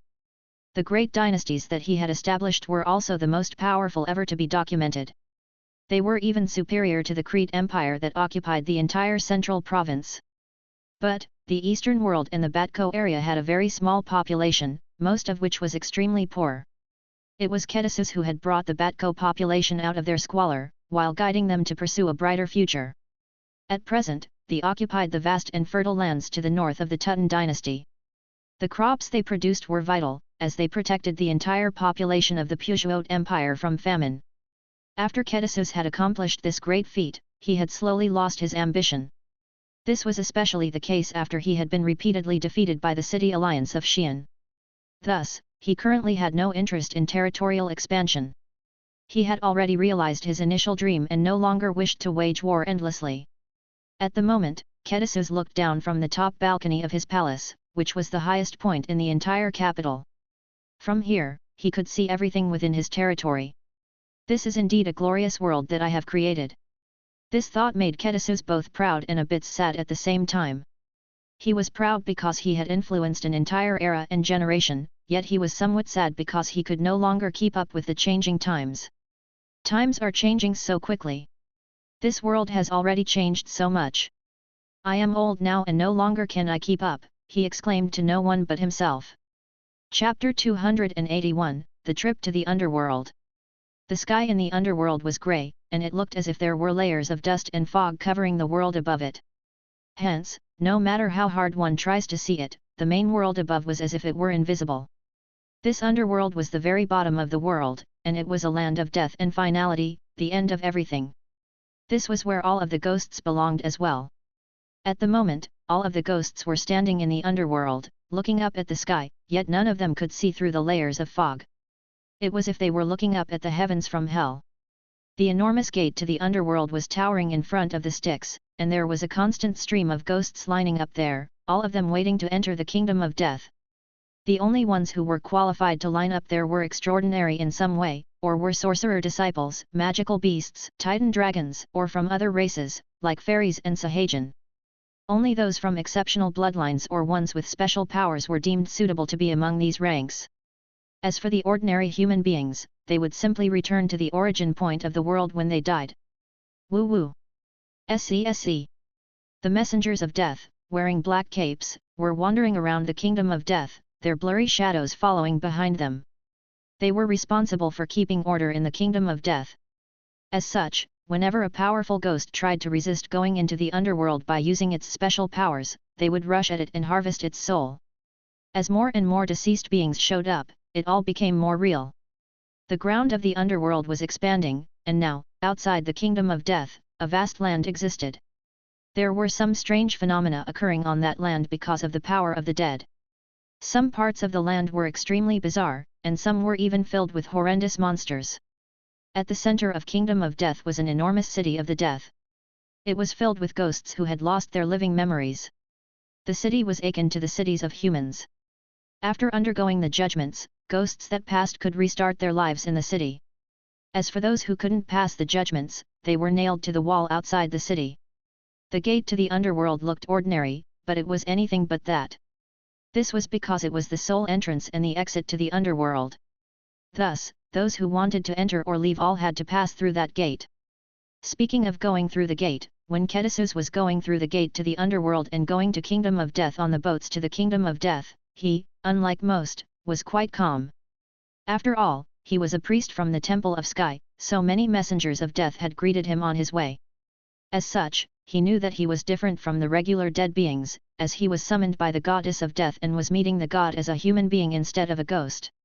As he traveled across the Styx on the boat of the underworld, he could see May ghosts floating on the river. Only the most special ghosts were entitled to ride on the boat of the underworld when traveling to the underworld. Some ghosts wanted to get away from the Styx, yet they were all pushed back, gradually getting sucked back on by the giant waves. No matter how hard they struggled, they could never escape. Other ghosts tried to get on the boat of the underworld, but they were driven away by the dimming fire that was on the boat. Many ghosts were yelling as they floundered in the waters of the Styx and watched the boat of the underworld pass them by. Then, as a few of them tried to get on the boat and rushed toward the ghosts relentlessly, a sailor glared at them and yelled, "Shut up! All of you!" His eyes were gleaming ferociously with flames and his voice was hoarse yet filled with hostility and evil. That voice alone was the epitome of hell. Even Kedissus was shocked by such a scene, and as he looked at that uncouth sailor, he wondered, "Who is he?" As the sailor shook his black robe, the tremendous force of the action thrilled Kedissus. Ripples ravaged the entire Styx, and all of the ghosts bounced away like trash after being pounded by the waves. Then, the waters in the Styx started to tumble, and everyone was shocked, so they all started to exclaim at once. The gate to the underworld is the first round of screening. The Styx is the second round. What's in the front? There were trees of death that were blossoming with black flowers all around the city of death. There were some special breeds that belonged only to the underworld. The Styx surrounded Kirmu, and a giant bridge passed right through the abyss. There were countless bizarre snakes struggling in the abyss, as if they were trying to surge forward and swallow the ghosts on the bridge. The sentencing of the entire area took place at the end of the giant bridge. Some were thrown off the bridge as food, some were nailed on the wall of the city of death in order to force them to repent, and the others would be allowed to enter the city of death. On the giant wall that towered above the city of death, the heads of those killed had been collected and were now strung up for all to see. The horrendous and ferocious faces were shouting at the outside from the wall, but as for the bodies that the heads had originally belonged to, they had already been integrated with the wall itself. "It hurts. It hurts. It hurts. I'm so hungry. Come here now. I'll eat you. I want everything. Money, women, power, and glory. They're all mine. They're all mine. Kill him. Kill him. You deserve to die. You all deserve to die." As the unsettling yells came from the wall, This wall made up of ghosts instilled a deep sense of foreboding in all who saw it. Countless heads of ghosts were bundled together, representing myriad ghosts. Male, female, old and young. Some heads even belonged to human beings and a few other races. They were all shouting out and airing their grievances with the strongest emotions they had left within them. Resentment, greed, and anger. All of these extreme emotions were twisted together amid the savage voices. Is this sentencing really fair? What is the criteria for sentencing? Are the rules for the dead even fair at all? As he traveled across the underworld and went to see the goddess of death, Kedisuz observed the underworld closely. He was thinking about what the underworld meant to the entire world and questioning whether or not the rules in the underworld were fair, especially in regards to the sentencing of the dead. Each building had many levels, and none of the buildings looked ordinary. In fact, all of them looked like temples, churches, or palaces. They were all supported by giant pillars, and the higher the floor was, the more pillars it had. There were many dead ghosts praying in these buildings. There were also stone arch bridges that connected the buildings so that the ghosts could easily walk between the buildings. The buildings were so grandiose that one felt quite tiny walking among them. The floors of the buildings were covered with enormous slates, and each building had round domes and huge doors. Above these buildings, a staircase hovered above the clouds, leading toward the palace at the top. At any given moment, messengers of death were constantly walking up and down the stairs. As soon as Kedisuz entered the palace of death, he finally met the legendary goddess of death. She was standing in the center of the cold palace on a throne that was placed at the very top of the stairs. She had on a hat and a white cape that completely covered her body. Even her face was obscured from view. Dulmidi found this amusing, and she asked, "Kedisuz, aren't you afraid of goddesses?" Kedisuz responded carefully, "I am a representative of the gods, and I was chosen by gods. So, why would I fear the gods or goddesses?" He then asked, "Why did you summon me here, my lord?" Dulmidi stood up and responded to him with a few questions of her own. "What would you do if I asked you to rule the underworld with me? How would you keep order in the underworld? What kind of underworld would you create?" After asking these somewhat shocking questions, she walked down all of the stairs quickly, soon reaching the bottom and stopping right in front of Kedisuz. She then added, "That is to say, I want you to be my sidekick. A side god of sorts. So, I need to know. What risks are you willing to take, and what are you willing to give up?" As Kedisuz raised his head and looked at Dulmidi, there was an intense vigor in his eyes. He looked as if he had just found a reason to live again. "Everything, my lord. I am willing to give up everything," he exclaimed. Chapter 282, Death Day. The sorcerers and the alchemy warlocks who came back from Yala had travelled a long way. They had all returned from a distant continent, and everyone was awaiting their news. Many people wondered what had happened to them in that mysterious kingdom, and they especially wanted to know how many of the shocking rumors that they had heard were true. However, all of the sorcerers and alchemy warlocks were silent upon their returns. In fact, they acted as if nothing had happened. This kind of unusual behavior made everyone feel that something was amiss. "It's unbelievably peaceful here, yet I feel like a storm is coming. Did you smell that?" Jonathan asked. He was hugging his wife Rosia, and they were watching the civilians who were walking around Tefis, as well as the conductors, who were ringing bells in their carriages. There were many visitors in the city, as well as many workers. There were also children selling newspapers, running up and down the streets, while the farmers in the city were carrying their fruits and vegetables that they had grown in the countryside. They had brought them into the city to sell them. These ordinary people were the epitome of this city, as well as of the system of this entire human world. It was a peaceful and tranquil world, and everyone could find their place here. Jonathan looked at everything happening, and it was just as it usually was. But, his heart couldn't help pounding intensely. He was unsettled, and he kind of had a hunch that a radical change was about to happen for this new coming era. As Rosia looked at her husband, she was confused. She looked up and saw the clear sky with no clouds in it and said, "We are having such good weather today. Surely, there won't be a storm today."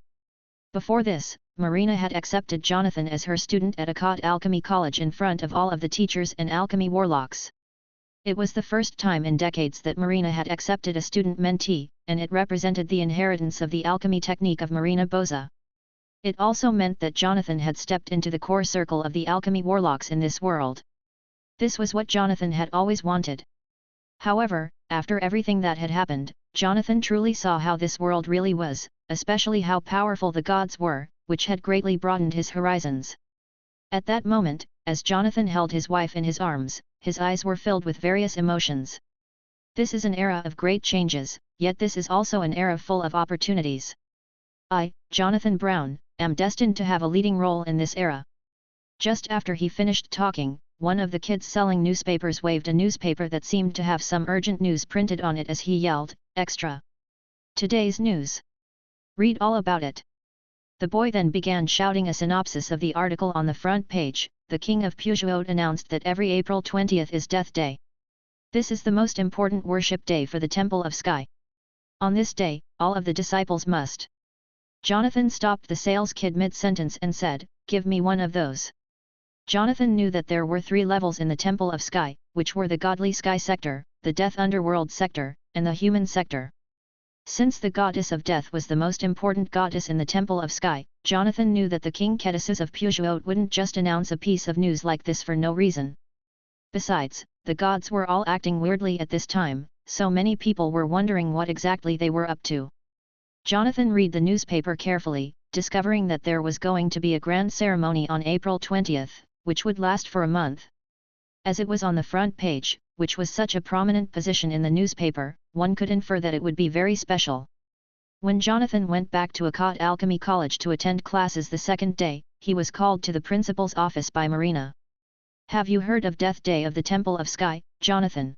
Marina asked, while she took off her glasses and put them on the table, a solemn look on her face. Jonathan nodded and answered, "Yes, I did. I reckon that something unusual is about to happen." Marina smiled. "Of course it's unusual. I heard that Ketesus received the oracle. I don't know what the oracle is about, but it definitely has to do with the gods. His actions must mean something significant. Besides, since he summoned so many disciples at the same time, he must be up to something." She then added, "So, you'd better prepare yourself for it.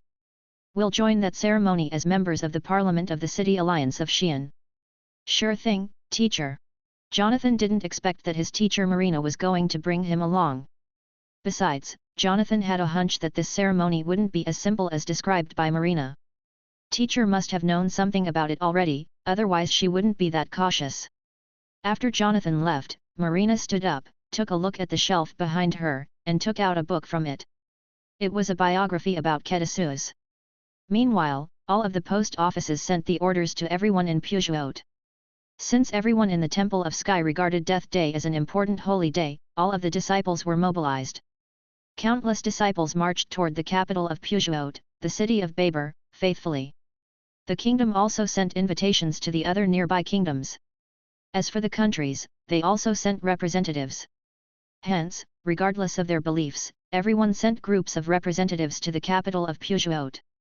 Meanwhile, more saints received inside news about Death Day, and they all sensed the uniqueness of the coming ceremony. As they all took off for the city of Babur, there were even some members from other churches among them. At this moment, human sorcerers, orcs sorcerers, alchemy warlocks, priests, and holy knights all gathered in the city of Babur, and there were even some wicked demon warlocks and ghost wizards among the gathered group as well. Not only were there demon warlocks from the Church of True God, but there were also demon warlocks and their relatives that belonged to other powerful demon overlords. As for those religions and cults that had been repressed by the 3 major churches for a long time, they all started to show up again, almost as if they had received some inside news about the gathering. They all sensed that there was something in the city of Babur that they were keen to find. Zhiyu got in the horse carriage to make his way to the City Alliance of Xi'an after paying a few coins for passage.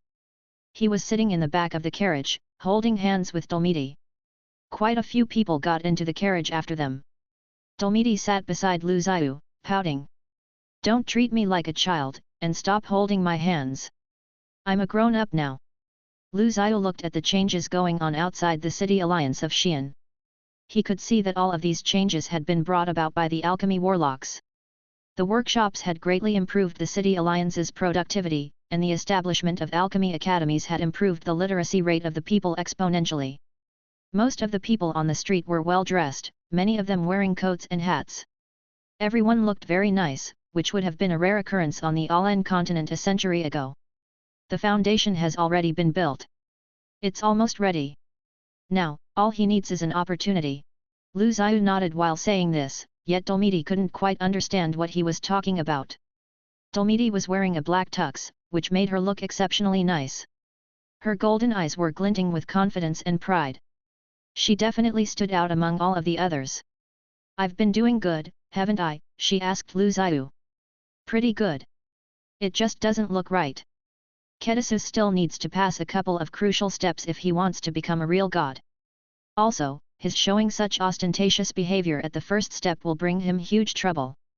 "What kind of trouble?" "These are all necessary things. Besides, everyone knows about the goddess of death now," she said. Lu Zhiyu didn't respond to that, as it perfectly fit in with Lu Zhiyu's plan because it accelerated the fight for the thrones of the gods. Then, taking a glimpse at Dulmidi, who was leaning against Lu Zhiyu, while appreciating the scenes outside of the carriage, Lu Zhiyu looked upset. He then said, "You said that you've already grown up, but your sister isn't half as clingy as you are." "What? Sister is not much better," Dulmidi exclaimed, her feelings somewhat hurt by her father's statement. Chapter 283, Ignite the Godly Fire. It was a busy time in the city of Babur. It wasn't even summer yet, but it already felt like the city had ushered into a completely new season. Everyone within the city seemed to be caught in the middle of the rapture. The controller of the underworld, the supreme leader of the kingdom of deaths, the manager of deaths and souls. "We wish you to bestow upon us eternal life." Dozens of people were chanting as they were dragging the huge sculpture of the goddess of death to the square. They were transporting it with trailers and horse carriages. The sculpture was supposed to look horrifying and gloomy, but today, it looked cheerful, as it was surrounded by many people, all of whom were singing and dancing. There were several priests and disciples from the underworld, who were splashing water and flower petals along the way. Many citizens were groveling along the roadside, while some even swooned as the sculpture passed by them. The disciples of Pujuot weren't afraid of death at all. To them, death was simply a natural extension of life. In fact, to some extent, they thought life and death were the same. They looked forward to the afterlife more than other, and they wished that they could be selected by the gods to enter the kingdom of death. They also fancied an eternal life, or an afterlife, although most of them weren't qualified to attain that. There were also disciples from the Temple of Sky everywhere in the square. All of these disciples were wearing loose-fitting clothes from Batco. Most of their clothes looked plain, and they showed their arms and calves. People of all ages and genders gathered in the square, all of them sitting with their legs crossed and listening to the priests from the temple as they read from the Book of the Living, while receiving doctrines of the underworld of the Temple of Sky. As for the priests wearing long gowns, they were singing worship songs about gods as they danced to pray to their gods. Flower petals were all over the ground, and melodious tunes echoed throughout the entire city. There were ceremonial activities taking place everywhere in the city, and the gate was wide open, welcoming all of the disciples as they arrived here. Soldiers and priests were responsible for maintaining the order, and there were several large groups of disciples praying together. In fact, there were disciples praying everywhere, from the square to the temples, and even around the godly remains and in front of the sacred sculptures. It had been nearly 200 years since Pujuot was founded, and the Temple of Sky was the foundation of the kingdom. Now, Kedisus was not only a king, but he had even taken on the persona of a belief and a god of sorts. The city was packed with people, as nearly 100,000 foreigners had recently arrived. There were also food distribution centers and residences everywhere in the city. Clearly, the kingdom of Pujuot was fully prepared for the upcoming Death Day festivities. "What a thriving kingdom!" Jonathan observed in amazement. He was wearing an overcoat and a hat, and he was holding a stick in his hand. He was following a team of envoys from the City Alliance of Xi'an. Aside from the politicians from the Parliament of the City Alliance of Xi'an, Marina and several other alchemy warlocks were walking with him. The moment they entered the city of Babur, they attracted a lot of attention. Some priests from the temples went to greet them, and there were many people staring at them because Lady Marina was standing among them. However, they were just staring, and nobody pointed out who Marina was. In fact, they treated her as if she was only an ordinary person following the team of envoys. Marina kept looking around when she was walking toward the city. Aside from those people from Batco, there were also representatives from many other ethnicities and districts. This could be inferred upon observing their customs and distinct facial features. Pusuito was a gigantic kingdom, and it had conquered half of the Tutan district and the kingdoms in the south. However, those people were not Marina's focus at this time. This was because, at that moment, it seemed that she saw some familiar people, who were the top blasphemers from the three churches. She knew that these people had only gotten into the city of Babur by chance. Are they all here? Marina felt that the previous ambiguous information was all confirmed now. After all, nothing could be kept a secret forever, especially when there was such a huge event happening in the Pusuito dynasty. As such, it was quite easy for people to figure out what exactly they were up to. On the second day, they saw the king of Pusuito, Ketasus, who was a legendary being. All of the envoys were watching the king from every corner of the palace, and there were priests sitting everywhere in the palace as well. These priests looked upon the city that was full of disciples from the Temple of Sky. There were over 1,000 priests of the underworld in the palace at that time, and all of them were surrounding Ketasus, like stars that were surrounding the moon. Many saints were also sitting around the king. That elder looked so horrendous and powerful that he intimidated everyone that was conspiring, without even having to say a word. As the king looked around at everyone here, they all lowered their heads. He could tell that, among these alchemy warlocks, sorcerers, and saints that had come to this ceremony, many of them didn't actually treat the ceremony itself seriously. Because this is the city of Babur. This is the capital of the Pusuito dynasty. This is the place that the light of the gods shone upon. As Jonathan recalled what the priests had told them when they were first greeting them, he saw all of the priests from the underground gathering here, which amazed him. He knew that the Pusuito dynasty wouldn't do anything harmful to the foreign envoys, but their power still intimidated them. Jonathan couldn't help but look at Lady Marina, who was beside him. After he saw her face, he felt relieved. At this moment, Marina was gazing at Ketasus, and she looked solemn as she said, "Pinnacle level 4. No wonder it's an ancient being. Her measure of mind power is far superior to most." The bell was rung, and the chiming sound was heard everywhere. As the ringing sound echoed throughout the entire city, people were singing worship songs about gods and drumming. At the same time, groups of disciples that were gathered outside the city all looked toward the palace, their praying voices filling the sky above the city. At that moment, a powerful force of faith suddenly enveloped the entire city of Babur, washing over everyone. Meanwhile, Ketasus was sitting beside the godly sculpture. The faces of two gods were combined in that one sculpture, and they both appeared to be looking at Ketasus. Ketasus! Ketasus! All of the priests from the underworld were shouting Ketasus' name. At the same time, inspiring music was playing in the palace, and everyone was shouting themselves hoarse. They were standing below Ketasus and singing worship songs about him. Everyone in the city was shouting his name, and the sound waves spread everywhere. All of the disciples seemed to have gone mad, as all of those hundreds of thousands of people were shouting the same name, as if the name itself had some kind of exceptional power. Ding dong! All of a sudden, Jonathan felt that the air in the city of Babur became super thick, as if those strong traces of power were getting denser, somehow infusing the name with a different meaning at the same time. Countless engravings were seen in the palace, and the entire palace was a picture of a priest of death, yet it was somewhat different from the priest of death that was on the stone of the world tree model. A tremendous amount of forces of belief filled that picture, and they formed one special symbol after another, which was the godly name of Ketasus. In that instance, Ketasus felt that his soul had been ignited, and the black symbol flooded his soul with the special force of belief, igniting his soul and transforming it from its former mediocre state to one that was truly exceptional. The black power circulated inside Ketasus' body with the light and shadow for a time, then flowed out of his body, permeating the entire palace. All of the priests from the underworld were still singing his name in worship songs that were written all about him. At this moment, Ketasus was standing at the top of the palace, while the black power of death kept spilling out of his body. He looked down at the countless disciples as they sung out his name and groveled before him as if he was the only god in existence. All of the guests that came to this ceremony were looking at Ketasus as he was standing beside the godly sculpture.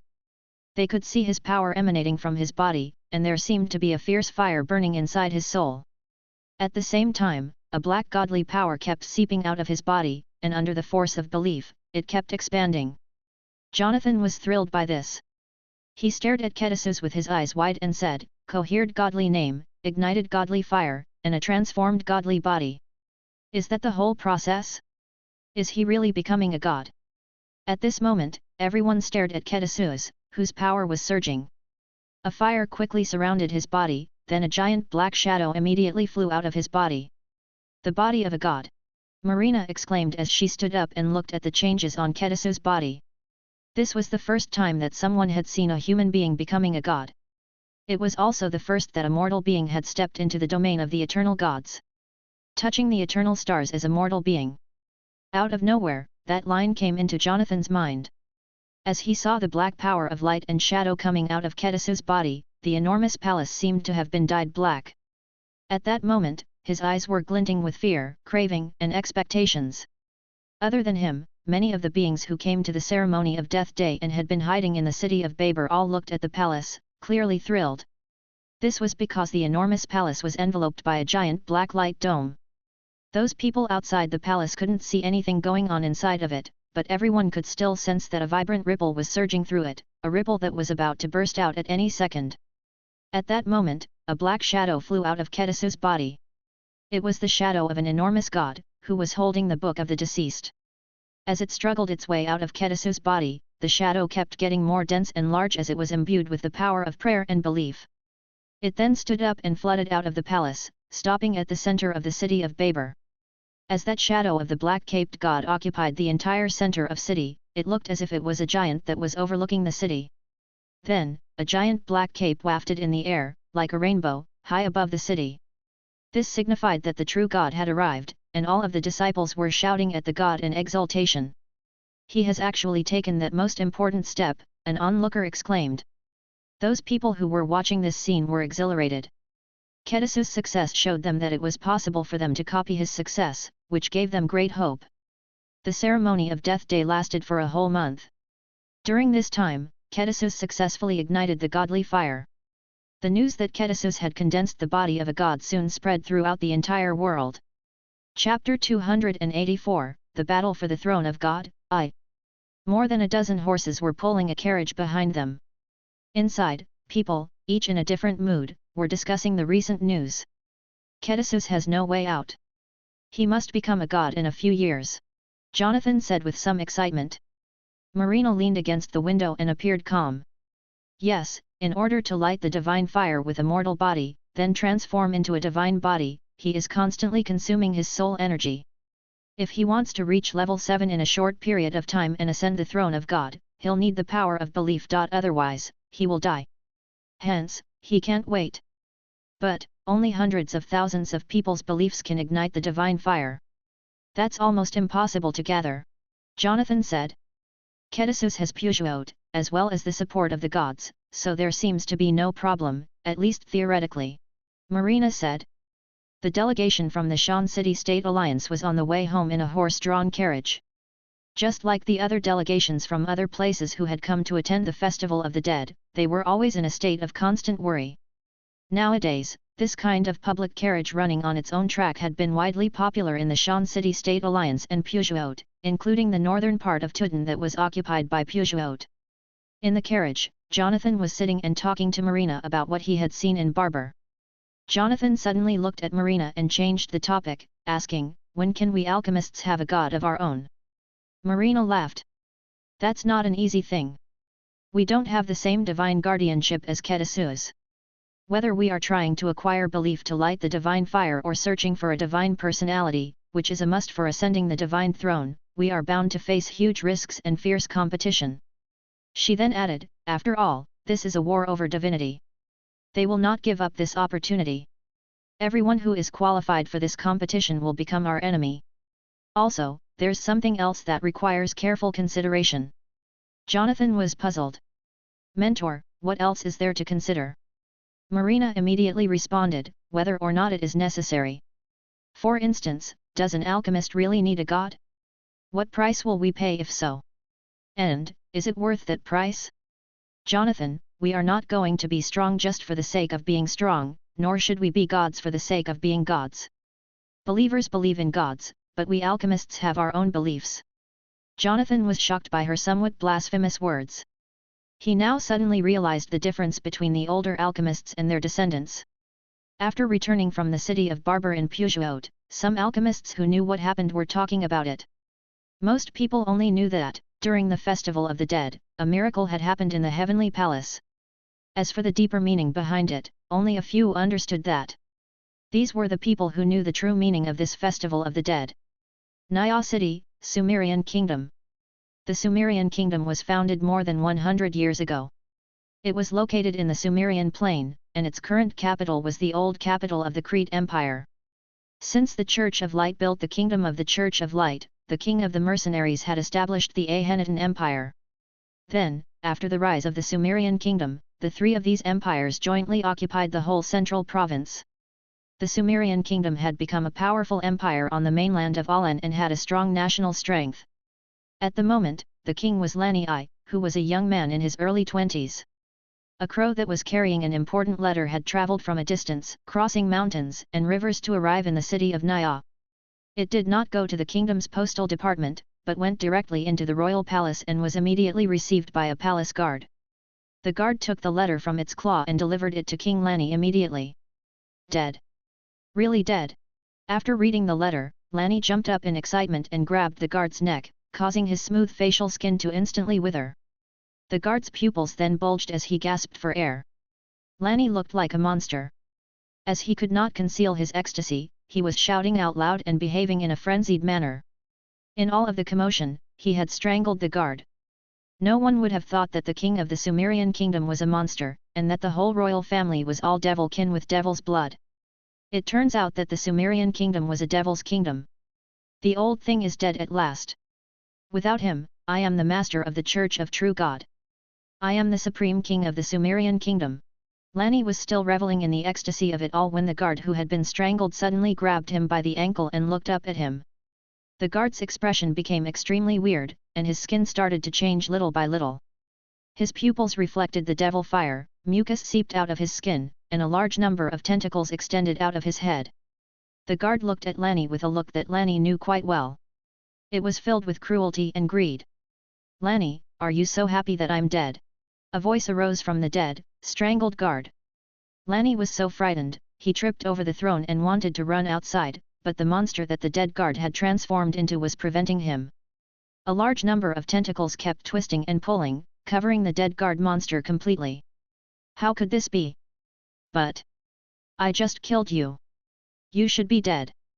The master did not respond to us, so why are you not dead yet? Let me go, let me go. Lani roared and struggled, but still could not get rid of this monster. The monster swallowed Lani up, bit by bit, while it continued to expand and wriggle. It was horrible and disgusting. It's your honor to be my descendant and to become one with me. The monster laughed. After the monster swallowed Lani, his face changed constantly. Finally, the monster became an old man with terrible scars on his face. It was Hekfos. But Hekfos was so weak. After swallowing up Lani, it seemed that he was gradually recovering some previously lost strength. As the Sumerian royals were all Hekfos kin, he had studied the immortality of demons and the essence of the devil power. Now, he knew that the drawback of the devil's power was that they couldn't really be reborn like other mythical creatures. Instead, they underwent a process that was more like soul splitting, whereof their memories could be stored and activated after their deaths. This method was crazy, but Hekfos had actually applied it to himself. This was why he could only keep the memories from the time before his soul split. Any memory after that could not be stored. Moreover, soul splitting was so dangerous, only Hekfos had ever tried to do it. Did I die? How on earth did I die? Hekfos couldn't remember a thing. Chapter 285, The Battle for the Throne of God, 2. As the wind, rain, and thunder howled, thick clouds blocked out the sky. The Sumerian city, as well as its stone palace, looked particularly gloomy in the darkness. People were in a hurry as they bustled along the spacious streets of Naya city. They were all running down the streets to avoid getting wet. The shops on both sides of the streets were closed, and every family shut the windows to their homes, so as not to let the rain come in. At this time, a few figures wearing black raincoats slowly crossed the street and headed for the palace. Their shadowy figures created a stark contrast among the rush of the other pedestrians. Their raincoats were blown to and fro by the strong wind as they walked straight towards the palace. At this moment, the entire Sumerian royal family and their guards disappeared throughout the palace. Groups of disciples of the Church of True God entered the palace. The blood, mixed together with the rainwater, flowed in torrents into the sewer. As Hek-Foss sat on the throne, he looked at the bodies of all of the members of the royal family, which were lying under the throne. Their blood had been drawn out and their bodies, turning them into horrible embalmed corpses. Their eyes turned grey-white, staring desperately and blankly ahead. The corpses were scattered like garbage on the ground. Boom! A flicker of lightning passed through the window, shining on the scarred face of Hek-Foss and illuminating the corpses on the ground. This scene was like a portrait straight from hell. The whole royal family had disappeared overnight. After that, the devil's disciples traveled freely throughout the palace, and Nia maintained its peaceful and harmonious state. Here, every family lived a happy life, and the devil coexisted with human beings. Thus, hell was next to heaven. Who? Hek-Foss suddenly raised his head and looked at the center of the palace. With a flash of lightning, a few figures appeared in the palace, then passed through the palace without any sound. During the recent massacre in the palace, they had snuck in quietly. Hek-Foss knew that they were not common people. At the moment, the disciples of the Church of True God were everywhere. As such, they could appear before him without being noticed by anyone. These people were definitely extraordinary. Their leader took off his raincoat and looked at Hek-Foss with a warm smile. His was a face that looked like a teenager, pale but handsome, as if he had been born with a noble temperament. "We were surprised that you were still alive. Congratulations to your Majesty on your new life," he said. "First of all, let me introduce myself. We are from the Gathering of Darkness. My name is Louis Bikito." Hek-Foss stood up and interrupted him. Hek-Foss was tall and muscly, though he looked a little old. For a moment, his pupils rolled out of his eyes. Gathering of Darkness? That's really an old name. You guys haven't died yet. When Hek-Foss heard the name, he suddenly felt unusually familiar with it. Then, he remembered the origin of the name. The Gathering of Darkness, which branched off from the Gathering of Nobles, had been established by the early aristocrats to resist the Church of Light, which was later occupied by wizards. From the first year to the 100th year of the San calendar, it had been active in the central province. But, without any apparent reason, it had gradually declined. There is light and there is darkness. When the sun rises in the sky, darkness hides in the depths. But, when night falls, darkness will cover the whole earth again. Louis grinned, his raincoat dripping water on the floor. He then walked forward through the hall, approaching Hek-Foss. Hek-Foss' face looked grave. Although he had swallowed up all of his royal family members and restored some of his strength, he was still weak at this moment. Louis was at least at level 3 and also had a bunch of people following him. Louis stepped on the corpses as he made his way to the throne. The dry bones beneath each of his footsteps made horrid cracking sounds. Louis looked at Hek-Foss, then suddenly knelt on one knee and swore his allegiance to him. "We, the Gathering of Darkness, are loyal to the great King Hek-Foss." This caught Hek-Foss by surprise.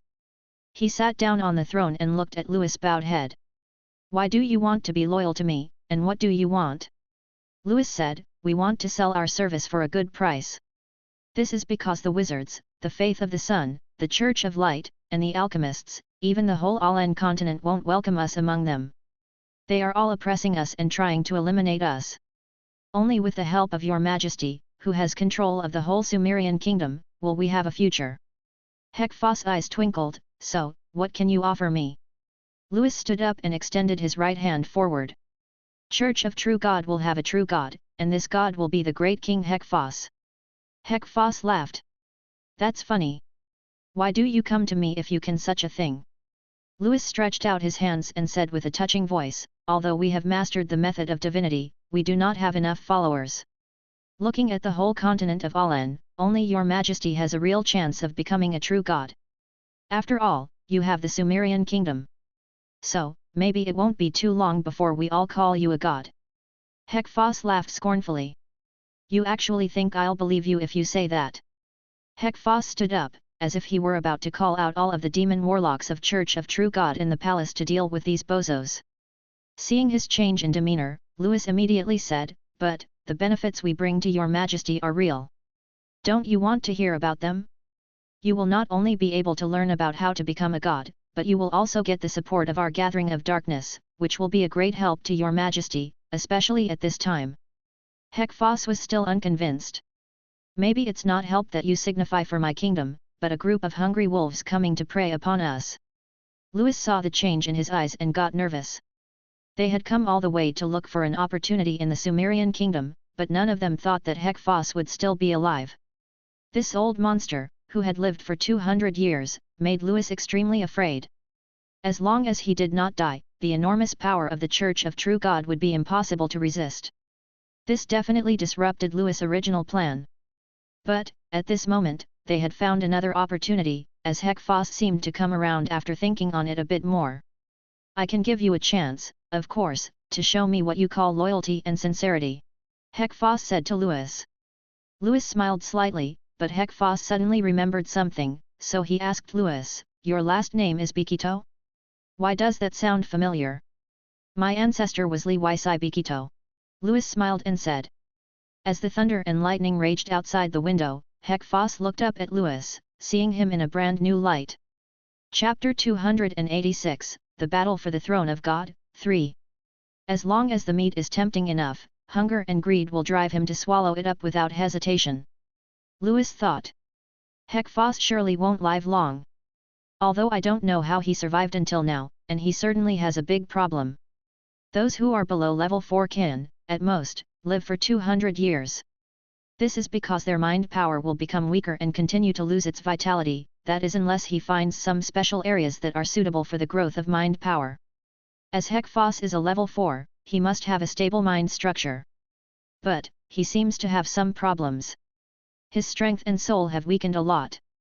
Moreover, a level 4 should have a lifespan of 1,000 years, but his has been reduced significantly. Louis seemed to be very happy now. As a ghost wizard and the current spokesman of the Gathering of Darkness, Louis' study of the soul was absolutely incomparable to anyone in the whole continent of Alan. He's very anxious, and at this time, we are the ones who have brought him hope. Louis had a confident expression on his face. The 3 men who were following him all took down their hoods at the moment. It turns out that they were actually all women. The one woman with brown hair broke into his reverie and said in a cold voice, "You are being too impulsive, as this has not been put to a vote. He is an old monster who has lived for 200 years. Even among the level 4s, he is among the top. Although he is not as capable as those in the Wizard Tower, he is absolutely not someone you can underestimate. Do you think he doesn't know what you are up to?" Louis looked up, fully alert now. He wasted no time to scoff. "I'm Louis Bikito. I've never lost. I'll win this time too. And, if he wants to be a god, others will disagree with that. No matter who they are, they won't watch him get what he wants so easily. Hek-Foss wants to be a god? Ha ha ha ha. That's almost impossible." As the rest of the people within the Gathering of Darkness stood on the city wall of Nia, following the high-spirited Louis, there were no soldiers on the wall, only some patrols to keep order. There were many civilians coming and going, as well as some mercenaries and merchants. Many idle people in the city had also gathered here. As such, this particularly street nearby the wall seemed to be a busy street, especially in wartime. The Gathering of Darkness and a large number of wizards immediately converged upon the central province. Some of them were suppressed by the churches and had been hiding for a long time, while others had been expelled from the Wizard Tower due to their evil experiments. Still others were wanted for killing and violating the rules of the tower. All of them now journeyed towards the Sumerian kingdom. Among them were also many devil-kin, some demon warlocks who were following the demons in the abyss, and some ghost wizards, like Louis. They all wanted to take this opportunity to enter the Sumerian kingdom. Currently, the Sumerian kingdom was undergoing drastic changes. As such, Hek-Foss needed a lot of extraordinary forces and the support of Gathering of Darkness to help him realize his ambitions. Although the life of ordinary people had not changed much, the Church of True God, which was using another name, the Church of the Dark Knight, began to go to the front of the stage instead of hiding like before. The first thing that they did when they emerged was publicize their doctrine. A large number of believers of the Church of the Dark Knight poured into the streets. They held religious flags and preached their beliefs in the kingdom's various squares and streets.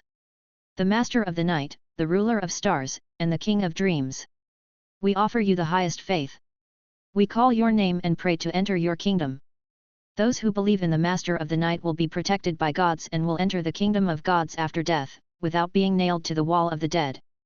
Believe in the Master of the Night, and you will be redeemed. The priests in dark red cloaks excitedly promoted the doctrine of the Church of the Dark Night. In their words, the Master of the Night was the supreme ruler of the night, who guarded the stars and dreams.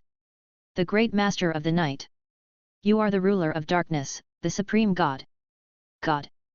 Please save me from this endless misery.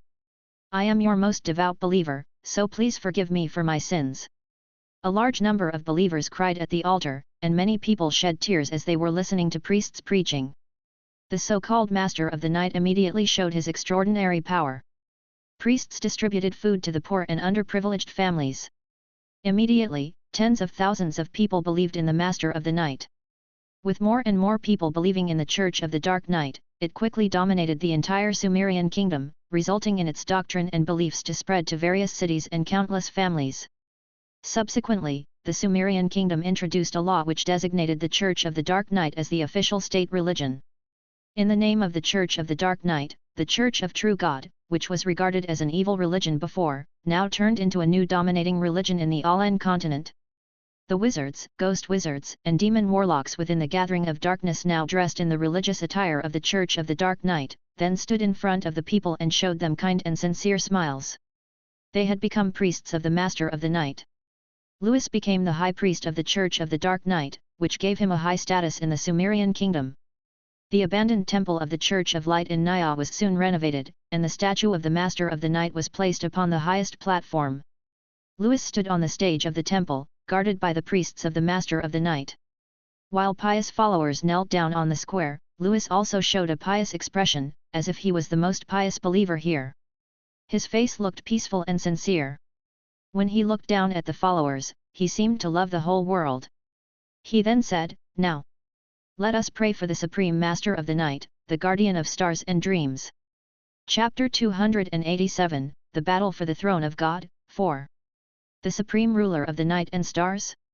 What a great ambition! Zhiyu laughed. As he snapped his fingers, a black chess piece that was emitting a fluorescent glow rotated and then fell down, landing on the Sumerian kingdom on the map of Maria's world. On the chess piece, there was an image of someone dressed in a black robe, like a wizard's. He was holding a candle, and the faint candlelight seemed to illuminate the whole night. It seems that he wants to be the god of night, and its corresponding authority is controlling the length of the night, temperature changes, human sleep time, and even human dreams. This god can make a series of corresponding rules, and there is great potential for authority expansion, Zhiyu observed. As he put hands together under his chin, his two forefingers moved constantly. He was clearly in deep thought. At last, he raised his eyebrows and nodded. Well, I'll let him see if he can handle it. As the chess piece fell, the whole Alan continent on the map changed instantly. The mountain ranges and the shadows of small cities could now be seen clearly on the map. Even the clouds on the map kept changing their forms. The whole world map was like a giant chessboard, and 11 chess pieces that were shining like stars above the board had not fallen down yet. The news about the Church of the Dark Night immediately spread from the central province across the whole Alan continent. This religion emerged overnight, which instantly stirred up the Church of Light, as well as the wizards and the orcs. All of them immediately devoted all of their attentions to the Sumerian kingdom. The Church of Light, the Faith of the Sun, the Wizard Tower, Colossus College, the Mercenary Union and various organizations of extraordinary power entered the Sumerian kingdom to investigate this religion. They were particularly fascinated by it, as it had emerged suddenly and developed so fast. The dense black forest, stretching from the coastline to the skyline, was blocked by towering mountains. Within the forest, a large number of magical beasts and powerful monsters existed, making this area a forbidden place for human beings. However, the kingdom of Rosa Doro had built some cities and great fortresses in some important import and export harbors nearby. On the one hand, they did this to protect humans from magical beasts and monsters that escaped the Black Forest. On the other hand, they did this because of the abundant resources that were available in the forest. Specifically, rare medicinal materials and minerals had attracted a large number of mercenaries and merchants to come here. Countless people here had even built special adventurer towns on the edge of the Black Forest, which naturally promoted trade. People here saw a huge increase in their wealth and interests, but sadly, the killing never stopped. Also, there was always a mist in the Black Forest, making it dark and humid all the time. In the depth of the forest, on a black mountain that was surrounded by a large number of devil camphor trees, stood a tall tower, which was the holy place of all of the wizards, the Wizard Tower. The devil camphor trees emitted a strong miasma and formed illusionary magic boundaries, blocking all of the unwanted visitors. These devil camphor trees, after more than 200 years of growth, had gradually evolved into a special type of magic plant. Even the breeding of the ancient war trees had incorporated this unique cultivation method of the devil camphor trees. After wizards returned from the Yala continent, they had immediately upgraded the original magic boundaries. As such, even the extraordinary wizards could not break through the magic boundaries that had been formed by these devil camphor trees. This was because any movement outside would be noticed by the wizards inside. Then, groups of tower wizards would immediately come to kill the intruders. Dozens of towers had been built as a safeguard, protecting the wizard tower. Many wizards and wizard servants were shuttling along the roads. There were also all kinds of magical beasts that were tied in chains or being ridden by wizards. Letter ravens were also busy going about their work in the sky. There were even shops that were selling all kinds of magic materials, magic potions, alchemy products, magic books, and so on. Some roads were even built with railway tracks, where alchemy railway cars ran up and down daily. Each wizard tower was a large research institute. Different wizard towers were led by different mentors, and each focused on different aims. Some of these niches included alchemy, bloodlines, dreams, magic potions, and even magical beast breeding. Each wizard tower also had its own characteristics in terms of magic application. This was indeed a proper wizard city, and the wizard tower was the most striking and prominent institute, one which had already nurtured generations of wizards throughout hundreds of years. Countless wizards had graduated from here, then gone on to create their own legends, bringing changes to the whole continent. All of the wizards regarded the wizard tower as a holy place. Its style was like the architecture of the mythological era, solemn and grand. Any wizard who looked at it couldn't help but feel a sense of awe. Generations of wizards came here at all costs in order to study. In fact, every single wizard dreamed of getting in, and those who graduated from here were still proud of it, even years after the fact. What is the Church of the Dark Knight? It's just another Church of True God. In the top floor of the Wizard Tower, some wizards were discussing the Church of the Dark Knight in a huge conference room. There were a large number of seats on both sides of the room. When major events took place, wizards gathered here to express their thoughts, and a main speaker would stand in the center to give speeches and offer opinions. The Sumerian kingdom was under the control of the Church of True God, yet we didn't know that until just now. The tower has been too isolated from the outside world. Moreover, the Church of True God is hiding, and even the Church of Light has not found out about this. All of the wizards were offering different opinions. The Church of True God, which had been in hiding, had suddenly appeared. Although they had re-emerged under the new name of the Church of the Dark Knight, the wizards had still found out this secret. One of the wizards looked serious and asked the speaker, how could Hekfos not have died? Well, it's apparently true. According to the information we've got, he's still alive, the speaker replied, still not really answering the question. The abilities of these demon warlocks are so weird. I can't understand them, another wizard exclaimed. Everyone looked towards Edward as he stood up and said, I think that what we should really be concerned about is what they want to do, and whether that will be harmful or beneficial to us. Moreover, whether it has anything to do with us at all. What should we do if it is both harmful and beneficial? Someone in the back asked. Edward had been the master of the tower for more than 100 years. Now, he was more mature than he used to be. His prestige among wizards was even greater than his foster father and mentor, Borkalermos, had ever been. There were a lot of debates going on at the conference. Some high-level wizards, who had experienced what happened in the mainland of the Yala continent, analyzed what this so-called Church of the Dark Knight was going to do. They then voted to take action against the Sumerian kingdom. In addition to the Wizard Tower, various extraordinary forces also decided to take action quickly.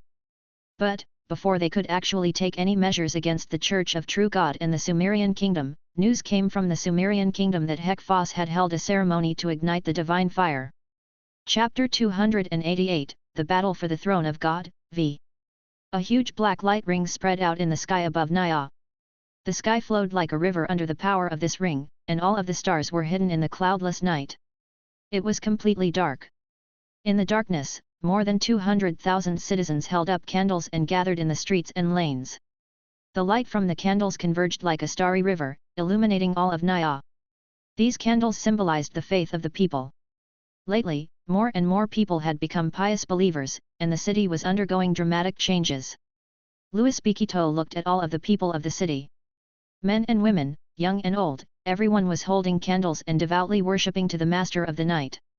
This is true belief. Is this how it feels when everyone holds an absolute belief in you? Louis was in a state of euphoria. If I can become a god, I can decide the fate of the world. Only God, the true God, is in control of his own destiny. The candle light spread all the way to the ends of the world. This scene looked like the Milky Way, and made it appear as if the whole world was covered by the light of the candle fire. This whole scene had tremendously shocked Louis. He stretched out his hands, shouting to everyone, "Let us all call upon the holy name of our Lord, the Master of the Night, the Supreme Ruler of the Starry Kingdom, the Guard of the Dreams, Hek-Phos." In an instant, all of the people on the ground roared together. In the temple of the Church of the Dark Night, candles were also lit, their light reaching from the highest stages to the lowest steps. Along with this roar, candle flames throughout the whole city flickered violently, and a great power converged, then headed towards the center of the temple. A black shadow spread out from the temple, soon covering it entirely. The black shadow looked like the robe of God. It moved with the bouncing rhythm of the candle flames. This magical scene ignited the people's passions. God is coming. Will be redeemed. God, please show me the way. The sun will eventually set, as only the night is eternal. The eternal darkness, I adore you. May I always be with you. All of the people looked at the sky and roared enthusiastically. They were constantly streaming into the temple, as if this would bring them closer to their God and the divine world. This tremendous power of belief was growing throughout Nia, even igniting the central part of the city. Taking strength from this power of belief, a massive shadow rose up from the ground. The shadow held a huge candlestick, and the candle's flame lit up the night. The flame emitted a bright light and a wave of heat, as if it was showing the way to the divine world. The shadow looked at Nia, as if it was looking at its own kingdom. Its cold eyes looked at countless believers as they were kneeling on the ground to pray. He couldn't help but secretly laugh at their stupidity. Foolish and ignorant humans. The candlestick in its hand shook, while fire fell down from the sky like a starry rain, scattering throughout the earth. All of the people who were touched by the fire immediately felt refreshed. Those who were seriously ill recovered on immediately, and some of the most pious believers even turned into priest apprentices. This fire rain ignited the beliefs of the whole city. All of the people were crying out the name of Hek-Phos.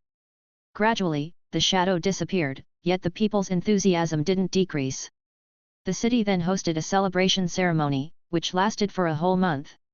All of the people in Nia were going crazy over the arrival of the Master of the Night. Every night, a large number of followers gathered in the streets and held a grand parade. Cheering resounded throughout the city. After completing his preaching, Louis returned to the temple. A large group of people who were wearing priests' robes followed him through long corridors, then knelt down at the door of the temple. When the temple door opened, an infinite darkness seemed to come from the inside, immediately permeating the outside. The people then stepped into the temple as if they stepping into an unknown and mysterious world.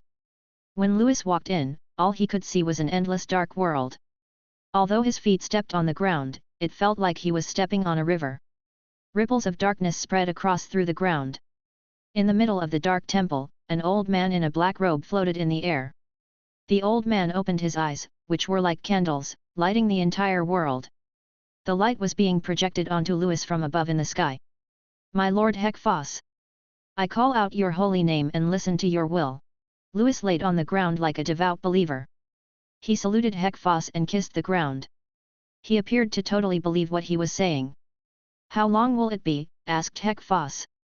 He then opened his eyes and looked at Louis. His eyes were filled with indifference. He looked upon Louis, who was on the ground, like he was a speck of dust or a tiny ant. 3 more days. Louis said excitedly, as if he was cheering for Hek-Phos. He raised his voice and added, 3 days from now, you could have the divine personality of the God of Night. My lord, as long as you integrate the divinity, you will become a god who truly has the control of the world. He continued excitedly, as long as you reach level 7 and ascend the divine throne, you will be the master of the night. Then, all of the living things in the world will witness this, the birth of a true god. As Louis raised his hands high in the air, his intense level of excitement made it seem as though it was not Hek-Foss, but himself, who would ascend the throne.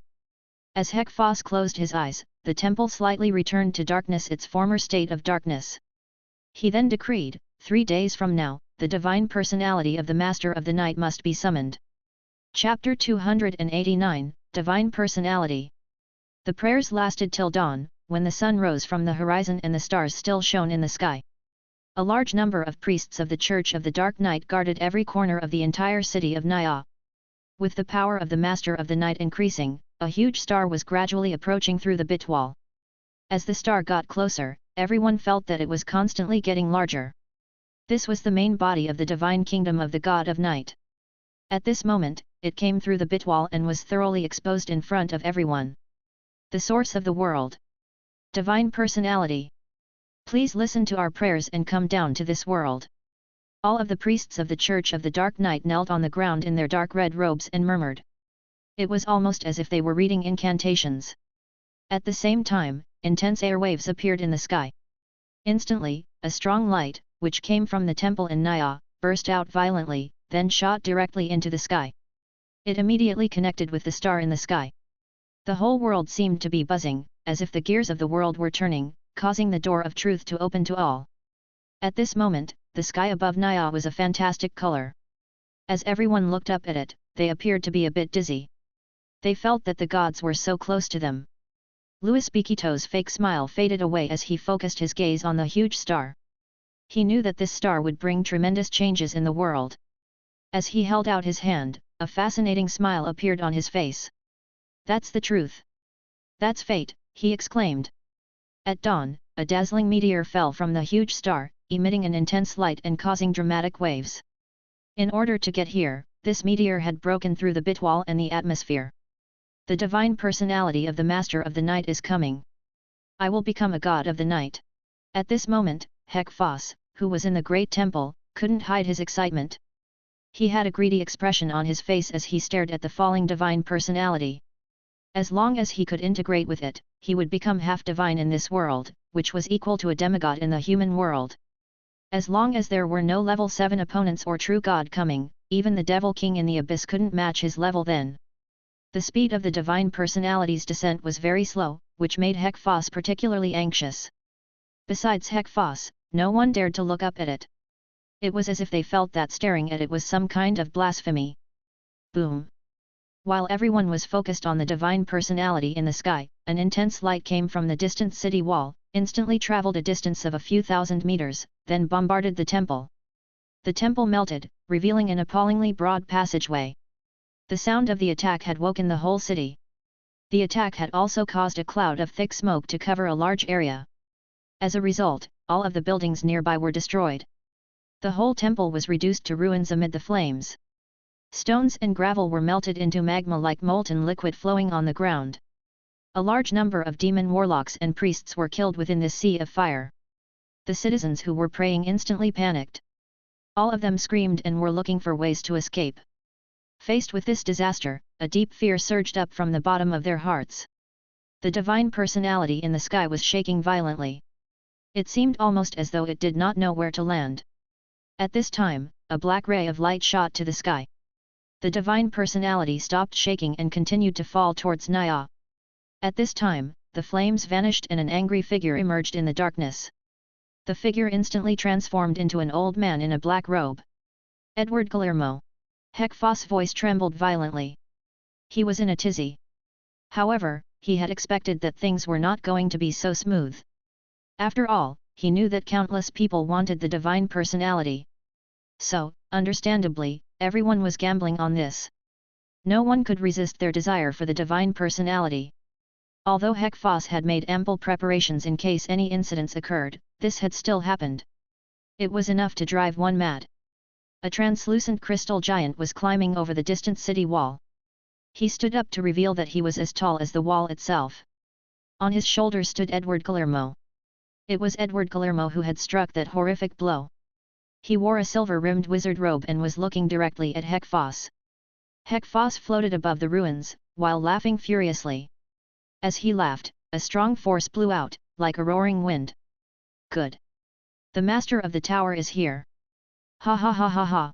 Hek-Foss laughed. His grey hair shook, while his cold eyes swept around him, looking at every corner of Nia. He then asked, who else is there? Come out! Don't hide! At this time, several figures appeared on the city wall. They were all big names within the mainland. Then, all of them formed a circle and surrounded Hek-Foss, leaving no chance for him to escape.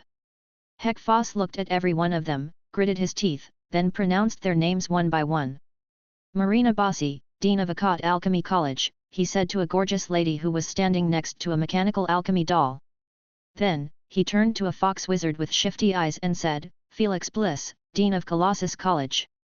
Bill McDowell, Chief Justice of the Church of Light, he said to a middle-aged and indifferent-looking man. First generation Holy Knight Tiridan, the founder of the Tiridan Knight Kingdom. You old thing! I can't believe you're still alive. He pointed to a surprisingly robust old man. Hek-Foss then looked to another direction and revealed a grim expression, as if the man who he was currently facing was a disgrace to him. He then said, and you, Lin A. Henniton, King of Mercenaries, do you think that with the sword of the king, you have automatically become the Lion King? You are nothing. Do you even have divine power? You are only a mere level 3. Then, Hek-Foss laughed and shouted to all of his enemies, the divine personality has come, and none of you can stop me. I am the master of the night. All of you will die. Chapter 290, Falling of the Divine Personality. The crystal giant jumped and punched at the divine shadow that was emerging behind Hek-Foss. As the shadow waved a huge candlestick, its flames burned the sky bloody red. The crystal giant's fists bombarded the candlestick, trying to put out the flames. The giant was being projected by Edward Guillermo with magic. As such, he was no different from a real one. The giant even possessed extraordinary power, which was beyond imagination. However, as Hek-Foss' divine shadow was so powerful, the 6 who had surrounded Hek-Foss were like mere dwarves. Marina Bossi, in cooperation with Archimond, produced a much fierce power. So, Marina used all of her extraordinary illusion techniques to attack the divine shadow. The others also used every means available to them to aid in the endeavor. The sound of bombing was louder than thunder, which made all of the citizens run and hide in their houses. The huge divine shadow waved its candlestick again. Besides Edward, all of the others couldn't resist its force. Before, Hek-Foss was never capable of fighting with the majority of them.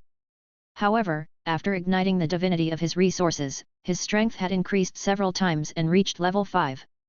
If he integrated the divine personality, no one present could leave here alive. Thinking of such a victory lying ahead, Hek-Foss was anxious to fly up into the sky.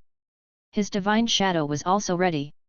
In a fury, Hek-Foss gave an intense blow to the cloud mass that was hiding the divine personality.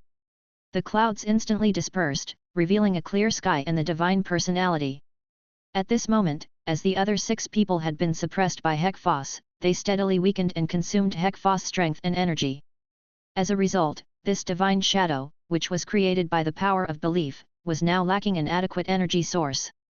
As such, the 6 people were waiting for Hek-Foss to reveal his weakness.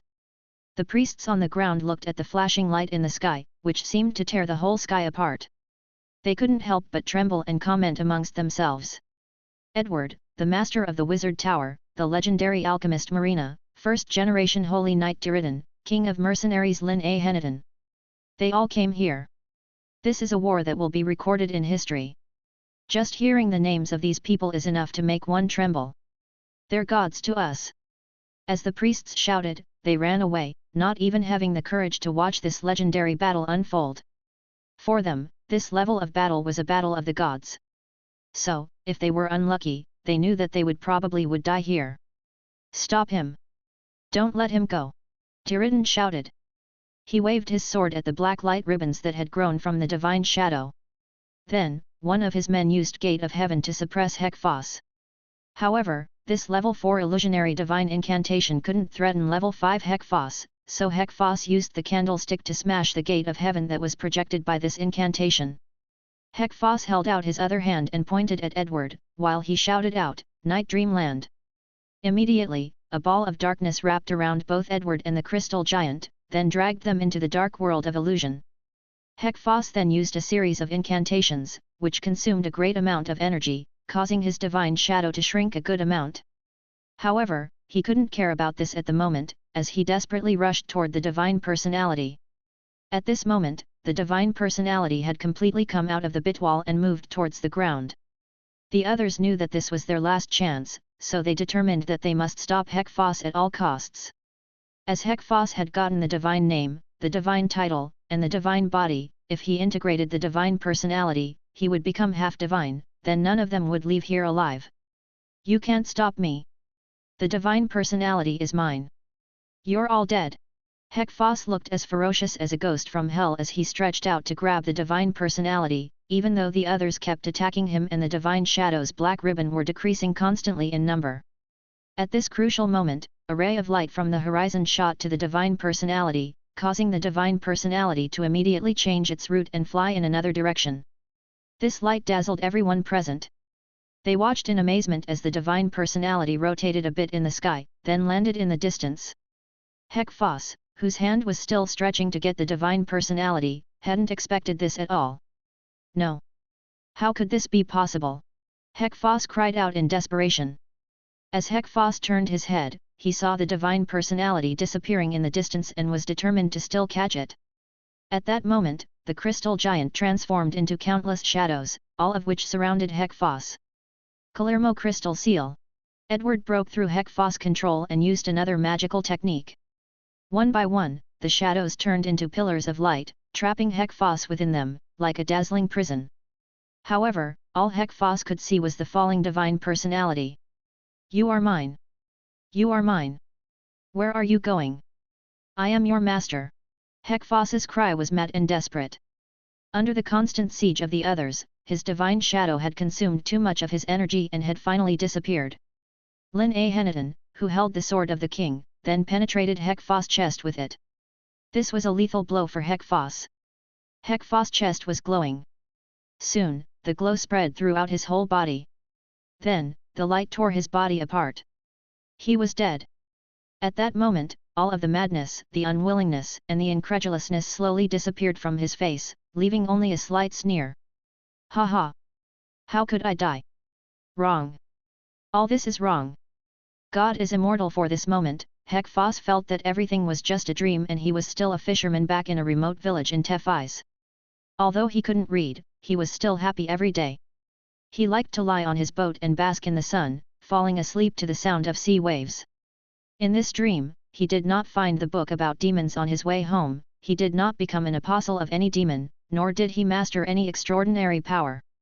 He was neither the so-called king nor the founder of the Church of True God. Most importantly, he was not a notorious man within the mainland. He still napped on his boat and basked in the sun. The villagers greeted him when he returned from a day on the water. When he came home, he would secretly send a fish to the girl he liked, even if he knew she didn't fancy him back. So, I just had a dream? That dream was terrible. Ha ha ha ha ha. Ha ha ha ha ha. Hek-Foss cried out. With a smile on his face, Hek-Foss was swallowed up by the light and vanished into the air. He, the actual ruler of Sumerian kingdom, had now died in the Sumerian sky.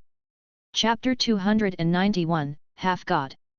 The kingdom of Gracchus, one of the three kingdoms which had started the Central Province War, was located next to the Central Province. However, ever since the war, the allied forces of the three kingdoms had fallen on the Sumerian plain, and the kingdom of Gracchus wasted away with each passing day. The Sumerian kingdom declared war on the neighboring Rosetta kingdom and Gracchus kingdom from time to time in reprisal, taking cities and invading lands. Internal contradictions arose. Even the royal family had changed a few times. The Torii city in the Menlo Hills was a city on the eastern border of Gracchus. One could say it was more an abandoned mine than a city. It used to be a mineral vein, but was built into a city by slaves sent by the king to reclaim the wasteland. They'd lived there for generations. Many slaves and exiled criminals were sent to this place. Thieves, murderers, slaves, dark wizards, and wandering knights formed this special world. In early days, Torii City had been a haven of money and darkness, with well-developed trade. Those seeking fame, power, and nobility flocked to the city like hyenas following the smell of carrion. One could achieve greatness here with very few morals. However, after more than a century's worth of overmining, the veins were exhausted. It became a dismal, abandoned city full of criminals, refugees, and orphans, castaway mercenaries and desperate saints hunted by the Church of Light. Evil lurked there as well. Tori City had gone from a corrupt but prosperous mining city to a hideaway for things too dark for even the power-hungry to accept. Clank! Clank! An old, dilapidated elevator descended into the abyss. The piercing sound of the iron chains echoed up from below. It was like a giant black hole leading to the center of the planet, or a gaping mouth capable of devouring the entire world. Spiraling down the mine shaft were endless buildings. Layer after layer of shabby houses were built on the edges of cliffs, surrounding the abyss-like mine, going deep underground. Some of the buildings were no more than metal or wooden frames, broken down after years of neglect. Shadows moved in between the structures. Lights flickered ominously. More than 100,000 of the poor lived in this dark land of sin. They made a living by digging out the last remaining mine, descending deeper and deeper into the darkness. This was what was left of Tori City. It was almost like the sun had disappeared. Suddenly, a crowd of people began to appear. People stepped outside their homes, holding candles and walking on the edges of the cliffs. It seemed like everyone was praying. As the outside world was focusing on the city of Nia in the Sumerian kingdom, a god fire ignition ceremony was taking place quietly in this unnoticed, outlaw city. Source of the world. Divine personality of truth. Please answer our prayers and come to this world. Men and women, young and old, criminals, demon warlocks and dark wizards all gathered, shouting to the heavens. Circles of light rose up high. A dazzling light beam shot up into the sky.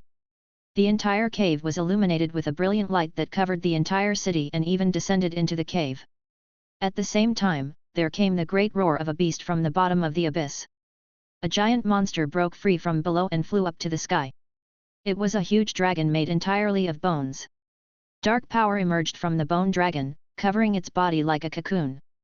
It flew into the sky and then a giant divine shadow emerged from its body. Lights shimmered over the blurry figure of the divine shadow. It looked like Louis Bikito. Indeed, it was Louis Bikito's bone dragon. Heat ignited soul flames and blended into this level 4 dragon. A meteor with a long, brilliant tail streaked across the dawn sky and fell to the ground. He's coming! He's coming! We succeeded! Louis Bikito succeeded! The entire population of Tori City burst into cheers as if they had waited for this moment for a long time. They had been waiting for a chance to change their fate and now, it was finally happening. The giant divine shadow opened his palms which emitted colorful lights that then engulfed his body like flames. He shivered and his body strengthened. At this moment, god kingdoms in the sky connected with him as if they were looking down on him. The bone dragon at the core of the divine shadow roared agitatedly, beating its wings. The sound was not just a roar, but a language created by mind power. He was shouting his god's name. Louis Bikito. Thousands in Tori City shouted out his god's name at the same time. Louis Bikito. After the war of the Sumerian kingdom, the king of Hekphos had failed when igniting divine flames and embracing divine personality, and been killed by Lin Ahenaton with the sword of king in the city of Nia. However, the divine personality of the Dark Knight had been lost in the human world. Everyone had started the crazy search for the divine personality of the Dark Knight. The entire central province and the Church of Light was desperately trying to find it. The news about the gathering of darkness and Louis Bikito immediately spread to the Church of Light, the faith of the sun, wizards, alchemy warlocks, and top leaders of all kingdoms. Gathering of darkness. When did this happen? When will these damn rats die out? They just make a fuss every few decades. This time is different. They now have a half-god. What do they want to do? Declare war on us. In St. Sarl City, the kingdom of the Church of the Light, everyone was astonished and agitated by the emergence of the gathering of darkness. Many leading priests and bishops expressed strong opposition to the existence of this cult. Did the Lord give any oracles? No. While the rest of the world scrambled to figure out what was going on, the gathering of darkness brought all of its members and left the area of the Church of Light. They went to the foreign land in the southeast of the Alan continent. The foreign world that was surrounded by the area of the Church of Light, the Bado area and the Desert of Death, Harif. Chapter 292, conflict at sea. Swirl continent, the Mermaid Kingdom. Plunberg was a crucial port for the Mermaid Kingdom. When the channel connecting to the human world opened up, this port had brought in massive fortunes and imported resources for the Mermaid Kingdom. Sailing boats and steam paddle-wheeler ships densely covered the coastal waters. The thriving marine trade and growing number of merchant ships announced the beginning of the Great Navigation Era. Humans, fairies, orcs, and mermaids had only discovered less than half of the world and had only opened the channel to Yelan continent and Swirl continent. More than half of the world remained uncharted. Nevertheless, fleets continued to travel across oceans. Unknown, remote islands were discovered, channel after channel was created, vast oceans and worlds outside the continent were explored and marked on the map. The vast sea bordered by Alan continent, Swirl continent, and Yelan continent was called the Sea of Storms because of frequent maelstroms, dangerous waters and countless monsters. Islands were discovered in the Sea of Storms and one by one, safe channels were opened. Humans were now all over the oceans. Adventurers chased fortune, faith, and fame by rushing to the oceans, and with the growing number of merchant ships, pirates emerged as well. Some merchant ships and even a few kingdoms' navies took up piracy as it turned out to be a lucrative business. Chaos prevailed on waters. There were no laws. Like a watery jungle, killing and plundering ruled the sea. The Kingdom of Rosa d'Oro and Shan City State Alliance were the two strongest human powers across the seas since they had a huge number of ships. The Queen of the Mermaid Kingdom, Gina, had worn the crown for more than a century. With great knowledge of the human world and alchemy warlocks, she started a revolution after she returned to the Mermaid Kingdom. It began with merging the Cao Dao Sahajins into the Mermaid Kingdom. Numerous Cao Dao Sahajins began to take on crucial positions within the empire. The Mermaid Kingdom was divided into several classes and groups. Mermaids were the highest class, controlling sacrificial rites and kingship. Cao Dao Sahajins controlled the army and politics. The lower class were civilians and slaves. Not hesitating to transform the ruling class of Mermaid Kingdom, Queen Gina also developed the culture, commerce, religion, and education greatly. She created a system similar to the Alchemy College where a huge amount of mermaid scholars, alchemy warlocks, artists, architects, craftsmen, and metallurgists were nurtured and trained. Moreover, numerous fleets were created as soon as the nautical age arrived. Trade with the human kingdom was initiated and channels leading to Alan continent and Yelan continent were successfully opened. Even though mermaids had a natural advantage in the water, only with ships and fleets could they travel to the deep sea. Ships provided shields and protection for them during sea battles. It was similar to how humans used horses and chariots despite being able to walk. Without a large number of fleets, the power of the Mermaid Kingdom would be limited to the coastal waters and the inland of the Swirl continent. With years of training and development, the Mermaid Kingdom fleets now cruised freely on the Sea of Storms, capable of fighting against both the Kingdom of Rosa d'Oro and Shan City State Alliance. The Mermaid Kingdom had changed completely in the last 100 years, developing population, culture, economy, and military. How things have changed. It feels like I only dozed off for a moment, and the Mermaid Kingdom is now completely different. Lu Zhiyu said, lying down on the bow of a steam paddle-wheeler ship. The sea breeze brushed his face, ruffling his black hair. The wheels on both sides of the ship rolled forward as smoke rose from the chimney at the back, disappearing slowly into the sky. "Oh, the wind is rising," said a girl with blonde hair and a white lace hat. She was wearing a light-colored dress and red shoes, holding onto her pretty hat so that it would not be taken by the blowing wind. Vert-Handi raised her head and gazed at the distant horizon. "More and more new things," she said. "This world just keeps getting interesting. The unchanging world has only become beautiful because of the development of these colorful lives." Vert-Handi looked to Lu Zhiyu and smiled brightly like the sun on the deck. "This is why I am helping you, Dad, to develop this world further. All the lives here can move forward together." Lu Zhiyu laughed. "Is this such a noble act?" he asked. "I feel more like a supervillain behind all these things. One day, the hero of justice will come and take me down." Vert-Handi threw her arms around Lu Zhiyu's neck. Her eyes glimmered. "You are the almighty creator," she said earnestly. "Everything started with you and will end with you. Your existence is the reason why we, and everything in this world, exist." The ship reached shore and moored at the port of Plunberg Harbor. The fleet did not raise any attention, it was just one of the many fleets that arrived at Plunberg. Ships and sailboats came and went, forming a unique view on the horizon. Many Cao Dao Sahajins were on the dock, wearing simple shirts and leather pants. The mermaid priests looked over the port from afar. For this visit, Lu Zhiyu wished to see if there were any potential candidates for a god's name from the mermaid race. There were quite a few capable human candidates, however, Lu Zhiyu did not wish to have all human gods.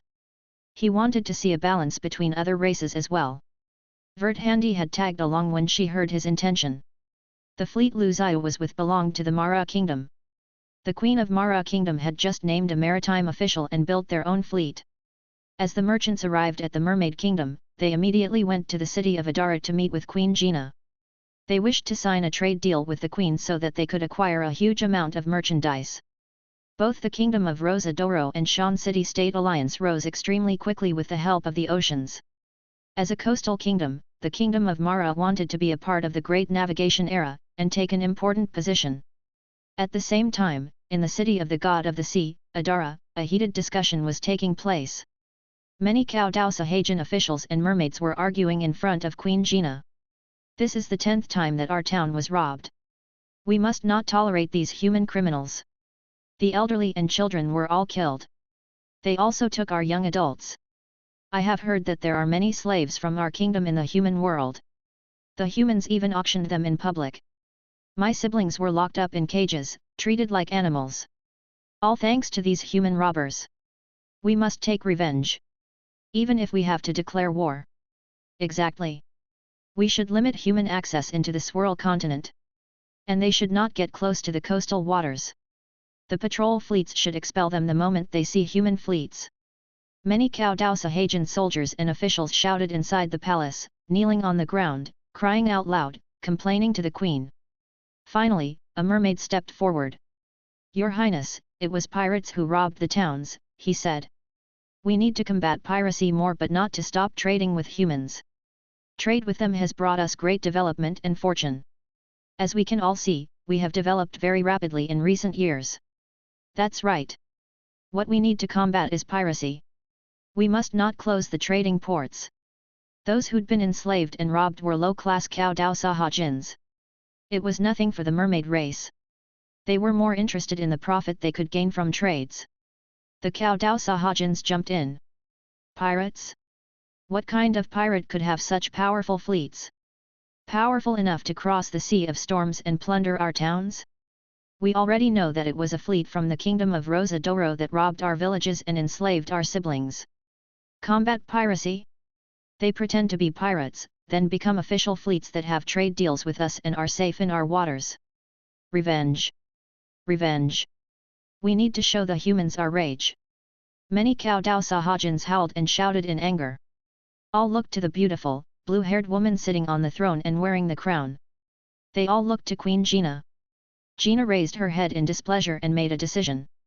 If the story checks out, send out emissaries immediately, she said. Tell the King of Rosa Doro he must give us an explanation. Abolish the trade deal with the Kingdom of Rosa Doro, cried the Cao Dao Sahajins. Expel all fleets and merchants of the Kingdom of Rosa Doro. Search and investigate every individual related to enslaving mermaids. Search every merchant ship. Anyone disobeys the order, put to death. Chapter 293, Sea Warfare. Halt! Fire! Orders were shouted down the deck as it fell into chaos. Wood barrels tipped over, rolling across the ship. Ropes swayed violently while some of the crew clung to them. Other crew members passed messages along. The sailors fired the alchemy cannons. With thunder-like blasts and black smoke, cannonballs lit up the sea. Dozens of battleships were at war. The now tattered flags showed the identities of the two parties. One had the rose symbol from the human kingdom of Rosa Doro. The other had the trident and waves of the mermaid kingdom. Both parties continued to fire. The blasts from the precisely placed cannons, the rising steam and the smell of smoke all got the adrenaline pumping. A few battleships from both parties sank into the sea. The Mermaid Kingdom fleet was nothing like that of the humans. At the bottom of the mermaid ships were doors. When at war, the doors would open and mermaid warriors would leave the ship to attack the enemy fleet from underwater. It did not take long for a few ships to be cut through. Sea water spurted into the battleships like a fountain. Water in the ship! Water in the ship, called out an uneasy crew member. Boatman! Where is the boatman? Block the holes immediately! Block them! Experienced sailors immediately began to patch up the holes. It was impossible to stay on top of the damage, however, and even as they blocked some of the holes, water poured in from the rest. They could see that the battleship was sinking. Some of the crew drowned, others were killed by the Cao Dao Sahajins lurking below. The sea was stained red with blood. In sea battles, the mermaids had a natural advantage.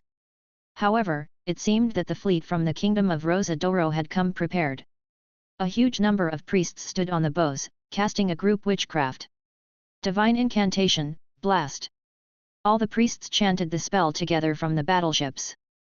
Balls of light sank into the water, hitting the Sahajins with strong vibrations and churning waves. They felt their insides begin to vibrate and churn as well. Many of them exploded and their entrails colored the water. Some of the stronger Sahajins held out a little longer, but then blood began to ooze from their ears, eyes and mouths before they lost consciousness, floating to the surface of the water like dead fish. This divine incantation was specifically created for sea races and creatures. Only with sea water as medium could it have such power. The crew members and priests on the ships were not impacted by it. These priests of the kingdom of Rosa d'Oro were from the Galton branch of the Church of Light. They'd killed all kinds of underwater mermaid warriors in the blink of an eye with the invincible power of divine incantation. These priests had now joined forces with the kingdom of Rosa d'Oro. Technically they were still managed by the Church of Light, but here on these battleships, management had given them the independence to do as they saw fit. Children of the sea in the bottom of the ocean, in the name of God's children, I summon you. Answer my call. Priests of the god of the sea from the mermaid kingdom had joined the battle. They were all from the mermaid race. The men were handsome and the women were charming. It seemed that they all carried the mind-bewitching power from their mythological ancestors. They immediately began to chant spells. Waves of mind power traveled far distances, reaching out to the creatures of the deep. The denizens of the sea answered their call. A few moments later, the waters started rolling. A mountain-sized ray fish crashed against the main battleship of the Rosa d'Oro fleet. The enormous body jumped out of water, flipping the giant battleship. It jumped over the ship, smashing masts. Sails fell all over the deck. Thunder exploded, lightning spread out like a web, covering the ships. Crew members were captured by the electric web, and burst into flames, then turned into a puddle of black fluid. More and more children of the sea answered the summons. Gigantic monsters with supernatural powers crossed the sea and gathered at the scene of the battle. Cannons fired, priests chanted, children of the sea fought, and the water was stirred into chaos. Battleships from the human fleet were destroyed and sank into the deep bottom of the sea. The fleet of the kingdom of Rosa d'Oro was annihilated. War. This is a declaration of war on our kingdom of Rosa d'Oro. Openly breaking the trade deal, firing at our fleet, they are challenging our kingdom. They are challenging the human race. We should sanction the mermaid kingdom. It's time to let those beasts know that we rule the world. When the news of the battle reached the Alan continent, the entire kingdom of Rosa d'Oro was in an uproar. The entire fleet was destroyed. That was a tragic loss for the kingdom. The Mermaid Kingdom repealed the trade deal with the Kingdom of Rosa d'Oro and banished all of their fleets and merchants. They confiscated all houses, lands, and merchandise owned by merchants from Rosa d'Oro as well. The fortunes of merchants and nobles evaporated overnight. They were banished. The impact of these losses even surpassed the loss of an entire fleet. This was unacceptable for the Kingdom of Rosa d'Oro. Nobility from the snubbed kingdom contacted the Kingdom of Mara and Shan City State Alliance immediately. The three most powerful kingdoms at sea had a conversation in the capital city of the Kingdom of Rosa d'Oro. We could break into the door of the Mermaid Kingdom together. Gold, slaves, spices, and all sorts of resources we need could be found on the Swirl continent. If we defeat the Mermaid Kingdom, we could have everything. This was all spoken by Hubert Evers, the king of the Kingdom of Rosa d'Oro. He was in his 30s, strong, energized and high-spirited. However, the emissary sent by the Queen of the Kingdom of Mara disagreed. The Kingdom of Mara has signed a trade deal with the Mermaid Kingdom. We don't believe declaring war hastily is a good idea. We will not take the risk just for your kingdom. The ambassador of Shan City State Alliance agreed with the emissary from Mara. Sorry, Your Majesty. The kingdom of Rosa Doro was banished because you robbed the towns of the Mermaid Kingdom. We will not pay for your mistake. The Mermaid Kingdom is getting stronger, King Evers replied. They have taken half the waters, and will take more in the future. If we do not stop them now, the oceans will be controlled by the mermaids. Power is everything on the sea. Without power, there's nothing. When the Mermaid Kingdom controls all the oceans, will your so-called trades continue in peace? Will the tax-free term continue, and will they still open their doors unconditionally? Defeat the Mermaid Kingdom with me. We will share the oceans. It will be our time. We are growing faster and gold is running low. The Orc Kingdom in the north has started to limit gold exports as well. Apart from gold, we need a massive number of slaves. Not to mention if we defeat them, the mermaid's power of controlling the sea and the children of the sea will be ours. This will be a significant step towards ruling the waters. Do we listen to others, or do we defeat them and take what we want? This bold statement of profit and fortune from the king of Rosa Doro made quite a few around the table frown and whisper. However, the representatives from the other two kingdoms were lost in thought. We need to discuss this. Certainly, but fast. Half a month later, the emissary sent by the Queen of the Kingdom of Mara, and the ambassador of Shan City State Alliance signed the Sea Alliance Agreement with the Kingdom of Rosa Doro in the Royal City, declaring war on the Mermaid Kingdom. Chapter 294, Candidates for the God of the Sea. Teacher. Why didn't you call on all alchemy warlocks to oppose this proposal? Jonathan asked. He was wearing his alchemy warlock attire. He raised the question to Marina Bassa as they walked out of the conference hall. Although Marina had expressed her strong opposition to the Sea Alliance Agreement and had protested declaring war on the Mermaid Kingdom, the proposal had been passed by a large vote in the meeting. Jonathan knew, however, that if his teacher did not agree, she could use her power and authority to reject the proposal. Marina sighed. It was a common wish of all, including most of the alchemy warlocks. It was in line with the interests of humans, the Alliance, and everyone. I have no reason to force everyone to change just because of my personal opinion. Marina looked thoughtfully at her pupil. Jonathan, I would like you to pay a visit to the Mermaid Kingdom as my student. Meet with Queen Gina yourself and pass a letter to her. Tell her I am sorry. Jonathan nodded and took the job. Marina Bassa gave him her principal badge as well. With this badge, Jonathan could command all the power of the alchemy warlocks on the sea. It was a formidable tool. He could use this badge to utilize the power of the alchemy warlocks in case of danger and difficulty at sea. Jonathan Brown said goodbye to Marina, got on a ship owned by the Brown family and sailed off. Jonathan stood on the deck. He was bathed in sunlight but his eyes were brooding as he watched the shore disappear. Here I come, see. There are 4 candidates qualified for a god's name. However, only 2 of them will have the honor of competing to earn it. The other 2 have the quality and power, but not the cohesion of beliefs. They are aberrations. The inland lake of the Swirl continent was salt water and connected to the sea. It was the most beautiful view in all the world. Islands were scattered across the vast lake like stars. Built on top of them were many cities of the mermaid race. Some of the closer cities were connected by channels that civilians used to transfer merchandise and resources, similar to human railways. Lu Zhiyu and Vert Handi walked on the sea as easily as they walked on land. The water rippled gently under their footsteps. Vert Handi was in a great mood. She spread her arms and danced on the water, spinning around Lu Zhiyu before she finally stopped in front of him. Who would you like to be the ruler of the sea? She asked. Lu Zhiyu waved his hand, and a small version of the Swirl continent and its nearby seas was formed by the water. Lu Zhiyu touched Adara city. Water splashed and a crystal-clear version of the Mermaid Queen, Gina, appeared on the diagram. Then he touched Plunberg, a coastal city, and Bobby, the Cao Dao Sahajan alchemy warlock, appeared as well. He was middle-aged and had a grim face, but his eyes were full of wisdom and determination. Lu Zhiyu conjured water images of the other 2 candidates as well. He touched the sea and Olasia the storm siren and child of the sea god appeared. She had a beautiful face and a bewitching body but the evil, forbidden tail of a snake. Lu Zhiyu touched the sea again and this time a giant ship appeared with a black bone claw on its flag. A one-eyed old man stood on the bow, but behind the ship was Hiram, the alchemy sea monster. Hiram was a giant octopus with a steel skull. He was an unexpected result of an experiment conducted by a few crazy alchemy warlocks. He had Sakon's mythical blood and was a special child of the sea god. Hiram had become a level 4 monster, freely roaming the waves. The alchemy warlocks who'd created Hiram were also the founding members of the Pirate Alliance. With the power of Hiram, they controlled the Barest Isles, which were the door to the Sea of Storms.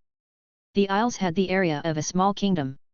Pirates and criminals had gathered here and built a special sea city. The Pirate Alliance turned into the so-called Adventurers' Business Alliance. The piracy turned into taxing royal fleets on the Barest Isles. The principle was the same, but there was a lot more money to be made by taxing than plundering. Great power and abundant fortunes made Isaac, the current president of the Adventurers' Business Alliance, an important player in this nautical age. Lu Zhiyu looked at the 4 candidates. It not choosing, but inheriting, he said.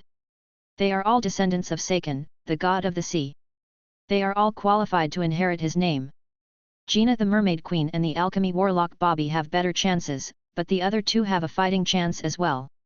The winner will be rewarded with the divine personality of the god of the sea as well as Sakon's blood. Lu Zhiyu sat down on the water. Vert Handi stood in front of him. The endless sea reflected the blue sky and clouds like a mirror. Vert Handi, who do you think will be the god of the sea? Lu Zhiyu asked. He reached out and pointed to the 4 candidates made of seawater. My choice won't interfere, right? Vert Handi asked. Certainly not. Lu Zhiyu answered with a smile. Vert Handi considered for a moment. Queen Gina of the Mermaid Kingdom. You didn't even think. Lu Zhiyu said. What's to think about? It is so obvious. I don't see how the other 3 can win over her. Then I pick alchemy warlock Bobby, the Cao Dao Sahajan. What if we are both wrong? No matter what, the result will be imaginative and intriguing. I am looking forward to it. Chapter 295, The First Sea Power Battle. Deep in the black abyss of the ocean, a dark world with no light existed. Countless sea creatures lived there. All kinds of bizarre deep-sea creatures and sea monsters came and went freely. Ever since blood had awakened in the Mermaid Queen Gina, she had not dreamt. Even though the 3 human kingdoms had declared war on the Mermaid Kingdom and all sorts of urgent matters had weighed her down, she had not dreamt even once. Since she was level 4, she would now only dream in special situations. Then, out of nowhere, she began to have the same dream for several nights in a row. In the dream, she entered a dark undersea world. It was so real but still somehow illusory. She heard someone calling her name. It was the blood of the god of the sea that longed for the depths. Every time she entered the dream, she could feel it boiling and stirring. She was sure that this was not a simple dream. The next time she had the dream, she discovered the truth. With the power of the blood, she finally saw what was calling to her from the sea. What kind of monster is that? She exclaimed. She saw an enormous, ancient, underwater city that was built on the back of a monster the size of a mountain. No one knew how long it had been sleeping. It was a giant cuttlefish. The huge tentacles spread out like small mountains and the gigantic head rested on the bottom of the sea. In its day it had been a horrifying monster. Now the monstrous body had been long dead and the city had been built on top of it. The gentle sounds of life floated through the sea from the city. In the quiet darkness of the underwater world, any faint sound was unexpectedly sweet-sounding. The mundane sounds of life turned into a beautiful piece of music, mesmerizing and intoxicating. At this moment, Mermaid Queen Gina turned over and got up, awakened from her dream. She was still in her palace, but the scene she'd just witnessed was etched in her mind. The city of the god of the sea, user, she said to herself. While Gina was deciphering her dream, a different scene took place on the other end of the swirl continent.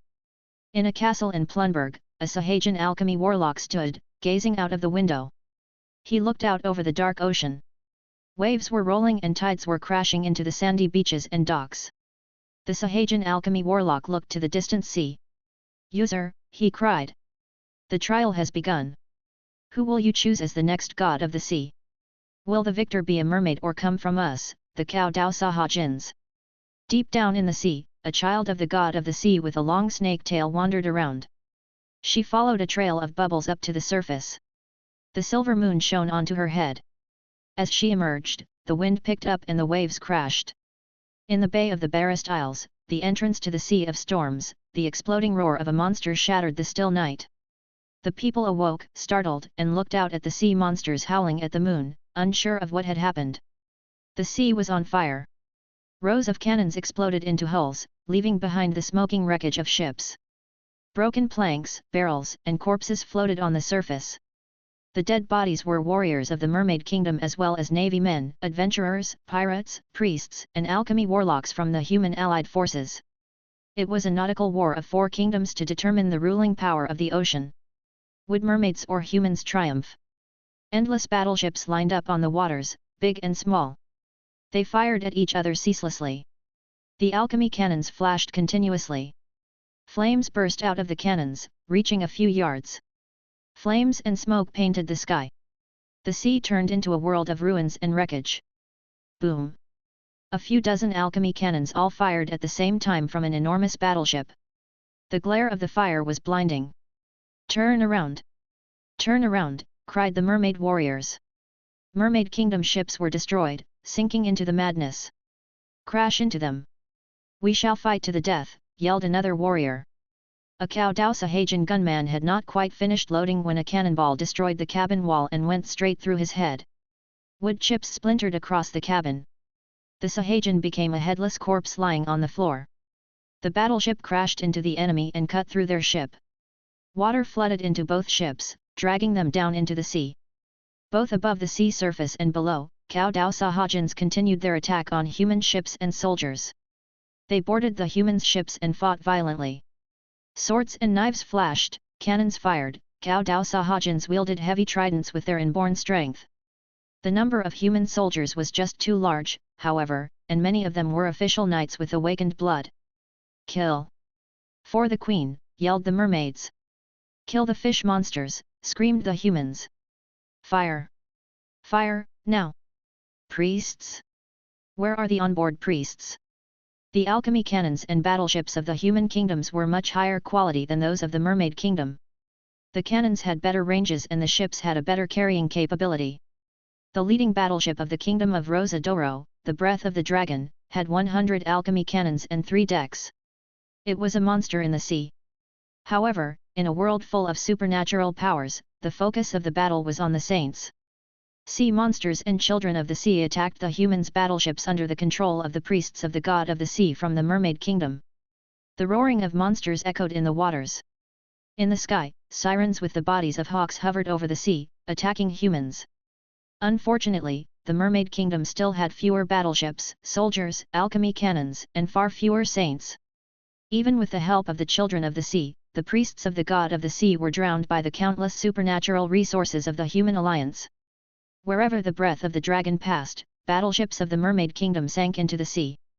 Priests from the Church of Light stood on the breath of the dragon and cast group incantations, killing the children of the sea and the hovering sirens. Incantation, punishment ray. All the priests chanted the spell at the same time. Light shone from the breath of the dragon and ripped a steam starfish apart.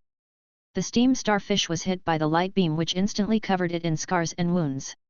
Organs exploded and scattered over the sea. The blue blood tainted the surface of the water. The fleet of the Mermaid Kingdom was destroyed. Those who weren't killed fled, severely wounded. The human army did not pursue them but continued to kill the Cao Sahajans left in the water. All ships from the Mermaid Kingdom sank or fled. Corpses and wreckage from both armies littered the surface along with huge bodies of sea monsters. It was a living hell. "We have won," the human soldiers yelled triumphantly. "Long live humans! Long live the Kingdom of Rosa d'Oro!" The soldiers of the human allied army exploded into cheers. They threw their hats, hugged each other and shot their guns in the sky. The Mermaid Kingdom had been defeated. The goddess of victory was on the side of humanity. Humans named this battle the First Sea Power Battle. The 3 kingdoms continued to attack the island cities and stations of the Mermaid Kingdom. They sank all mermaid fleets and merchant ships. The mermaids had lost their control of the sea and were forced to give up their stations on the sea. Without fleets, the Mermaid Kingdom lost its ability to go into the deep sea. They could only stay in the shallow waters. Their influence was limited to the Swirl continent. They lost their ability to influence the sea and therefore lost the sea. They were now just a resource for humans to exploit. The Mermaid Kingdom was in grave danger. Chapter 296, Barest Isles. When Jonathan reached the Mermaid Kingdom, the First Sea Power Battle had reached its end. The mermaids had been defeated at sea. When Jonathan arrived at the dock, he saw countless blackened warships and groups of wounded soldiers. It seemed as though dark clouds covered the sky of Plunberg. Jonathan journeyed through the kingdom any trouble thanks to Marina Boss's principal batch, but many citizens glared at him with hatred and fear as he passed. Humans had taken their ships, declared war on them, enslaved and traded their brothers and sisters, and turned the peaceful mermaid kingdom into chaos. After the battle, the mermaids' dislike of humans had grown to a fuming hatred. Jonathan crossed more than half of the Swirl continent and headed to the capital city of Adara. It was his first time visiting the mermaid kingdom. Jonathan was a key founder of nautical age as well as a legend in the shipbuilding industry. Since his trip to the Yalan continent, however, he had not traveled across the sea. The Mermaid Kingdom was quite similar to the Shan City-State Alliance. Its influence could be seen in many aspects: architectural style, art, language, and politics. "Look at that statue. It looks like the style of Master Bren," said a man in Jonathan's crew. "It feels like coming home." "Of course, at home, we are welcomed by cheers," refuted another crew member. "Here all we get is cold water and cold ice." There was a lot of discussion among Jonathan's delegation along the way. Despite the pressure and hatred, they arrived at the city of Adara without any problems. Giant water channels could be seen everywhere in the city. Waterfalls and rivers flowed down from the top, and buildings and houses were built around them. Mermaids and Cao Dao Sahajins came and went. On top of the water city of Adara was the royal palace. Fountains and bridges stood in the center. Enormous caryatids and atlantes stood on the side, simple but magnificent. Rows of Cao Dao Sahajins guarded the gates. Jonathan walked through an archway. He met the mermaid queen Gina, who was no longer the girl once she was. Jonathan understood, Marina wasn't either. They were once innocent girls, naive and young, but now their paths were changed. One had become the legendary alchemy warlock and headmaster of the Akkad Alchemy College, and the other the queen of the Mermaid Kingdom who brought hope to her people. Jonathan was not an emissary of the Shan City-State Alliance, but he was there on behalf of the legendary alchemy warlock, Marina Bossa. He passed the letter to Gina once the music and ceremony had ended. Queen Gina sat on the throne with her crown on her head. She opened the letter, read it, and then closed her beautiful blue eyes gently as if she was recalling a distant, more pleasant memory. After a long while, she moved her hand from her forehead as if she'd just traveled back to reality. She sighed. "What else did she say?" she asked Jonathan. "She said she was sorry," he replied sincerely. The queen laughed quietly, but her voice was tinged with sadness. "It is as she once told me. I am a mermaid, and she is human. I belong to the Mermaid Kingdom and she belongs to the Shan City-State Alliance. Nothing can change that." Gina waved her hand and to send Jonathan away. He hesitated, and then his eyes filled with determination. "Queen Gina," he said. "I may have an idea which could help you resolve this crisis." Gina looked at Jonathan and laughed once again. "The Shan City-State Alliance is at war with us, and you wish to help us resolve our crisis." "The Shan City-State Alliance speaks for the Shan City-State Alliance. I speak for myself. Of course, I wish for generous rewards. Tell me about your idea." "The Barest Isles." The Barest Isles held the entrance to the Sea of Storms. They consisted of a dozen islands, both large and small. It was the territory of the Adventurers Business Alliance and was once the home of pirates. About a dozen years ago, the Mad Warlock Isaac had taken over. Isaac owned a huge fleet and an alchemy tower, and many alchemy warlocks followed him. More importantly, he could control the alchemy sea monster, Helm. With this gigantic sea monster and its godly powers, the Mad Warlock Isaac ruled the sea. He was called the ruler of the Sea of Storms and the Pirate King. The fleets of the human kingdoms could not do anything to stop him and ended up signing an agreement that made him the ruler of the Barest Isles, the natural hub of the Sea of Storms. The sea power battle had gone smoothly for humanity because the Barest Isles had been established as bridgeheads. Massive amounts of supplies and soldiers were sent there. Fleets were restocked and repaired there. Armies rested there. The Barest Isles were key. All parties gathered in the Barest Isles. Pirates, soldiers, alchemy warlocks, priests, and wizards. Even some saints from the dark side were there. Countless ships anchored off the bay on the main island. The City of Adventures, also known as the City of Pirates, was illuminated by revelry throughout the night. The victory of the sea power battle brought euphoria and joy to everyone. Sailors, officers, mates, and saints who'd participated in the battle were now gathered in the bistro of blood and romance in the city of adventures. Buckets of alcohol were brought to the tables. Mesmerizing music, shouting, laughter, and the sound of gold coins dropping on tables filled the bistro. All the shops inside the city were packed. The bistro of blood and romance was the biggest and most famous venue in the city. Its name had traveled across the sea, to the ears on Allen continent. "Now that we've defeated the Mermaid Kingdom, we will have an unimaginable fortune," shouted many happy soldiers. "Thanks to Queen Monner and King Hubert." At this moment, the drunk, one-eyed, mad warlock Isaac stood high and made an introduction to everyone around him. "I present to you with great honor, my brother, Jonathan Brown," he yelled. Isaac put his arm around Jonathan's shoulder. All his people cheered and stomped their feet. They were rowdy like pirates. "I believe everyone has heard his name. He is Jonathan Brown, the man who opened the new channel, the patriarch of the Brown family, and the favorite student of my teacher Marina Bassa. Let us give him a great welcome." The bistro burst into cheers. Jonathan Brown was a big name in the Shan City State Alliance, and an even bigger one at sea. Chapter 297, Halyaga Kingdom. It was not a dark night on the sea, as the starry sky lightened the lands. However, the dawn mist blurred the sea, obstructing visibility. Covered by the night, mermaids landed secretly. The noise of fighting and killing filled the air on the island. One after another, battleships of the Kingdom of Mermaids closed on the Alast Isles through the mist. Peripheral stations and hidden posts were destroyed one by one. They knew the terrain and the position of every station and post. It seemed they calculated the weather, the time, the location, and the plan perfectly ahead, and sneaked into the barest isles silently. The alchemy sea monster Helm, who was hiding under the sea, gave a terrifying roar at sunrise. The howling sounded like horns played from the bottom of the sea. Soldiers stationed in the City of Adventures got up. Crowds gathered on the decks of the ships ported in the bay. They looked around with eyes half open. "What's going on? What was that sound? It's the mad warlock's monster. That damn monster has gone crazy again. It's probably gone mad, just like its master." At the same time, one-eyed mad warlock Isaac walked out his castle hastily.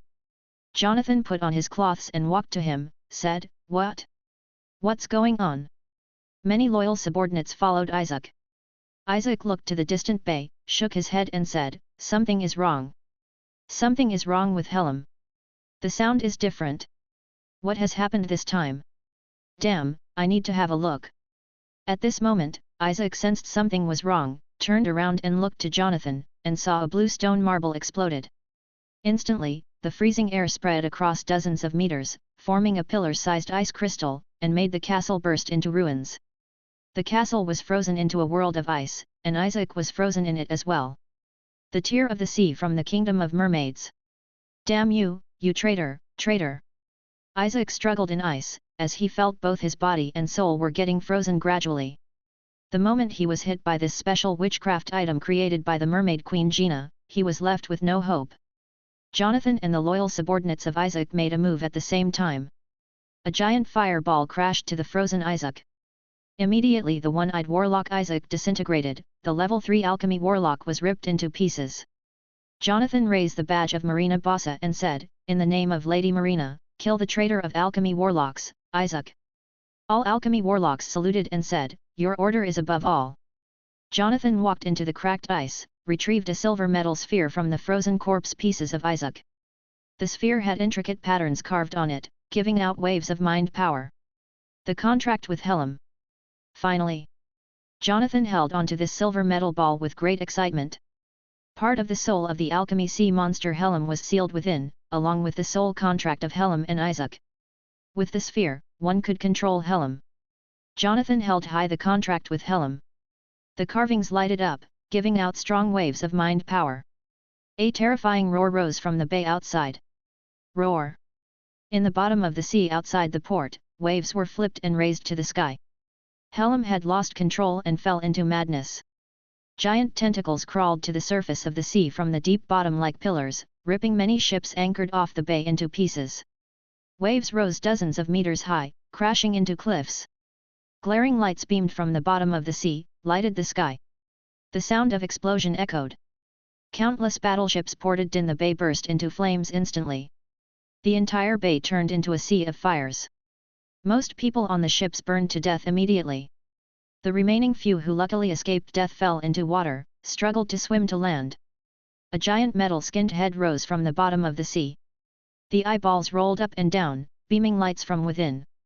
The entire sea bubbled and boiled. All those struggling in the sea died one after another, sinking into the deep water. Oh my God! What on earth is happening? Has it gone crazy? Pirates and soldiers in the City of Adventures all stood aghast, watching the bay and port turning into a sea of fires, looking pale and uneasy. Fleets of the Shan City State Alliance, the Kingdom of Mara and the Kingdom of Rosa Doro were destroyed on the sea. The rest of the ships set off immediately to escape. However, red lights glimmered in the distant fog. What light is that? What's ahead us? Said the captain of the lead ship. He raised his monocular and looked to the fog. He shouted, "Damn! Cannons! It's the fleet of the Kingdom of Mermaids!" The huge fleet fired unstop. Lights and fires shone. Many human battleships were hit. Rows of cannons were fired, taking the human allied force by surprise. At the same time, the alchemy sea monster Helm attacked them from behind. The humans were enveloped inside the bay. It's the Queen. Mermaid Queen Gina is also here. On a gigantic four-decked alchemy ship, the ram was a mermaid statue holding high the scepter. It's the Queen of the Kingdom of Mermaids, the royal ship of the Mermaid Queen Gina. Many saints recognized the Queen as soon as it cut through the dense fog. Massive number of children of the sea and priests of the god of the sea covered the surface of the sea. Even the Mermaid Queen Gina had come in person. The fleet of the allied force was now completely in despair. What the hell is happening? Where's Isaac? Why did his monster go crazy all of a sudden? How did the fleet of the Kingdom of Mermaids come this far without being spotted? Are our posts and stations nothing but pigs? Commanding officers and captains did not see this coming at all. They all started to cursing Isaac furiously. However, it was futile, and nothing could save them now.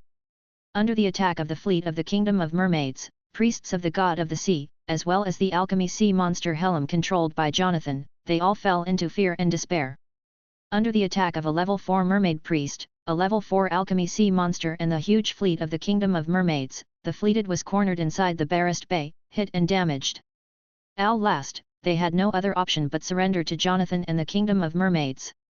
As the agreement before, Jonathan took the Barest Isles, accepted many human marines and a few fleets, and integrated with the remaining force of the Adventurer Business Alliance on the Barest Island. Jonathan signed a covenant with the Kingdom of Mermaids afterwards regardless, betrayed all humans and his own country and joined force with the Kingdom of Mermaids. The Kingdom of Mermaids hit the Sea Alliance fleet hard. The Sea Alliance had lost their bridgehead, the Barest Isles. They could no longer port or get supplied on the sea in long-distanced wars. The situation took a sudden turn. The Kingdom of Mermaids started to recover their power on the sea, reopened channels to the Yala continent and the Kingdom of Orcs. A massive amount of fleets of the Kingdom of Mermaids emerged on the sea, subdued the human forces on the sea and limited the scope of humans' activities. Jonathan made a huge fortune from the war and continued to profit from it. Jonathan's power grew in the War of the Kingdom of Mermaids and the Human Kingdoms. With a massive amount of alchemy warlocks, pirates, adventurers, mercenaries, slaves, and refugees, cities after cities started to form and establish on the Barest Isles, utilizing the power of the Brown family and the largest shipbuilding factory. The first true sea kingdom rose from sea trades and the war between mermaids and humans, the Halyuga Kingdom. It was a newly formed island kingdom. Its founder, King Jonathan Brown, was a controversial man. Both Shan City State Alliance and the Alchemy Warlocks had attacked Jonathan Brown's shameless conduct on newspapers and official reports. He was called the traitor and the betrayer of the human kingdoms. Moreover, Marina Bassa announced that Jonathan Brown was no longer her student, or the student of Akkad Alchemy College. The Shan City State Alliance searched the entire country for the Brown family or anyone related to Jonathan to show their rage. However, Jonathan was prepared and had already moved everything, indicating premeditation. The three kingdoms of the Sea Alliance declared war on the Halyuga Kingdom continuously in the following decades. Even time could not lessen their hatred. Some consider Jonathan a shameless speculator who would do anything to achieve his goal. Some on the other hand, consider the tactful move of Jonathan Brown, the king of the Halyuga kingdom, to profit from the conflict between the three kingdoms and the kingdom of mermaids highly commendable. Transforming from an adventurer to a kingdom with his own kingdom, Jonathan had become the idol of many adventurers, as well as their goal. Moreover, Jonathan started the life he had long wanted. Chapter 298, Capital of the Sea. Have you heard of Uzur, the city that was left by the ancient sea god, the legendary capital of the sea? An old drunk man spoke, while sitting on a boat. Rumors had it that, deep in the sea, there was a city that had been left behind by an ancient sea god. It was said that if anyone could find this city, he could inherit the legacy of the ancient sea god. So, what is this legacy? A young sailor asked the old drunkard who was beside him. On the deck of the boat, a large group of sailors were surrounding the old drunkard. Many of them were holding mops, brushes, barrels and hammers. As they were cleaning, they had overheard the old drunkard's story. The boat that they were in belonged to the Halyuga kingdom, which was founded a year ago. At this time, though the war of maritime rights between three kingdoms and the mermaid kingdom was not yet over, all of them had already been exhausted by the fighting, so the sea seemed to offer them a peaceful reprieve. The old drunkard then continued his story with a mysterious voice. Legend has it that whoever finds the city of Uzur will become the master of the sea. People heard this kind of story every day. Whether it be mermaids, elves, or humans, they were all searching for Uzur. Although they didn't know where the rumor first came from, it seemed that everyone believed in the existence of this mysterious sea city. But, this city was supposedly deep in the sea and was a forbidden place for human beings to enter. Also, it was impossible to dive deep into the sea to find this city. However, the mermaids had a huge advantage in this respect, as their anatomy allowed them to explore many possible places where Uzur might exist. As such, way in the depths of the sea, you could often see cruising mermaids, who were possibly searching for Uzur. In addition, Cao Dao Sahajins were also searching secretly for the remains of the city of Uzur.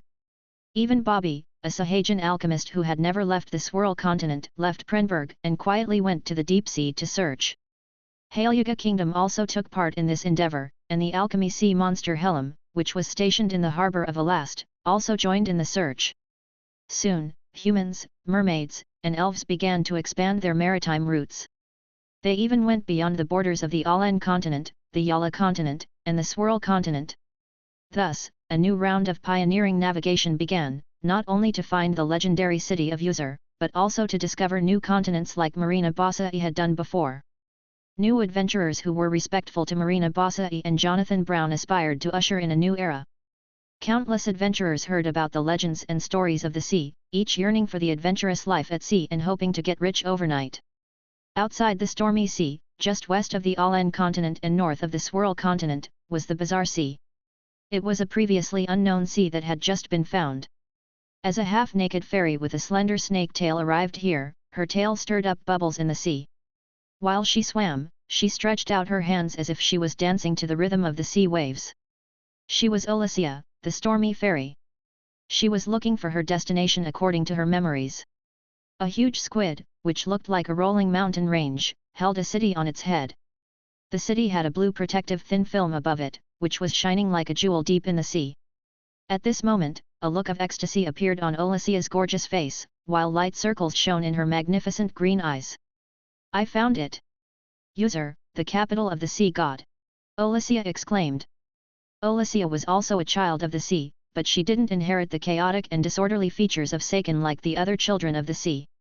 Instead, she was born with high intelligence, like the hawk banshees and the mermaids. In fact, her birth had a legendary connection.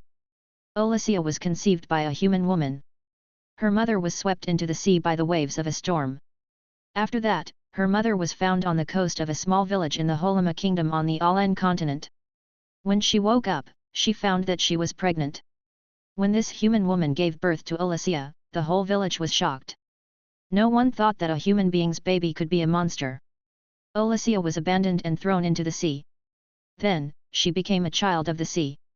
As such, she was at the top of the food chain, even in her infancy. The whole sea was her playground from day one.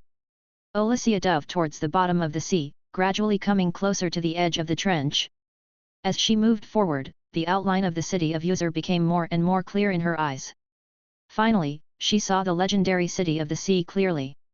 The huge city was built on the fossilized head of a giant squid. In its heyday, the city had been carried by this monster to travel all over the world, inspecting everywhere in the sea, like a god inspecting his own lands. There were many kinds of aquatic plants, coral, and undersea plants on the surface of the city.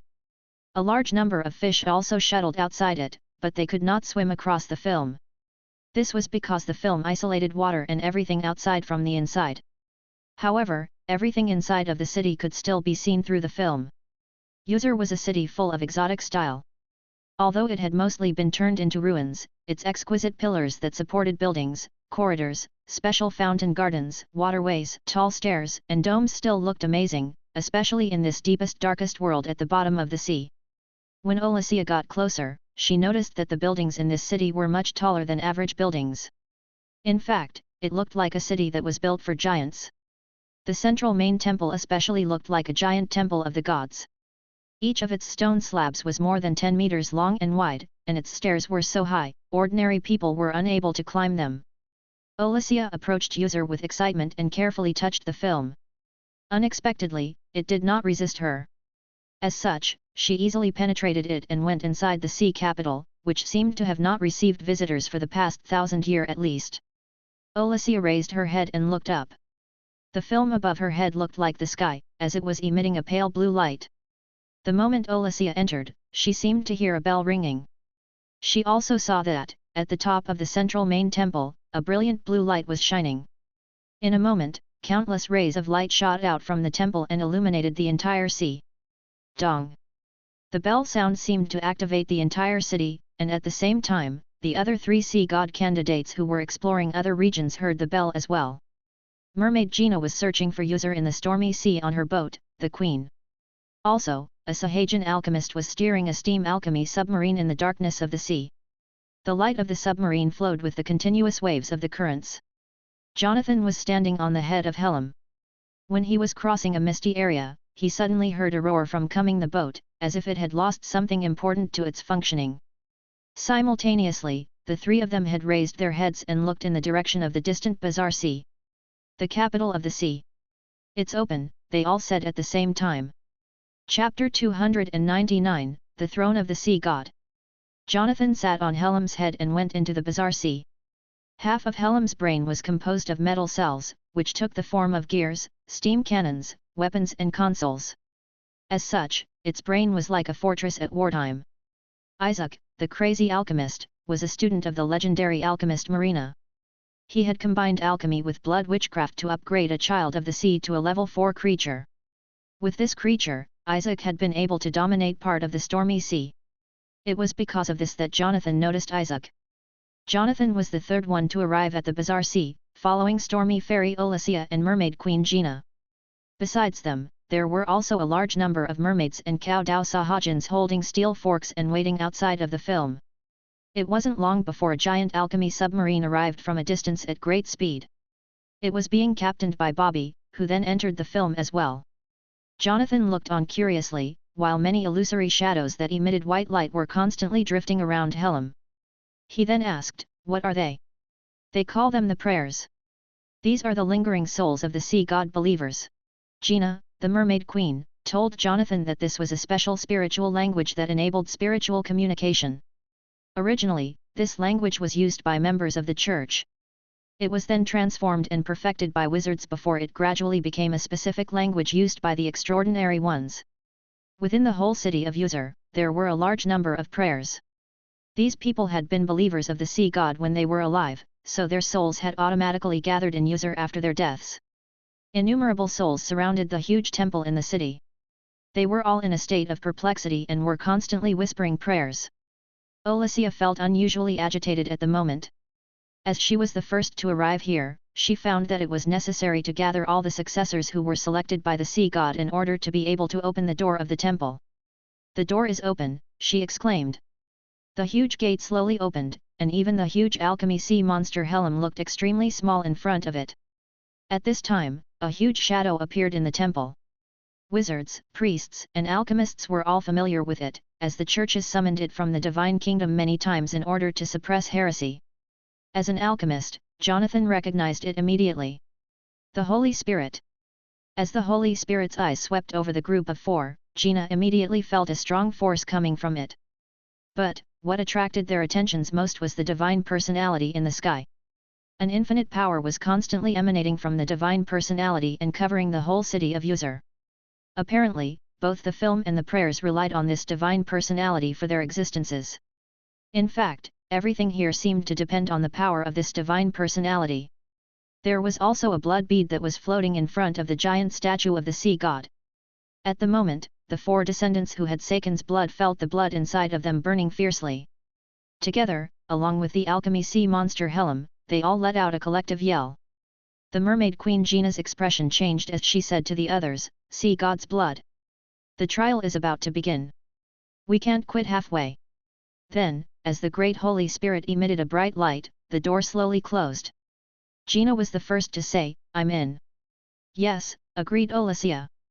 The Sahajan alchemist looked at Gina, the mermaid queen, then hesitated for a while before finally agreeing as well.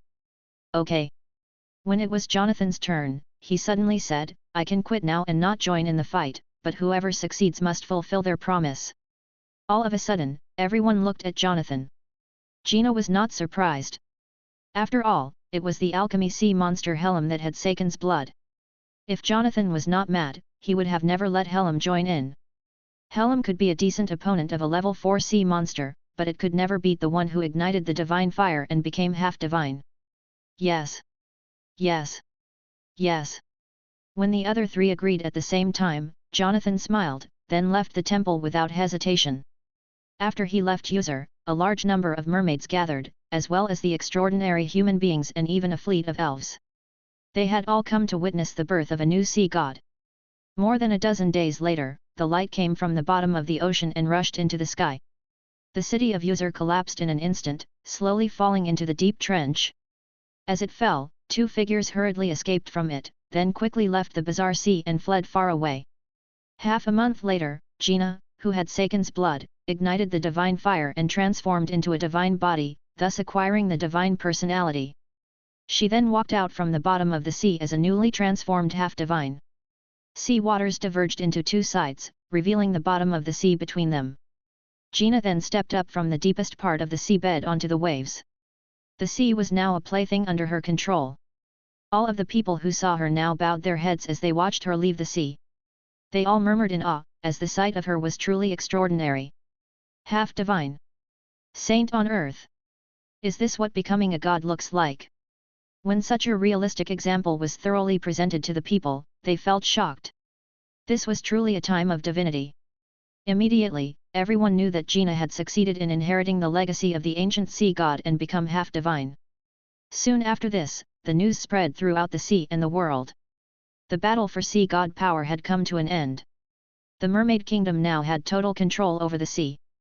The Kingdom of Rosa Doro, the Shan City-State Alliance, and the Kingdom of Maro had all admitted defeat. Thankfully, the victorious Mermaid Kingdom did not wish to continue the Cold War, so the three maritime allies and the Mermaid Kingdom signed trade agreements once again, which launched peaceful trade co-ops and built positive diplomatic relations, thus restoring peace to the ever-turbulent and chaotic sea.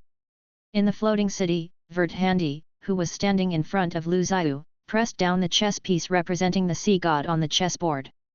She then raised her head and said, "I won." Lu Zhiyu shook his head. "It's just as boring as I expected." As he spoke, Lu Zhiyu suddenly looked at the distant Yala land with joy in his eyes. He then asked, "Has anyone finally begun to ascend the throne?" Vert Handi took her hands away from the chessboard and said, "Bernice, the Harvest Goddess." Chapter 300, Bernice the Harvest Goddess. Lights broke through clouds in the sky, shining on the silver moon forest like holy lights from the divine kingdom.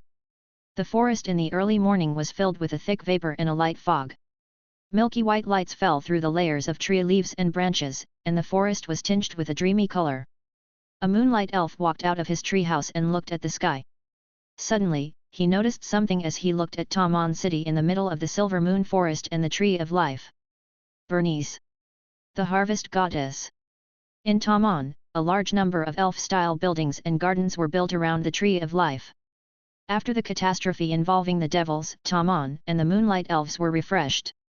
It was then that the whole city was rebuilt. Now, the whole city of Tamon had become an ocean of flowers and plants. Its roads were lined with colorful flowers and the city walls were composed of a variety of vines. These vines intertwined with one another to form the most important protection of Tamon. Vines, trees, and flowers could be seen everywhere in the city.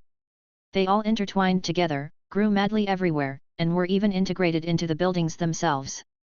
The Moonlight Elves came out of their homes and knelt down at the Tree of Life. At this moment, the whole tree was covered by light from heaven. The light came from the bitwall above the horizon, as if it was a direct route to the divine kingdom. The leaves of the Tree of Life swayed in the light, while they scattered throughout the city of Tamon.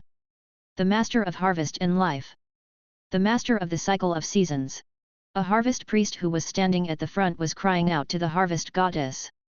I pray that you will return to your holy kingdom. Power, glory, and faith all belong to you forever. Outside, the whole city of Tamon gathered in circles, everyone shouting to the harvest goddess as well. A large number of harvest goddess priests were gathered under the Tree of Life at this moment, and many elves were crying. This was because they knew that their goddess was going to return to the divine kingdom, become an eternal star in the sky, and rule everything. Olinksa, the high priest of the harvest goddess, was standing under the tree. His face looked very old, as most of his life had already been consumed during the devil disaster. Now, most of his body had grown plants upon it. On one side of his face, thorns, vines, and a few small flowers could be seen. Needless to say, he looked terrifying. Olinksa was watching the glorious lights above the Tree of Life. Although half of his face was unable to move, the other side of his face was looking up at the tree.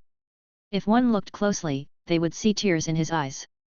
I finally succeeded. Olinksa was filled with happiness. Goddess, am I a good guardian? His eyes became blurry with tears as he asked, did I finish my job? The whole tree disappeared bit by bit, and its leaves and flowers flew and scattered among the Moonlight Elves. Immediately, all of the Moonlight Elves' hair turned silver white, and their bodies naturally absorbed the deified cells of the Harvest Goddess. Every Moonlight Elf received the power of the Harvest Goddess, which was the mark of the Harvest Goddess Bernice. So, the Moonlight Elves were completely different from other elves and became a uniquely special elf tribe. Olinksa. Thank you. I'll be waiting for you in the heavens. The divine shadow of Bernice, the goddess of harvest, had finally become a level 7 mythological creature. The divine kingdom in the sky, which belonged to the goddess of harvest, generated a dazzling light, as if it sensed the existence of a new goddess of harvest. Huge pillars of divine light were projected from the bitwall and could be seen by the whole Yala continent. They could even be seen beyond the sea. The elves of the Sylve Empire also saw the pillars of light that emerged from the horizon. The elf wizards seemed to have known what had happened. Bernice, the harvest goddess. She's really a goddess now, said an elf wizard. Queen Wendy also came out of the palace in Sylve and looked into the distance. Her eyes were filled with worry as she asked, has she really succeeded? Are we now in the era of the gods? So, where is our way out? Where should the wizards go? Far away in Sandro Highland, the daytime elves also noticed that the light pillar was like a ladder that had been erected at the end of the sky. This sight caused many of the daytime elves to kneel on the ground and pray to Bernice, the harvest goddess, in the distance. Bernice followed the pillar of light, traveling through the endless sky and through the bitwall. After Bernice crossed the bitwall, she finally arrived in the depths of the divine kingdom. Then, amid intense lights, Bernice entered it.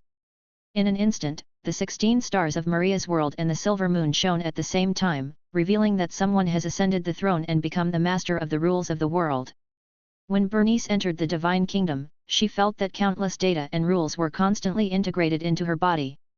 For a moment, she seemed to see the operation of the world rules clearly before her. The time of Maria's world passed quickly in her eyes. The seasons alternated and the world changed. Plants, humans, orcs, Sahajins, elves, and animals lived and died by the rules of the seasons. Bernice opened her eyes and found herself amid a blue sky of white clouds, sitting on a huge throne, which was surrounded by 16 other thrones. All of the thrones were in a circle, and there were already 4 giant divine shadows sitting upon them. This was a country of gods, like a real world, and it was beyond Bernice's imagination. Underfoot was the heavenly city and the heavenly mainland, which stretched to the end of the sky. There, countless prayers and saints lived. This was indeed a heavenly land above the clouds. It was a truly sacred fantasy land. The sun goddess Verdhandi looked at Bernice and said, "Welcome." Dulmidi, the goddess of death, lay idly on the throne. Her black cloak seemed incompatible with the light atmosphere. "Here comes another one," she said. Kelly, the goddess of light, nodded slightly. "I am the goddess of light. Welcome Bernice to the throne." Bernice nodded to them one by one, then looked at Lu Zhiyu, who she felt was very familiar. "You are?" Kelly, the goddess of light, interrupted her and said, "This is the creator." Bernice was shocked. "Creator?" Lu Zhiyu nodded and spoke to Bernice seriously. "Bernice, the goddess of harvest, you are in charge of the cycle of seasons, plant growth and the order of life in Maria's world. As such, you must abide by God's duty, maintain the operation of the rules, and safeguard the stability of the world. Can you do that?" Bernice felt like this had to be a dream. She quickly nodded and said, "Yes, as this is my duty."